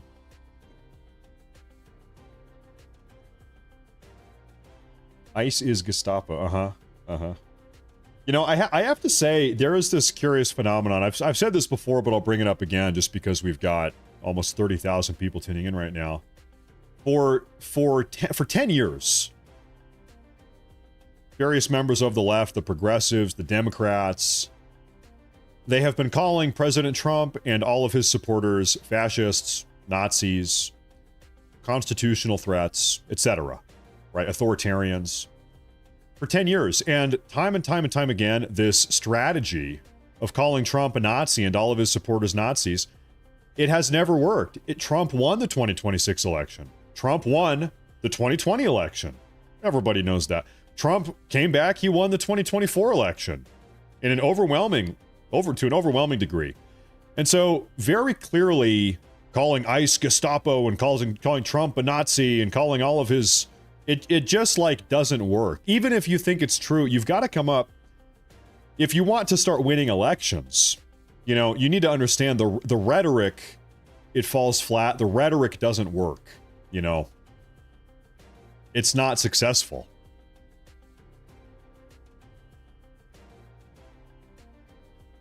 From a game theory point of view, I suppose. It's just not an effective strategy. You've got to come up with a different plan. And so, you know, maybe that's what they're going to do. Maybe they are coming up with a different plan. Who knows? We'll see. In fact, like we said about 10 minutes ago, seems like the Democrats are trying to sort of rehabilitate their image insofar as they're trying to make themselves seem more patriotic. They're saying, we are the Democrats. We are the real America-loving patriots. They're waving the America flag. That's something they weren't doing for a really long time. They weren't doing that for a long time. They had kind of given up that title, patriot. The American flag. That was kind of synonymous with being a Republican. Seems like the Democrats are trying to kind of take those optics back. So we'll see. We'll see. Maybe they are trying to change their strategy. I think maybe I need to start timing some people out in the chat. What do you think about that? Do we need to carry out some deportations? We might need to.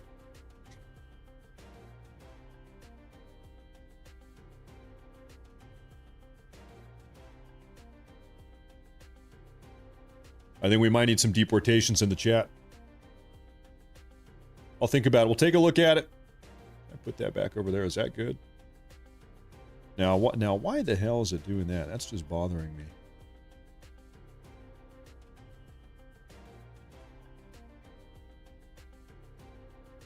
There we go. That'll do. That'll do. Okay. There we go. All right. Hey, I'm taking a look. I'm keeping an eye on it. Okay. It's deportation. Okay, I'm keeping an eye on it now. Thank you. Keeping tabs. Oh, they are right outside of the Trump Tower in downtown Chicago. Oh, they're flipping it off. Look at that. They've got the Mexican flag. They're flipping off Trump Tower. Unbelievable. They're real. You know, here's what I'll say. Listen, if they really are this upset, they should have shown this much enthusiasm during the 2024 election. Can you imagine if they were having marches like this in 2024? Maybe they wouldn't be in this situation where a dictatorial fascist Nazi was running the country. But I guess they were too lazy to get off the couch. I don't know. And now, hey, now they've got a Nazi dictator for the president. Man, oh, it's rough. It's rough. Or, you know, maybe they're just all, maybe a lot of them are paid to be out here. Who knows? CBS 2 News streams here. CBS News Chicago. Oh, yeah, I think this is just a lot of cope. Let's watch the Right Side Broadcasting. They are celebrating the 250th USMC birthday, and Vance is attending. No offense, no disrespect, but we're gonna keep watching this. I appreciate that input, though. Thank you, though. Today we're gonna be covering the No Kings event. I appreciate that super chat, though. Thank you very much. No disrespect intended. Trump is not a Nazi. It's true. I'll tell you what, though, it's true. They have a hell of a lot of people out here today. You can't deny that. They really do.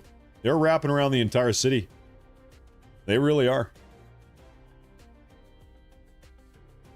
Hey, man, has anybody checked in on the Free Palestine protesters? Yeah, we were actually talking about that maybe an hour ago. You don't see a whole lot of that anymore. What seems to be the case is the extent to which the American left really cared about Palestine, the plight of the Palestinians, was the extent to which they could kind of weaponize the rhetoric against President Trump. President Trump has put together a peace deal. Things have de-escalated, as it would seem.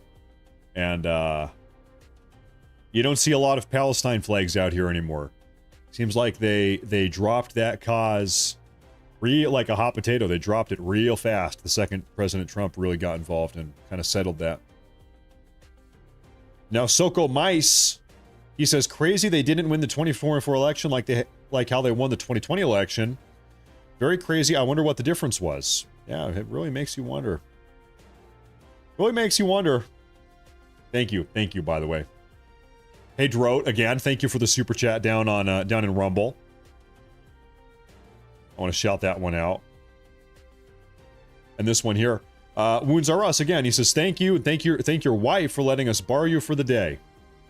I'm just happy so many people are tuning in. Thank you very much. I appreciate that. Thank you a whole lot. Thank you. As we saw with the last No Kings protests in Chicago and Los Angeles in June, it was in Chicago and Los Angeles specifically that these protests devolved into riots. So I think everybody's focus today is on Chicago. In fact, we haven't even taken a look at what's going on in Los Angeles today. I wonder if we have aerial footage coming out of Los Angeles. LA is normally pretty good with their helicopters. Take a look at this.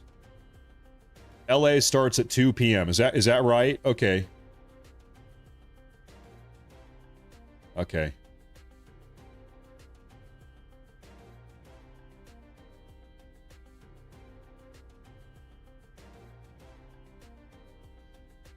Well, that's about 90 minutes or 100 minutes. Ooh, I wish we had an on-the-ground video of that. Now, what is going on here with these bicycle police officers? We've got a line set up.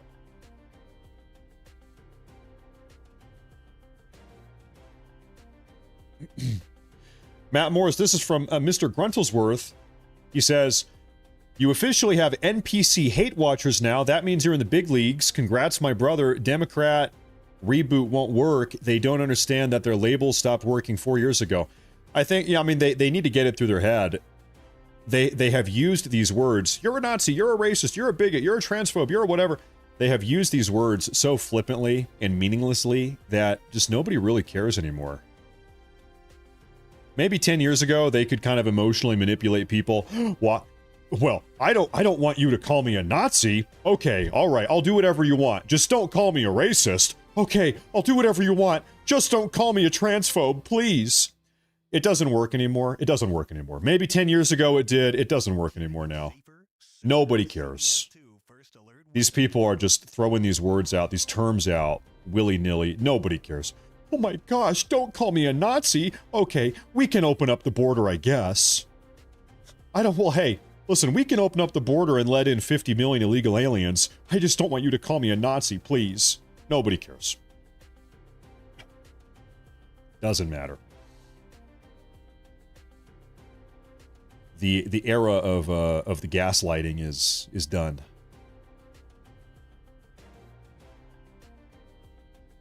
Trying to get on top of these super chats here. Hey, Kurt, thank you very much, Kurt. I appreciate that. When is the no liberals, progressive Democrats protest? Yeah, I just think we don't need to do that. Why would we get out there and march through the streets, ranting and raving in public like a bunch of unhinged lunatics complaining about Democrats? You know what we do over here on the right? We just win. We win. You guys need to remember, yes, they have people having a petulant toddler-like meltdown on the streets of Chicago. That's because they lost. You don't want to know why they're down here melting down? It's because they are losers. It's because they lost and they're upset about it. They're coping and they're seething about it. We don't need to do that because we won. We have the White House. We have the Senate. We have the House of Representatives. It is the America First agenda that is being enacted on a day-to-day basis. We won. We are getting our way, generally speaking. We don't need to do this. We don't. Yeah, Bronze God. Thank you. I saw that. Thank you. So yeah. So we don't need to do that. Listen. This. What you're watching here is loser behavior. This is loser activity. This is the live loser feed. We voted. Where listen, there's once every 4 years where we really want conservative Americans to come out and take to the streets, and that is on voting day. And we did that. On the one day that it mattered, we did that. They did not, I guess. And so here they are, having a meltdown. Pretty much. Thank you, Gary. I appreciate that, Gary. Thank you very much. Thank you very much. Thank you. Thank you, Gary. Oh, our helicopter might be going to gas up. Oh, we got a different helicopter, or a different feed here. This is from Sapper Havoc. He says, these people would cry if you shit in their oatmeal, but they would eat around the oatmeal and ask for seconds. Maybe so. Maybe so. You know, I haven't really thought about that, but yeah, maybe you're on to something. I don't know. Maybe so. I've got some super chats down here on Rumble. Barry says, I bet 85% of these people protesting didn't even vote. Barry, I would be curious to know what percent of these people down here are in the country illegally. As you know, Chicago, Illinois is a sanctuary city inside of a sanctuary state. What ratio down here are illegal aliens? That would be curious to know. Of course, as you know, you can vote in a lot of these states. Without an ID, you could be here illegally. No problem. You get a driver's license. You can get a commercial driver's license, not even a regular license. You can get a CDL in some of these states. And then, of course, you can try to do a U-turn on the freeway and get a bunch of people killed. So, terrible. Milspec Mom, hey, thank you. Down on Rumble. Thank you very much. I really should say up on Rumble, because right now we've got more people tuning on Rumble than we do on YouTube right now. Thank you. Thank you. Hey, Ice, target-rich environment, no. Also, anybody else smell a false flag inbound? I don't know about a false flag, but you never know with that. I'll tell you what, though, yeah, when everybody else is out here marching and complaining in the streets like this, now is a pretty good time to carry out targeted deportations. You might be right about that. And you know what? Hey, I would bet that they are. I bet that they are. I would bet that they are. That's probably not a bad idea. Thank you. Thank you, Milspec Mom. Thank you. Yeah, as we saw in Illinois, you can become a police officer and be an illegal alien. We saw that also. We saw that, and I think our feed. Are we cutting out here? What's going on here, ladies and gentlemen? Stand by. Oh no, we're back. Okay. Oh no, we're not. We're not back. What is he yelling about? What are we yelling about here? And the billionaires, we're going to have to make sure the billionaires pay. We are going to need a country that works for us all. I have to tell you guys something, man.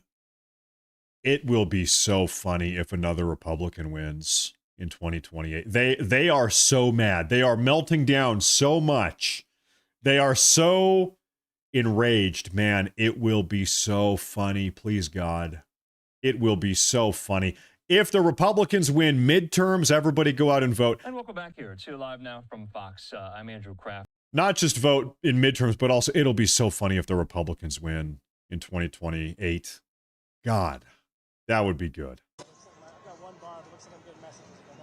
We are outside Trump Tower on the ground. You know, this is a duplicate feed, I'm realizing. Yeah, it sure is. Okay, hold up. Stand by now, folks. Stand by.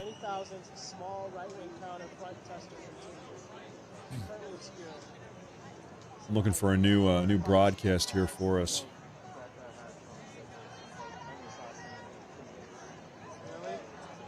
Chigra la migra is what they're saying. That means F the immigration police.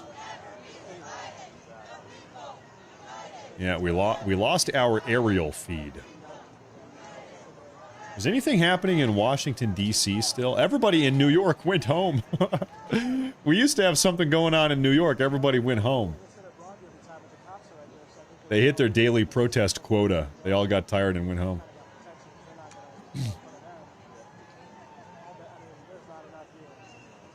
Now, I really think the only event going on right now is in Chicago. And you know, it might be on kind of the cusp of wrapping up here. I'm not sure. Apologies there.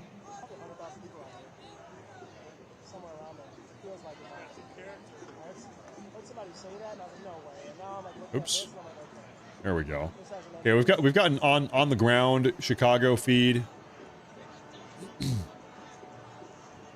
Trump 2028. You know, folks, there is, technically speaking, within the constitutional bounds, there is a constitutionally sound way that Trump could become president in 2028. It could technically be done. It would be very complex and cumbersome. I'll explain why. But it could happen. So, the U.S. Constitution says that you are not allowed to, if you've already served 2 terms, you can't become someone else's vice president. So Trump couldn't become J.D. Vance's vice president or something like that. You're not allowed. Here's what could happen. Like I said, it's a very complex, cumbersome mechanism here, but I'll try to explain how this would work. In the U.S. House of Representatives, you actually don't need to be a sitting representative in order to become Speaker of the House. That is to say, right now, I'm not a politician. The Republicans in the House, they could vote for me to be Speaker of the House. I could become Speaker of the House right now if they voted for me to be the Speaker of the House. You actually don't need to be a sitting House representative to become a Speaker. Fun fact. So the House Republicans would need to vote for Trump to become the Speaker of the House. That is step 1. Step 2 is Trump would need to have 2 loyalists mount a presidential campaign and win. So imagine J.D. Vance and Marco Rubio campaigned in 2028 and they won. You had President Vance and Vice President Rubio. Okay?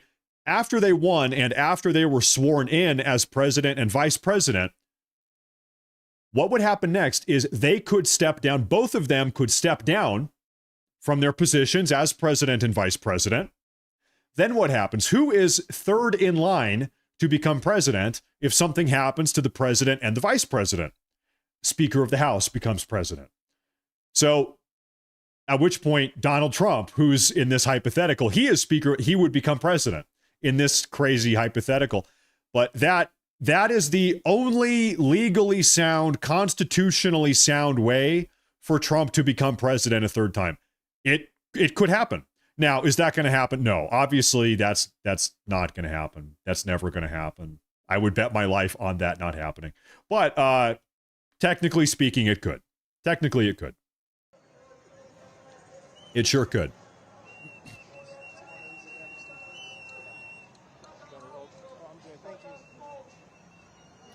But as far as I'm aware, that's the only way. That is the only technical way it could happen.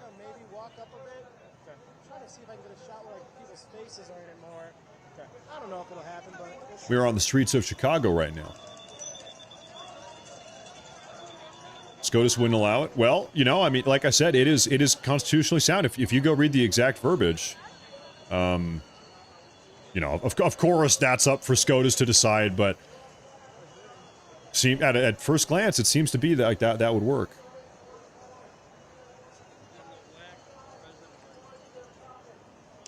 Oh yeah, we can do it. Let's say this. That is the only possible way. There we go. Like something like this. I'm gonna take a look at Honey Badger Mom. I'm gonna see if she is live down there. Oh, her feed cut out. Okay, she was having internet issues.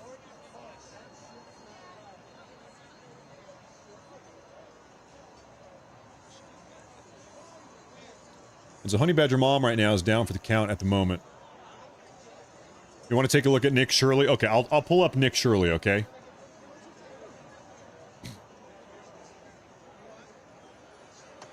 Oh, you know what? I don't think Nick Shirley is live anymore. I think Nick is having some tech issues. I see he was live. And then he went live again. And right now he's got 2 different broadcasts scheduled soon.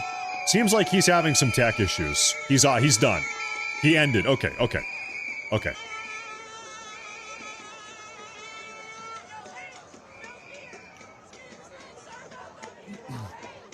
Well, our footage here is not exactly the best. Hold up here.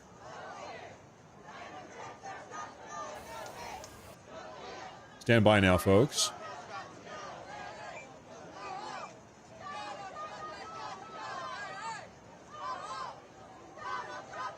I believe, ladies and gentlemen, that I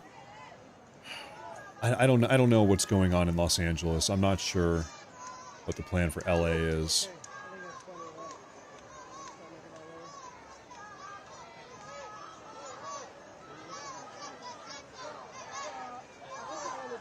DC.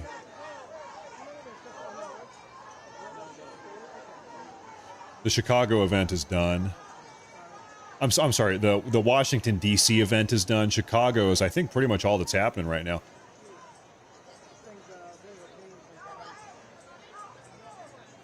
Oh, you know what? I believe we have our aerial feed back. Let's see if they can get a better angle here.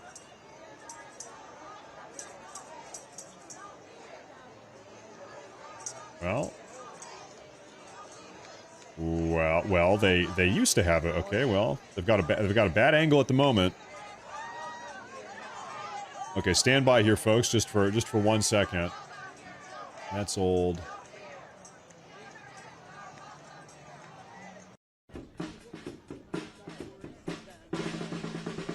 Okay, stand by here just for a moment here.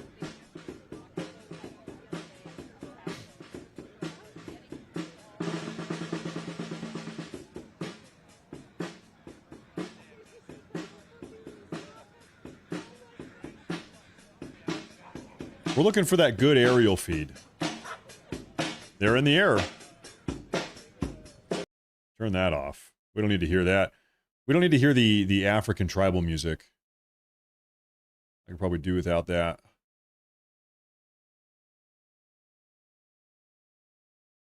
Okay.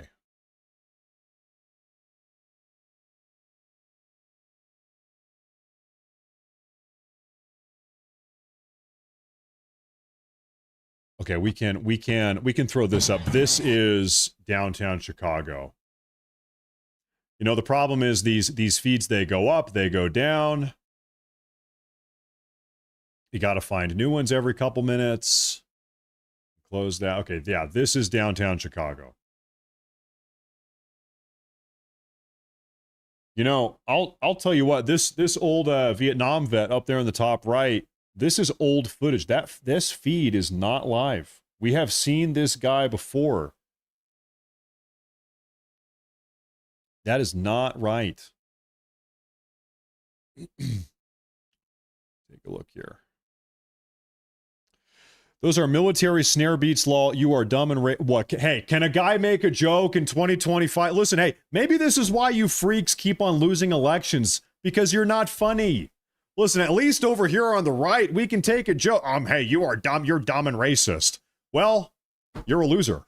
Well, you guys are losers. So at least we're a little bit funny over here. Good Lord, can a guy make a joke in 2025 or not? Goodness gracious. I think that's downtown Portland.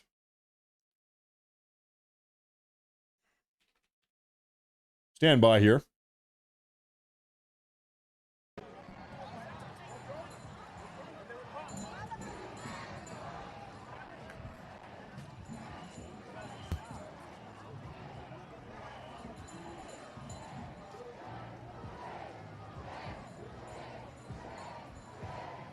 I believe that helicopter we were tuning into is flying back to go get fuel. So I think we just don't have our... Yeah, okay, that footage is old. This, however, is not. Okay.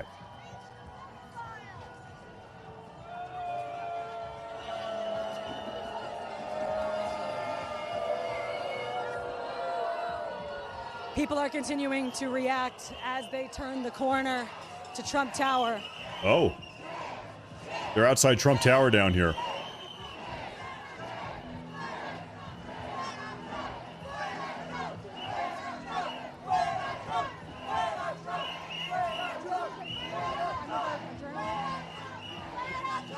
That's one big protester with that Mexican flag. Good Lord.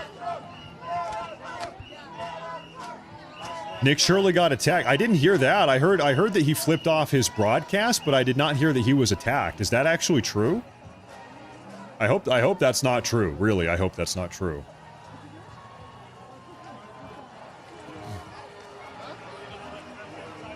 I hope that's not true.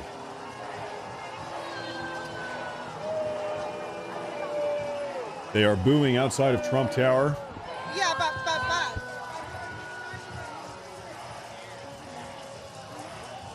So this is just peak derangement syndrome. They are now yelling at a building. By the way, a little update here for you folks. I think you're gonna like this. Take a look here. Okay. Breaking news here.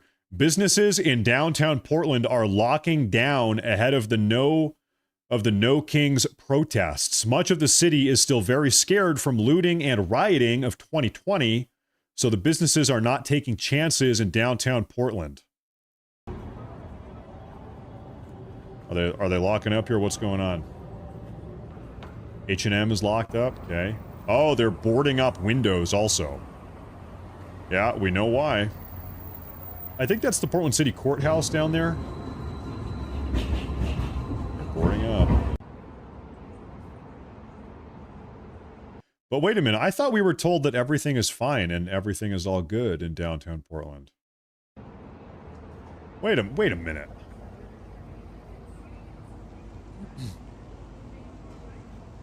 Got security at the Nordstrom rack.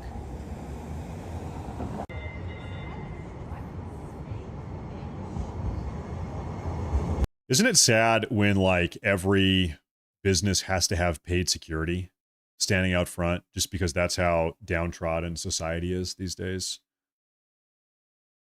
And I mean, you know, it's not society everywhere. It's only society in certain cities. Only in certain places is it downtrodden.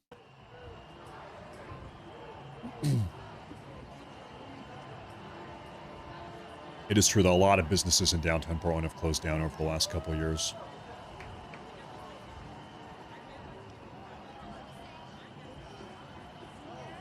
Oh, the same guy in the chat is calling everybody racist. Okay, real quick. In the year 2025, in current year, yes or no, do you care if some libtard calls you a racist? Is that... Listen, like I said, a little bit of advice. That is 0% effective. You're a racist. 0% effective. It just... Oh, well. Okay, anyway. Who cares? Anyway, what am I having for lunch? It just doesn't work anymore, man. You got to come up with some new insult. It doesn't work, dude. They wore it out. Okay, so everybody is saying no. Okay, there you go. Unanimous no. This action in Chicago, this is the main action. This is downtown Chicago area. Yep. And this is just one of the several different actions that are happening all across the city. I mean, there's even more happening in the suburbs of Chicago. There's even more of these actions happening in the suburbs of Chicago, and of course, even more around the country. Really just a mind-blowing amount of people. I mean, we just moved several blocks back to try to get a sense of where the end of the action got a lot of them, where it will be, and we have yet to even see the end. Really shocking, the size. So, you know, my initial estimates were 25,000 people. Now, it's more. This is well into the hundreds of thousands. I just don't know to what extent.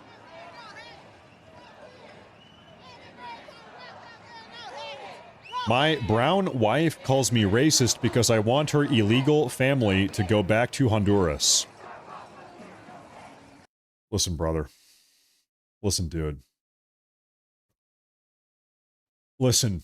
Okay, hey, how do I say this? Listen, dude. You have a patriotic obligation. And I know it might be tough. I know this is a difficult decision. Listen, hey, this might be the hardest decision of your entire life. You have a patriotic obligation here. You know what you have to do. You know what you need to do. Okay? What is it? 1-800-ICE? You know what you have to do. Listen, you need to make George Washington proud. What would George Washington want you to do? Okay? Listen, Patriot. Listen, Patriot. It's time to take the country back. Okay? That's what time it is.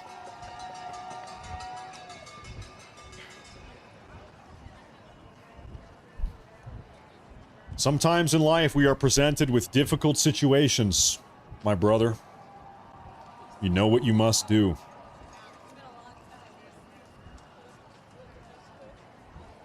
Whatever that phone number is.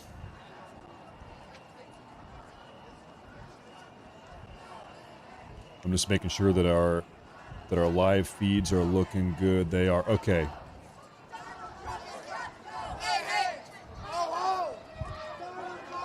They've got witches out here. They've got witches. Good Lord.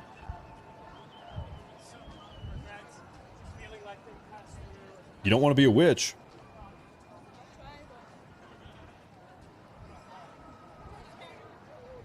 Okay, something curious here I want to show you guys. Can I pull this up here? Take a look at this one. This is a No Kings march in Atlanta, Georgia.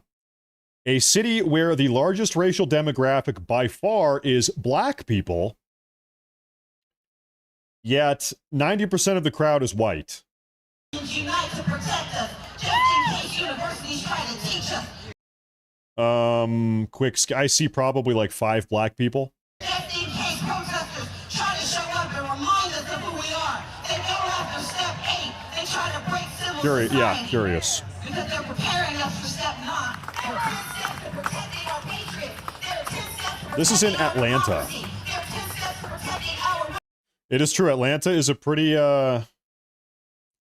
diverse? Oh, do we have aerial footage in Chicago? This might be the Chicago suburbs. I'm gonna go ahead and play this here real quick for a minute. Why don't we go ahead and leave this one up here for a little while. Now, Curtis chimes in. He says, my Mexican wife wants all those not documented kicked out too. There you have it. There you have it. Well, I mean, as we saw, 54% of Hispanic men in the country, this is men, voted for Trump. So, you know, this is not just This is not only white people or something that want to have a secure border. Having a secure border, wanting to have a secure border does not mean you are racist. Dare I say racist? Is having borders racist? Oh my heavens. Yeah, I don't know about that. We are out here in the Chicago suburbs, I believe.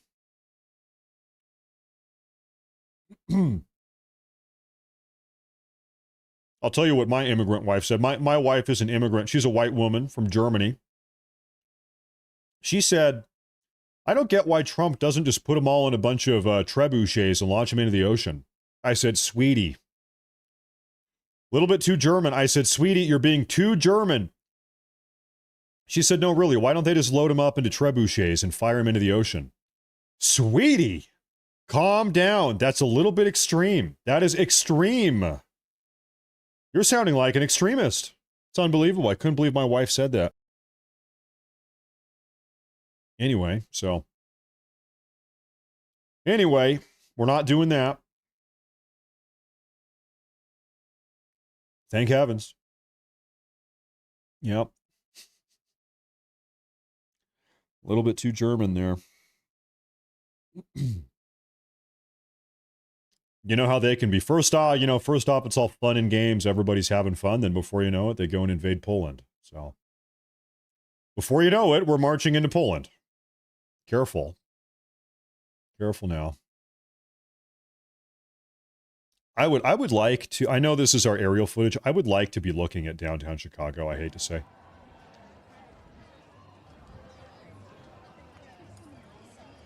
Yeah, why don't we keep looking at this feed here?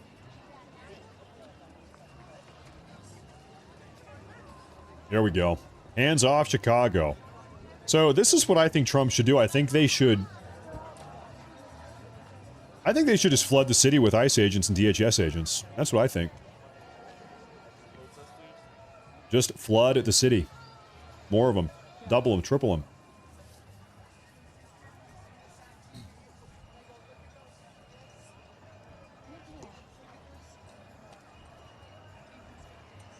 You've got all types of flags out here. I think our camera guy's taking a break here.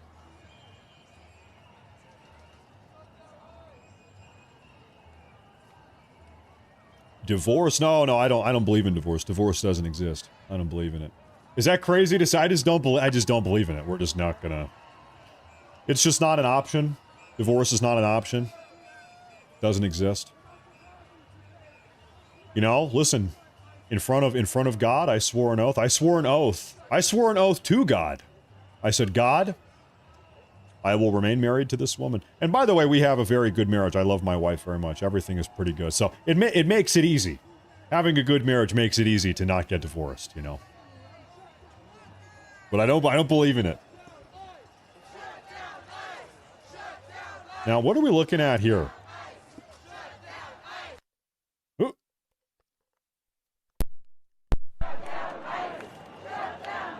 I think our camera guy has lost his brain a little bit. I'll give this 1 second here.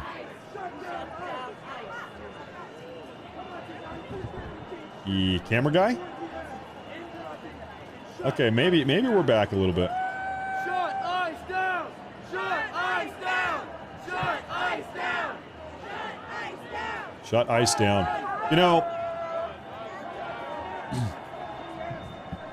there is like 1% of my brain that is maybe a little bit twisted and evil and psychotic and vindictive. Vindictive is probably the right word. And the reason I say that is because part of me, 1% of me says, you know what?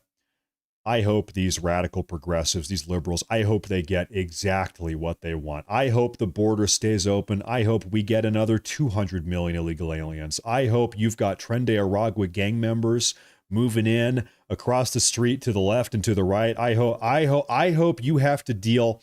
I hope you have to reap what you sow. I hope you actually have to face the consequences directly of your incompetent, radically progressive ideology. There's 1% of my brain, honestly, that is twisted like that. Now, I know we cannot do that. We cannot do that. We will not. We will never give in. We will never surrender.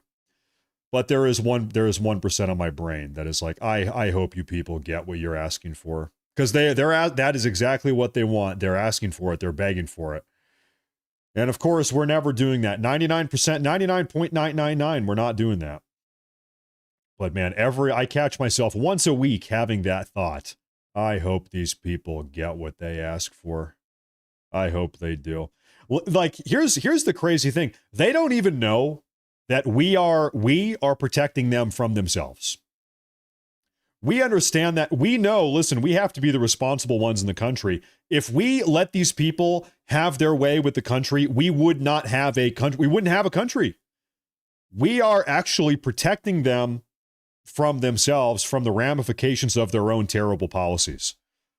They don't know that we're never going to get the credit for it. We're never going to get the credit that we are due, that we deserve, but it is true. That is the undeniable truth. They know not what they do. They know not what they do, Lord.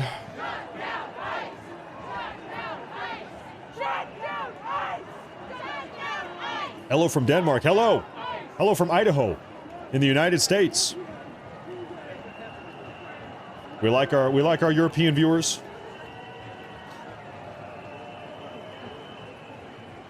White, what does that say? White people. I don't know what that says. Something about white people.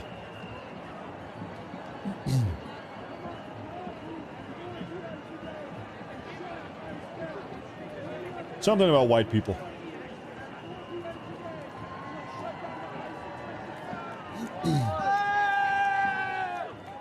Listen to your better angels. Okay. It is so weird to see Democrats quoting or acting as if Abraham Lincoln would be on their side, or acting as if the founding fathers would be on their side. Abraham Lincoln himself explicitly said numerous times that you cannot have a functioning republic or a society if it is multiracial. That's Abraham Lincoln. Abraham Lincoln said you cannot have a functioning republic, society, if it is a multiracial. That's Abraham Lincoln. He also, I don't know if you know this, Abraham Lincoln's plan after the Civil War, had he survived, was to deport all of the black people back to Africa. Abraham Lincoln, he was going to win the war, subjugate the South, conquer the rebellion, and then deport every single black person back to Africa. Literally, that was Abraham Lincoln's idea. That was what he was going to do had he not been assassinated. So I don't know if Abraham Lincoln would have been on the side of these open border far left radicals. I don't think so. In fact, I know he would not have been. I don't think he would have exactly been on their side here. Yes, literally. That is, and it's written, it's documented. That is what his plan was. Yeah. Yep.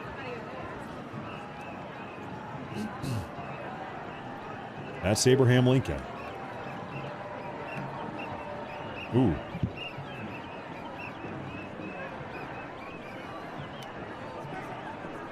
You've got some real interesting characters out here. Immigrants are not something.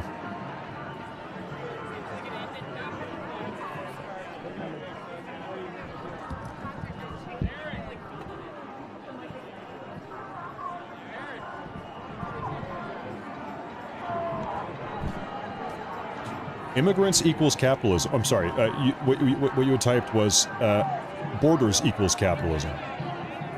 I don't really think so. In fact, can I say something incredibly? Cut audio real quick, and we'll be back momentarily. He's cutting audio. I'm going to say something incredibly dangerous in front of my conservative audience here. You guys might get mad at me for saying this. I am an American nationalist before a capitalist. I actually think it is less. What type of economic system? To me, of course, my preference is capitalism. That said, what type of economic system for me is actually less important than that we have a cohesive, culturally, ethnically, religiously cohesive nation, society where we are all on the same page. That is more important to me. That is more important to me. I want a functioning nation. To me, and then after that, you figure out what type of economic system you want. I'm an American nationalist first.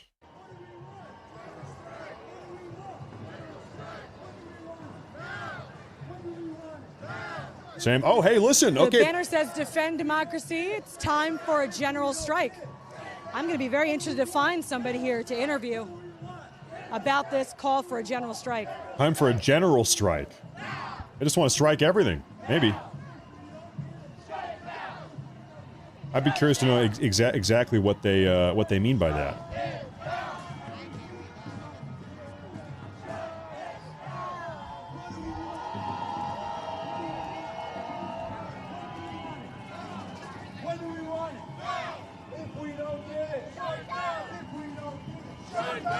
If we don't get it, shut it down. This right here, what you're seeing is just so emblematic of the left. You have a bunch of white people hauling this flyer, this big paper, being marched around by an immigrant, by an Islamic immigrant wearing a kafir, or what's it called, a kafia, whatever it's called, telling us Americans that he's going to shut it down. You better give us what we want or we're going to shut it down. It's like, dude, this is just so pathetic. This is just so sad. This is just depressing. I'm sorry. This is just depressing.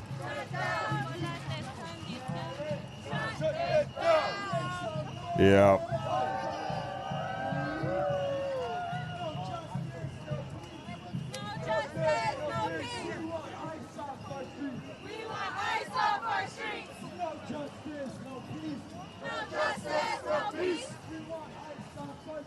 We want ice off our streets.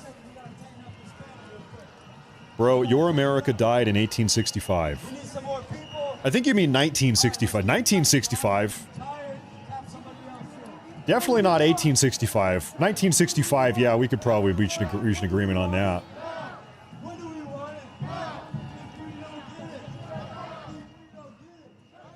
You know, it's funny. I've grown up here in the... Well, we've been asking people, very interested by this call for a Hold general that strike. thought. I know earlier today, Mayor Brandon Johnson called for a general strike. The language is starting to really float around. So can you share your name, where you're from, and kind of what made you want to hold this banner today? Yeah, so my name is Amira. I live in Humboldt Park. I'm from the suburbs of Chicago.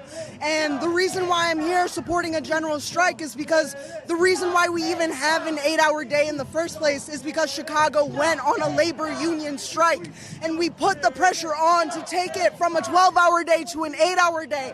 We, the people, have the power. We just have to take it back. These billionaires take money from the labor that we do. If we choke them out, if we cut off working for them, they won't get money. It's our money. It's supposed to go to us. And so when we go on a general strike, we're basically saying we want our money to go back to us. We want our power to go back to us, not to these fascists.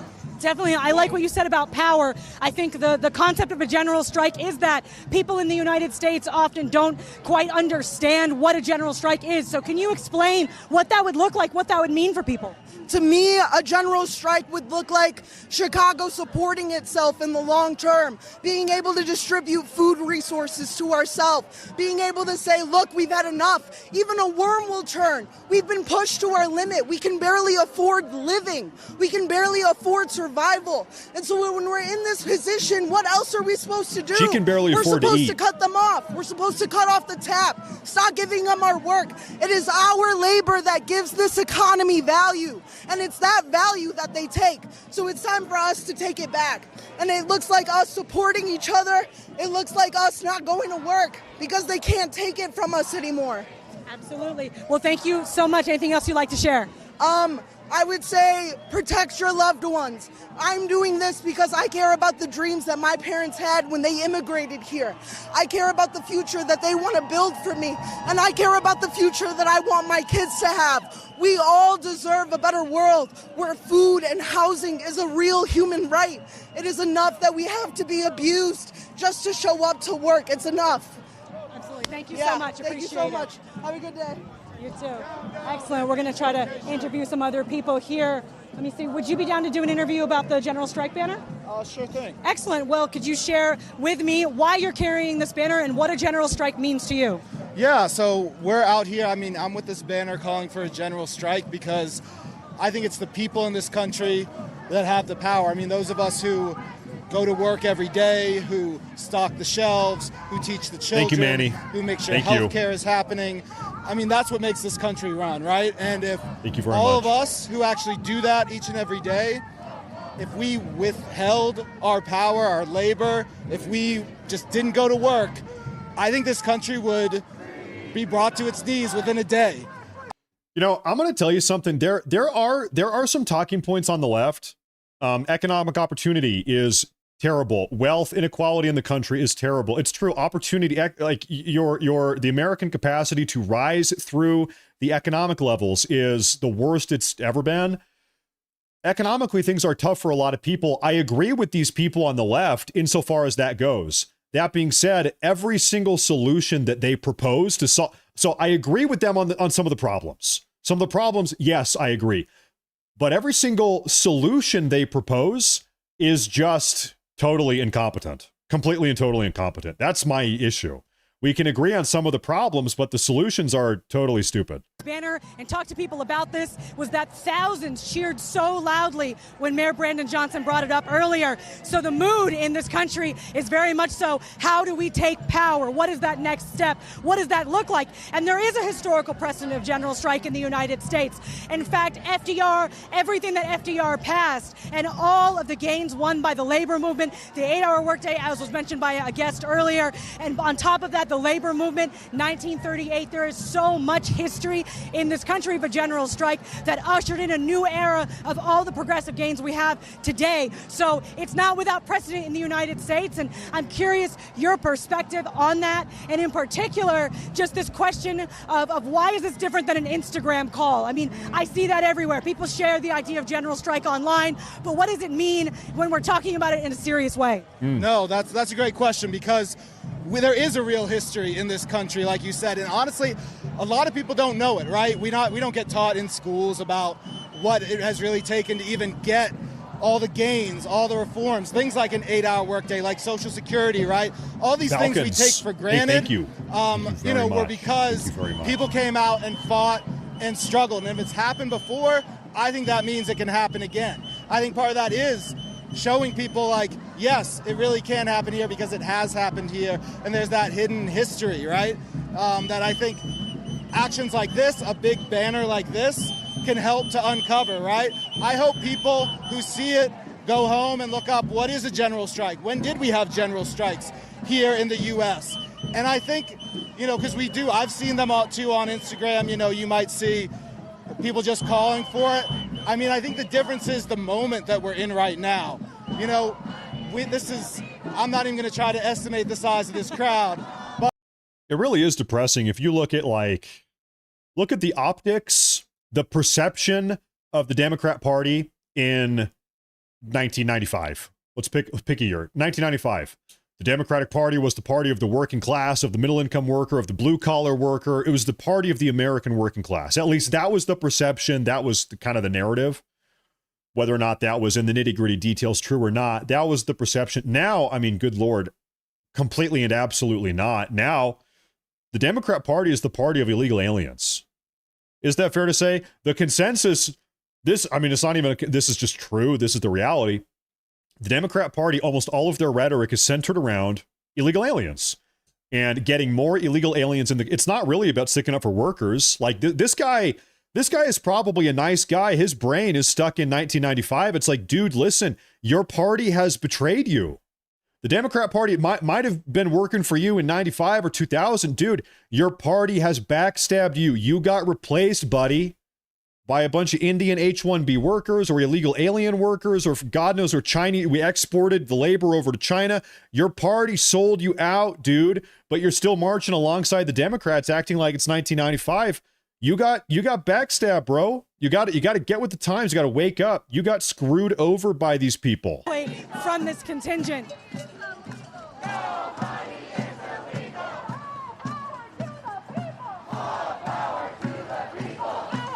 A lot of people that never moved on from 30 years ago. I don't know, like their ideology got rooted in 1995 and it just never really moved on or evolved from that,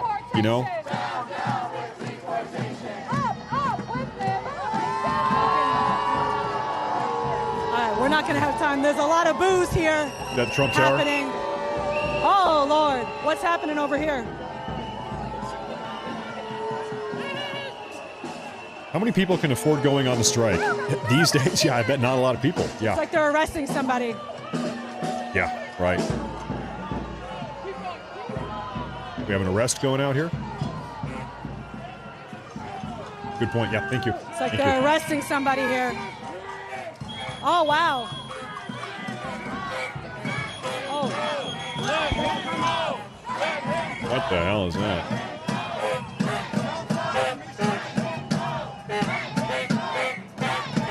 What is he getting arrested for?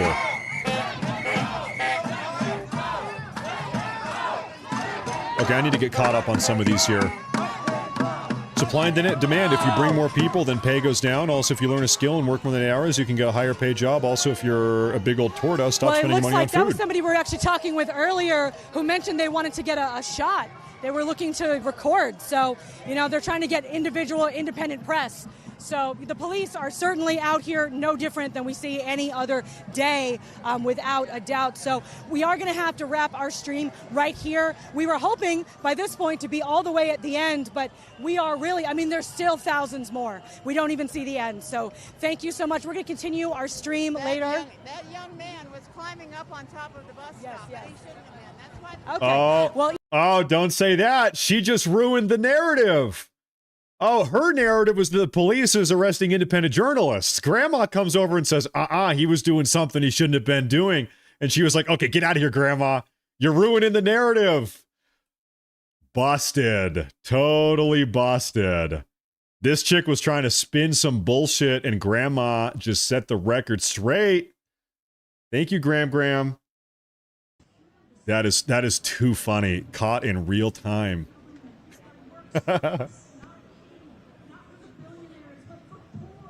Based Grandma. We love you. We love you, Grandma. We love you, Grandma. Oh, that's so funny. Okay, I need to get caught up on some super chats here, everybody. Yeah, I mean, Smoop, what we saw was wages go down and housing prices go up. These people come in, they drive wages down, they drive housing costs up, they got to live somewhere, they're driving rent and home prices up. It's all of it. It's all of it. Thank you. Yep. And also, if you're a gordita chalupa, you need to put down the grande burrito. That's a good point. Good point there.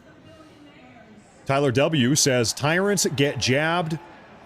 Tyrants said get jabbed to keep your job. They took the knee. Now they want to strike against the employers they took the knee to. How many marchers bowed to the jab king? Yeah. Yep, it's true. That, you know, if you want to talk about the COVID jab real quick, first off, let me say this. It was just immoral and reprehensible, the amount of pressure that was put on people to get that vaccine. You get kicked out of the military, you get dishonorably discharged, you get fired, you get kicked out of university, you lose your paycheck, you can't take care of your family. The amount of pressure that was put on people to get that vaccine was just like, it was evil. It was evil. It was evil the way that was handled, and the amount of lying coming from our establishment, our medical establishment, the Biden administration. Remember Biden? He was the president of the United States of America. Joe Biden went up there on stage. He was president at this point. He said, and I quote, I pulled up the video if you don't believe me. He said, if you get the COVID vaccine, you will not get COVID.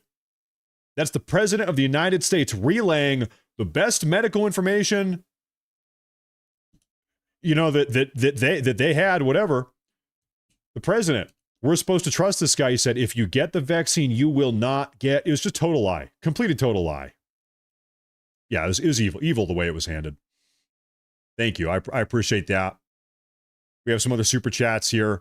This is from Diller. How many people can afford... Okay, we saw that. How many people can afford going on a strike? I think these days, very few people. Very few people. You know, Trump is making a positive impact here, but people are... After 4 years of Biden... You know, let's put it this way. It is much harder to clean up a mess than it is to make a mess. Joe Biden, for 4 years, they made a big time mess. They made a very big mess in almost every single facet of American life. And Trump, he's now in the White House. He is cleaning up the mess, but it is much easier to make a mess than it is to clean up. I am under no delusion here that Trump is going to be able to fix every single problem in 4 years that Biden created in 4 years. It might take 8 years. It might take 12 years to clean up the damage and clean up the mess that Joe Biden and the Democrats created. I mean, hell, we have 25 million people, illegal aliens, that came in the country during the Biden era. Are we going to be able to deport 25 million people in 4 years under Trump's term now? I don't know. It might be a long shot. It might take 8 years. It might take 8 years of ICE raids or 12 years of ICE raids on top of keeping the border secure that entire time. It's a tough problem. Tough problem. Sherry says, I can't speak for the whole U.S., but COVID changed the need to work. There are jobs everywhere and no one will take them, thus being forced into longer shifts. You know, I actually can't really give you a strong opinion on the job market because I've been self-employed now for 9 years. I haven't filled out a job application in 9 years. So I can't tell. I don't know if it's hard to get a job right now. I feel like I hear people say that it is difficult, but I can't really give you my firsthand anecdote on that. I feel like everybody says it's hard, but I'm not really sure. Mr. Gambit says, yes to our King Jesus Christ of Nazareth. There you go. Amen. Amen. Amen. Thank you. I'm going to unmute this here, and I'm going to see if we can find another on-the-ground Chicago feed. I realize that is actually the same. Oops, my bad. Okay, stand by here, folks. Manual labor is hard. I've told you folks, when I was 19, I worked on farms. I was doing manual labor farm work for a year. It's funny, I got out of high school, I said, I don't know if I want to go to school, I'm not sure. Take a year off. I worked on farms for a year. And after a year of working on farms, as a farmhand, I said, I think I'm going to try to go to school. I think I'm going to try to go to school. Because, man, working on those farms, that was a pain. That was tough.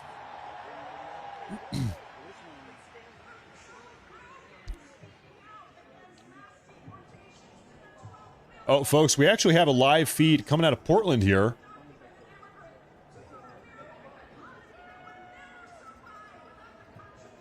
Ladies and gentlemen, this is Portland, Oregon.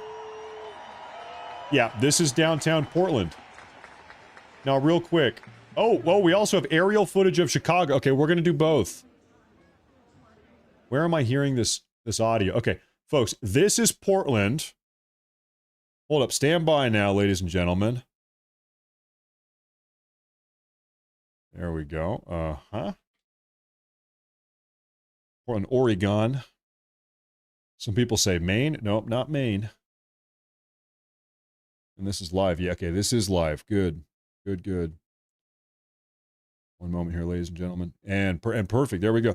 Okay, we've got Portland, and we have Chicago. I think this might be the best footage that we've had all day. This is looking good. We've got a good grip on the situation. Okay. I'm going to make sure I'm on top of these super chats here. Holiday Statistics says, glad to see Rumble outpacing YouTube on your channel. You know what? I do want to be fair. I believe we are on the Rumble front page right now, which is awesome. If you're new, I'm happy you're here. Make sure to drop a follow and subscribe to everything that's going on. I appreciate that. But man, I'm with you. I am so happy that Rumble is going well, that things are taking off on Rumble. I'm happy we're on YouTube. I'm happy things are going well on YouTube. I'm just happy everybody's here, regardless of where you are. So, hey, thank you all for being here today, and thank you for that super chat. Thank you very much. This is the Portland waterfront down there. Now, I was saying a little bit earlier that this is actually the second No Kings protest day that we have had. The first No Kings event was in June of 2025. So what is that, 6 months ago or something like that? And in Los Angeles and Chicago specifically, those protests actually broke out into riots. They were firing tear gas. We had federal officers getting assaulted by violent rioters. I was going to say protesters, rioters by rioters. So this dynamic really just unraveled. Are we going to see that today? I'm not sure. I'm not exactly sure. And frankly, I hope not.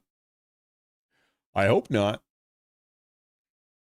If you have Rumble, you need premium. It's so much better. That's true. Listen, I'm like you. I really dislike ads. On YouTube, I've got YouTube Premium. On Rumble, I've got Rumble Premium.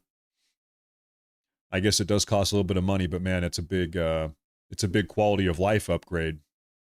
Can't deny that. Okay, hold on here, ladies and gentlemen. I'm taking a look around the internet here. Oh, I think I might have something to share with you folks. Stand by here. Breaking news. Now, what do we have here? Pro-Trump protesters are being harassed and even assaulted at the No Kings event in downtown Portland. Now, what do we have here?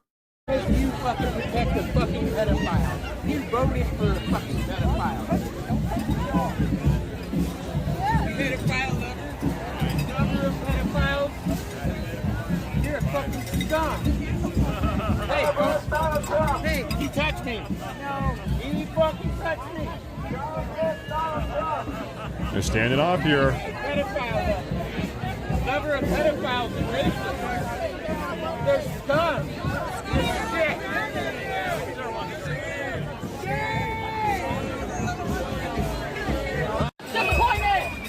God bless Trump! God bless Trump! Oh, there's Tommy, huh? God bless Trump! Trump free Palestine! Trump free Palestine! Trump free Palestine! Trump free Palestine! Trump free Palestine! Trump free Palestine! I'll tell you what, man, this guy Tommy, he really knows how to get these people riled up. You can't deny that. He knows exactly what to say to get them riled up. I have to say, though, first off, it is so strange to me that the Democrats have latched onto this Trump is a pedophile narrative so strongly when it's just obviously so ridiculous. There's not only nothing to indicate that President Trump is implicated criminally in the Epstein files, there's actually a bunch of things indicating he is not implicated, that he actually worked with the police to help Epstein get arrested originally. We've talked about that a lot. But then beyond that, these Democrats, these liberals, they have spent the last 4 or 5 years trying to make the argument that we should allow men into women's bathrooms and young girls' locker rooms. So I'm not exactly in the mood to get lectured about pedophilia from people that have been trying to put sexually predacious autogynephilic men in women's restrooms. That's the first thing. Second off, how many photos do we have of Joe Biden sniffing kids? You want to talk about pedophile presidents? How many times has this guy said, "Come here, kid," and then takes a sniff of them? That's a little bit weird. That's worth noting real quick. Beyond that, as if that wasn't enough, the Biden administration sat on the Epstein files for 4 years and did nothing with them. If they really cared about exposing the Epstein files, the Epstein list, then why did Biden do absolutely nothing with it? And also, not only Biden, why did none of the Democrats ever speak up ever about releasing it when Biden was in office? Now that Trump is in office, now they all suddenly care. Well, they pretend to care at least. Crazy. This is back in Chicago. I'm going to put us back over here in Chicago real quick. It's all grift. I think so.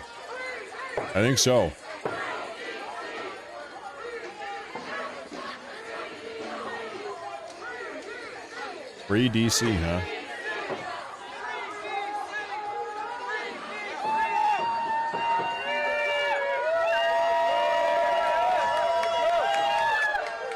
Oh, this is a replay. I remember that specifically. That is a replay. Okay, so we're going back over to Portland here. We're back in Portland, ladies and gentlemen. Stand by here. Hold up. I need to change my my banner again. Portland. There we go. We're back in Portland. Okay. There that is. Oh, I'm seeing something. Let me take a look here. Hold up here. Might have some type of update here for you folks. No, somebody said that Nick Shirley was live. I actually don't think he is. I'm looking at Nick Shirley right now. I actually do not think he is live. Maybe it'll pop up here for me in a minute, but we have a super chat here from Ghost Pains. He says, bro, at this point, the entire U.S. government is run by corrupt pedos, but no one's ready for the conversation yet. I think there are a lot of people in pretty high, serious positions of power that are involved in that stuff. Yeah, I think so. I think so. I also have said time and time again, I want every single bit of Epstein information released. I want all of it. Now, we were having this conversation earlier in the show. At this point, people are so set on whatever narrative they have come to already regarding the Epstein scandal. Even if Trump did, honest to God, release right now every single thing as it related to Jeffrey Epstein ever, people would still say, oh, it's not enough. Oh, President Trump modified or edited the files. Oh, he's covering some stuff up. Oh, even if, honest to God, he did release everything, still, I think at this point, it would not be enough. It would not be enough for people. People will always assume there's more to it. Something is being hidden. The files have been modified or altered in some way. I think the Epstein thing, it's gotten to a point where nothing will ever be enough for anybody, which is what makes this situation so frustrating, frankly.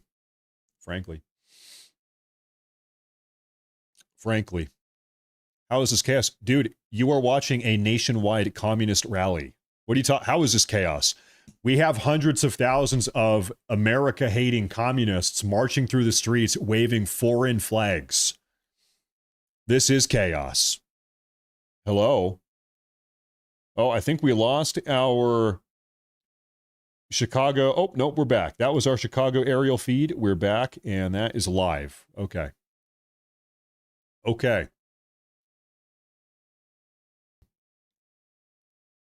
Seeing if we are having any other... Lol. I mean, hey, listen, the No Kings movement is a communist movement. Of course it is. So I think it's fair to say if you're participating in a No Kings rally, at a minimum, they are participating in a communist rally, even if they wouldn't call themselves communists themselves. Let me see here. Okay. And if, I mean, hey, I'll kind of walk you through the thought process. Okay, so let me ask everybody in the chat a question. If there was a Republican rally or a Republican march that was scheduled to take place, and it came out that one of the financiers or sponsors, financial sponsors of the Republican rally, Republican march, was the American Nazi Party, would the Democrats be saying that that was a Nazi rally, that the Republican Party is sponsored by the American Nazi Party, and therefore everybody that goes to this Republican rally, they are all Nazis, by nature of the event being sponsored by the Nazis? We know for a fact the Democrats would be saying that. In fact, I think they would probably, to some degree, rightfully and properly be saying that. Don't you think? I think so. Well, we look at the financiers of this No Kings event. This is the official No Kings event sponsor list. No Kings is taking money from the Communist Party of the USA, from the Young Communist League of New York. There's a handful of other socialists. We won't even go down with the socialists, so we don't need to talk about that. But there's probably 3 or 4 or 5 different socialist groups, various NGOs, some of which are domestic organizations, actually, to be fair.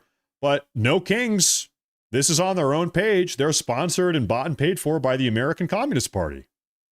CPUSA, that's what that is. So is it fair to call this a communist rally, a communist get-together, a communist movement? Yeah, I think so. And I would go back to that example of some Republican convention being sponsored by the American Nazi Party or the American Fascist Party. I think we have to have a little bit of intellectual consistency here. Yeah, this is probably the nation's biggest communist event that we've ever had. I think you have to acknowledge that. I think so. Communists hate God. It's true. Communists hate God. That actually is true. That is true.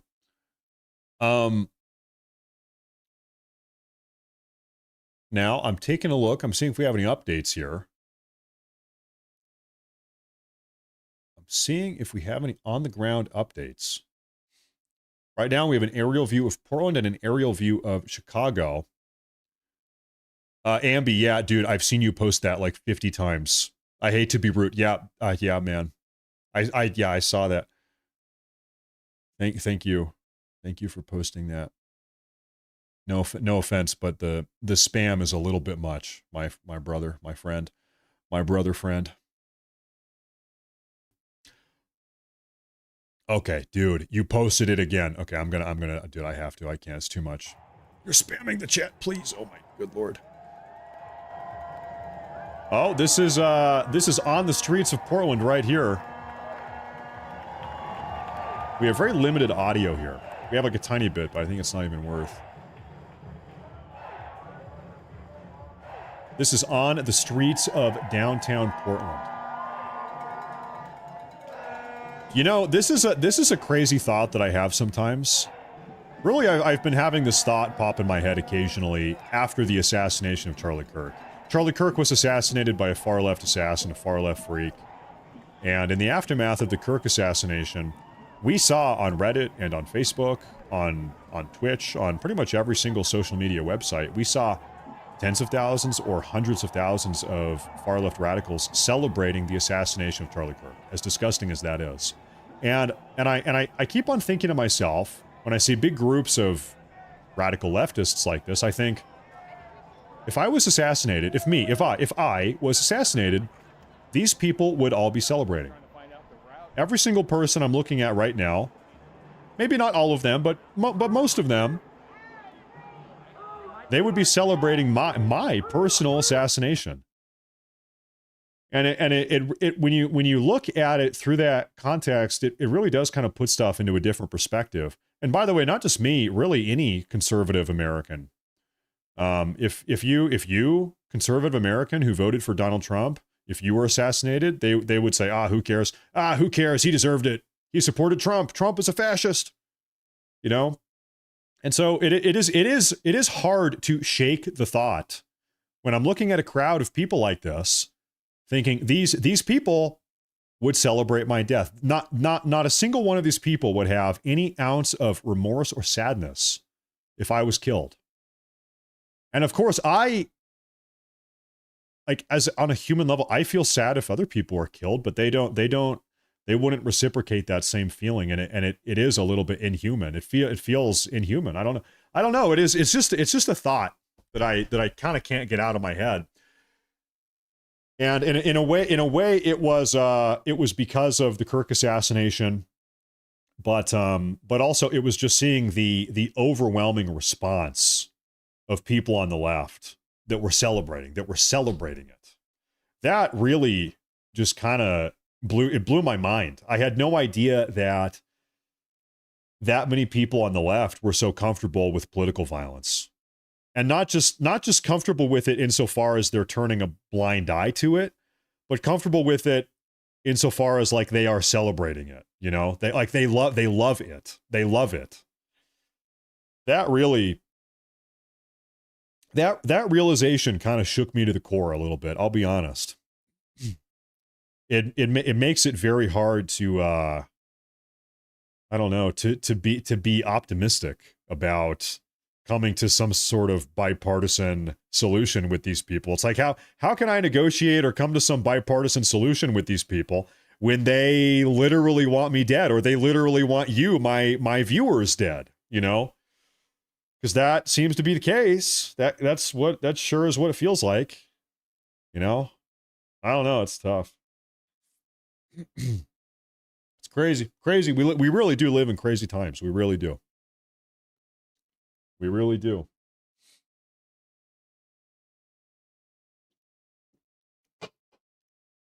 And you know, I think you kind of have to understand there really cannot be a compromise with evil. There cannot be a bipartisan solution with evil. Extreme hyperbolic example, but Jesus Christ is not looking to come to a bipartisan agreement with Satan, right? It's like, no, you are evil incarnate. And of course, that's an extremely hyperbolic example, but it proves my point. When you are negotiating with evil, you can't meet in the middle. You cannot meet in the middle with evil. And of course, when I say this, I'm not wishing death or violence or suffering on anybody. Of course not. But I'm just not really looking to have a dialogue. I guess that's what I'm trying to say. I'm not looking to sit down and debate anymore or have a dialogue with people like this. You can't have a dialogue with people that want you dead. That was one of my big takeaways from the from the Kirk situation. Face Off says, I have a list of No King's partners and how much they invested. You know what? Hold up. If Faye, I think I actually have something similar. Do you guys, maybe we can have this conversation real quick. No King's 2.0 full cash analysis. The protest industrial complex is extremely networked, coordinated, and flush with cash. I've got this bookmarked. Look at this. Soros, 72 million. Gates, 100 million, 50 million from Zuckerberg. And so we have,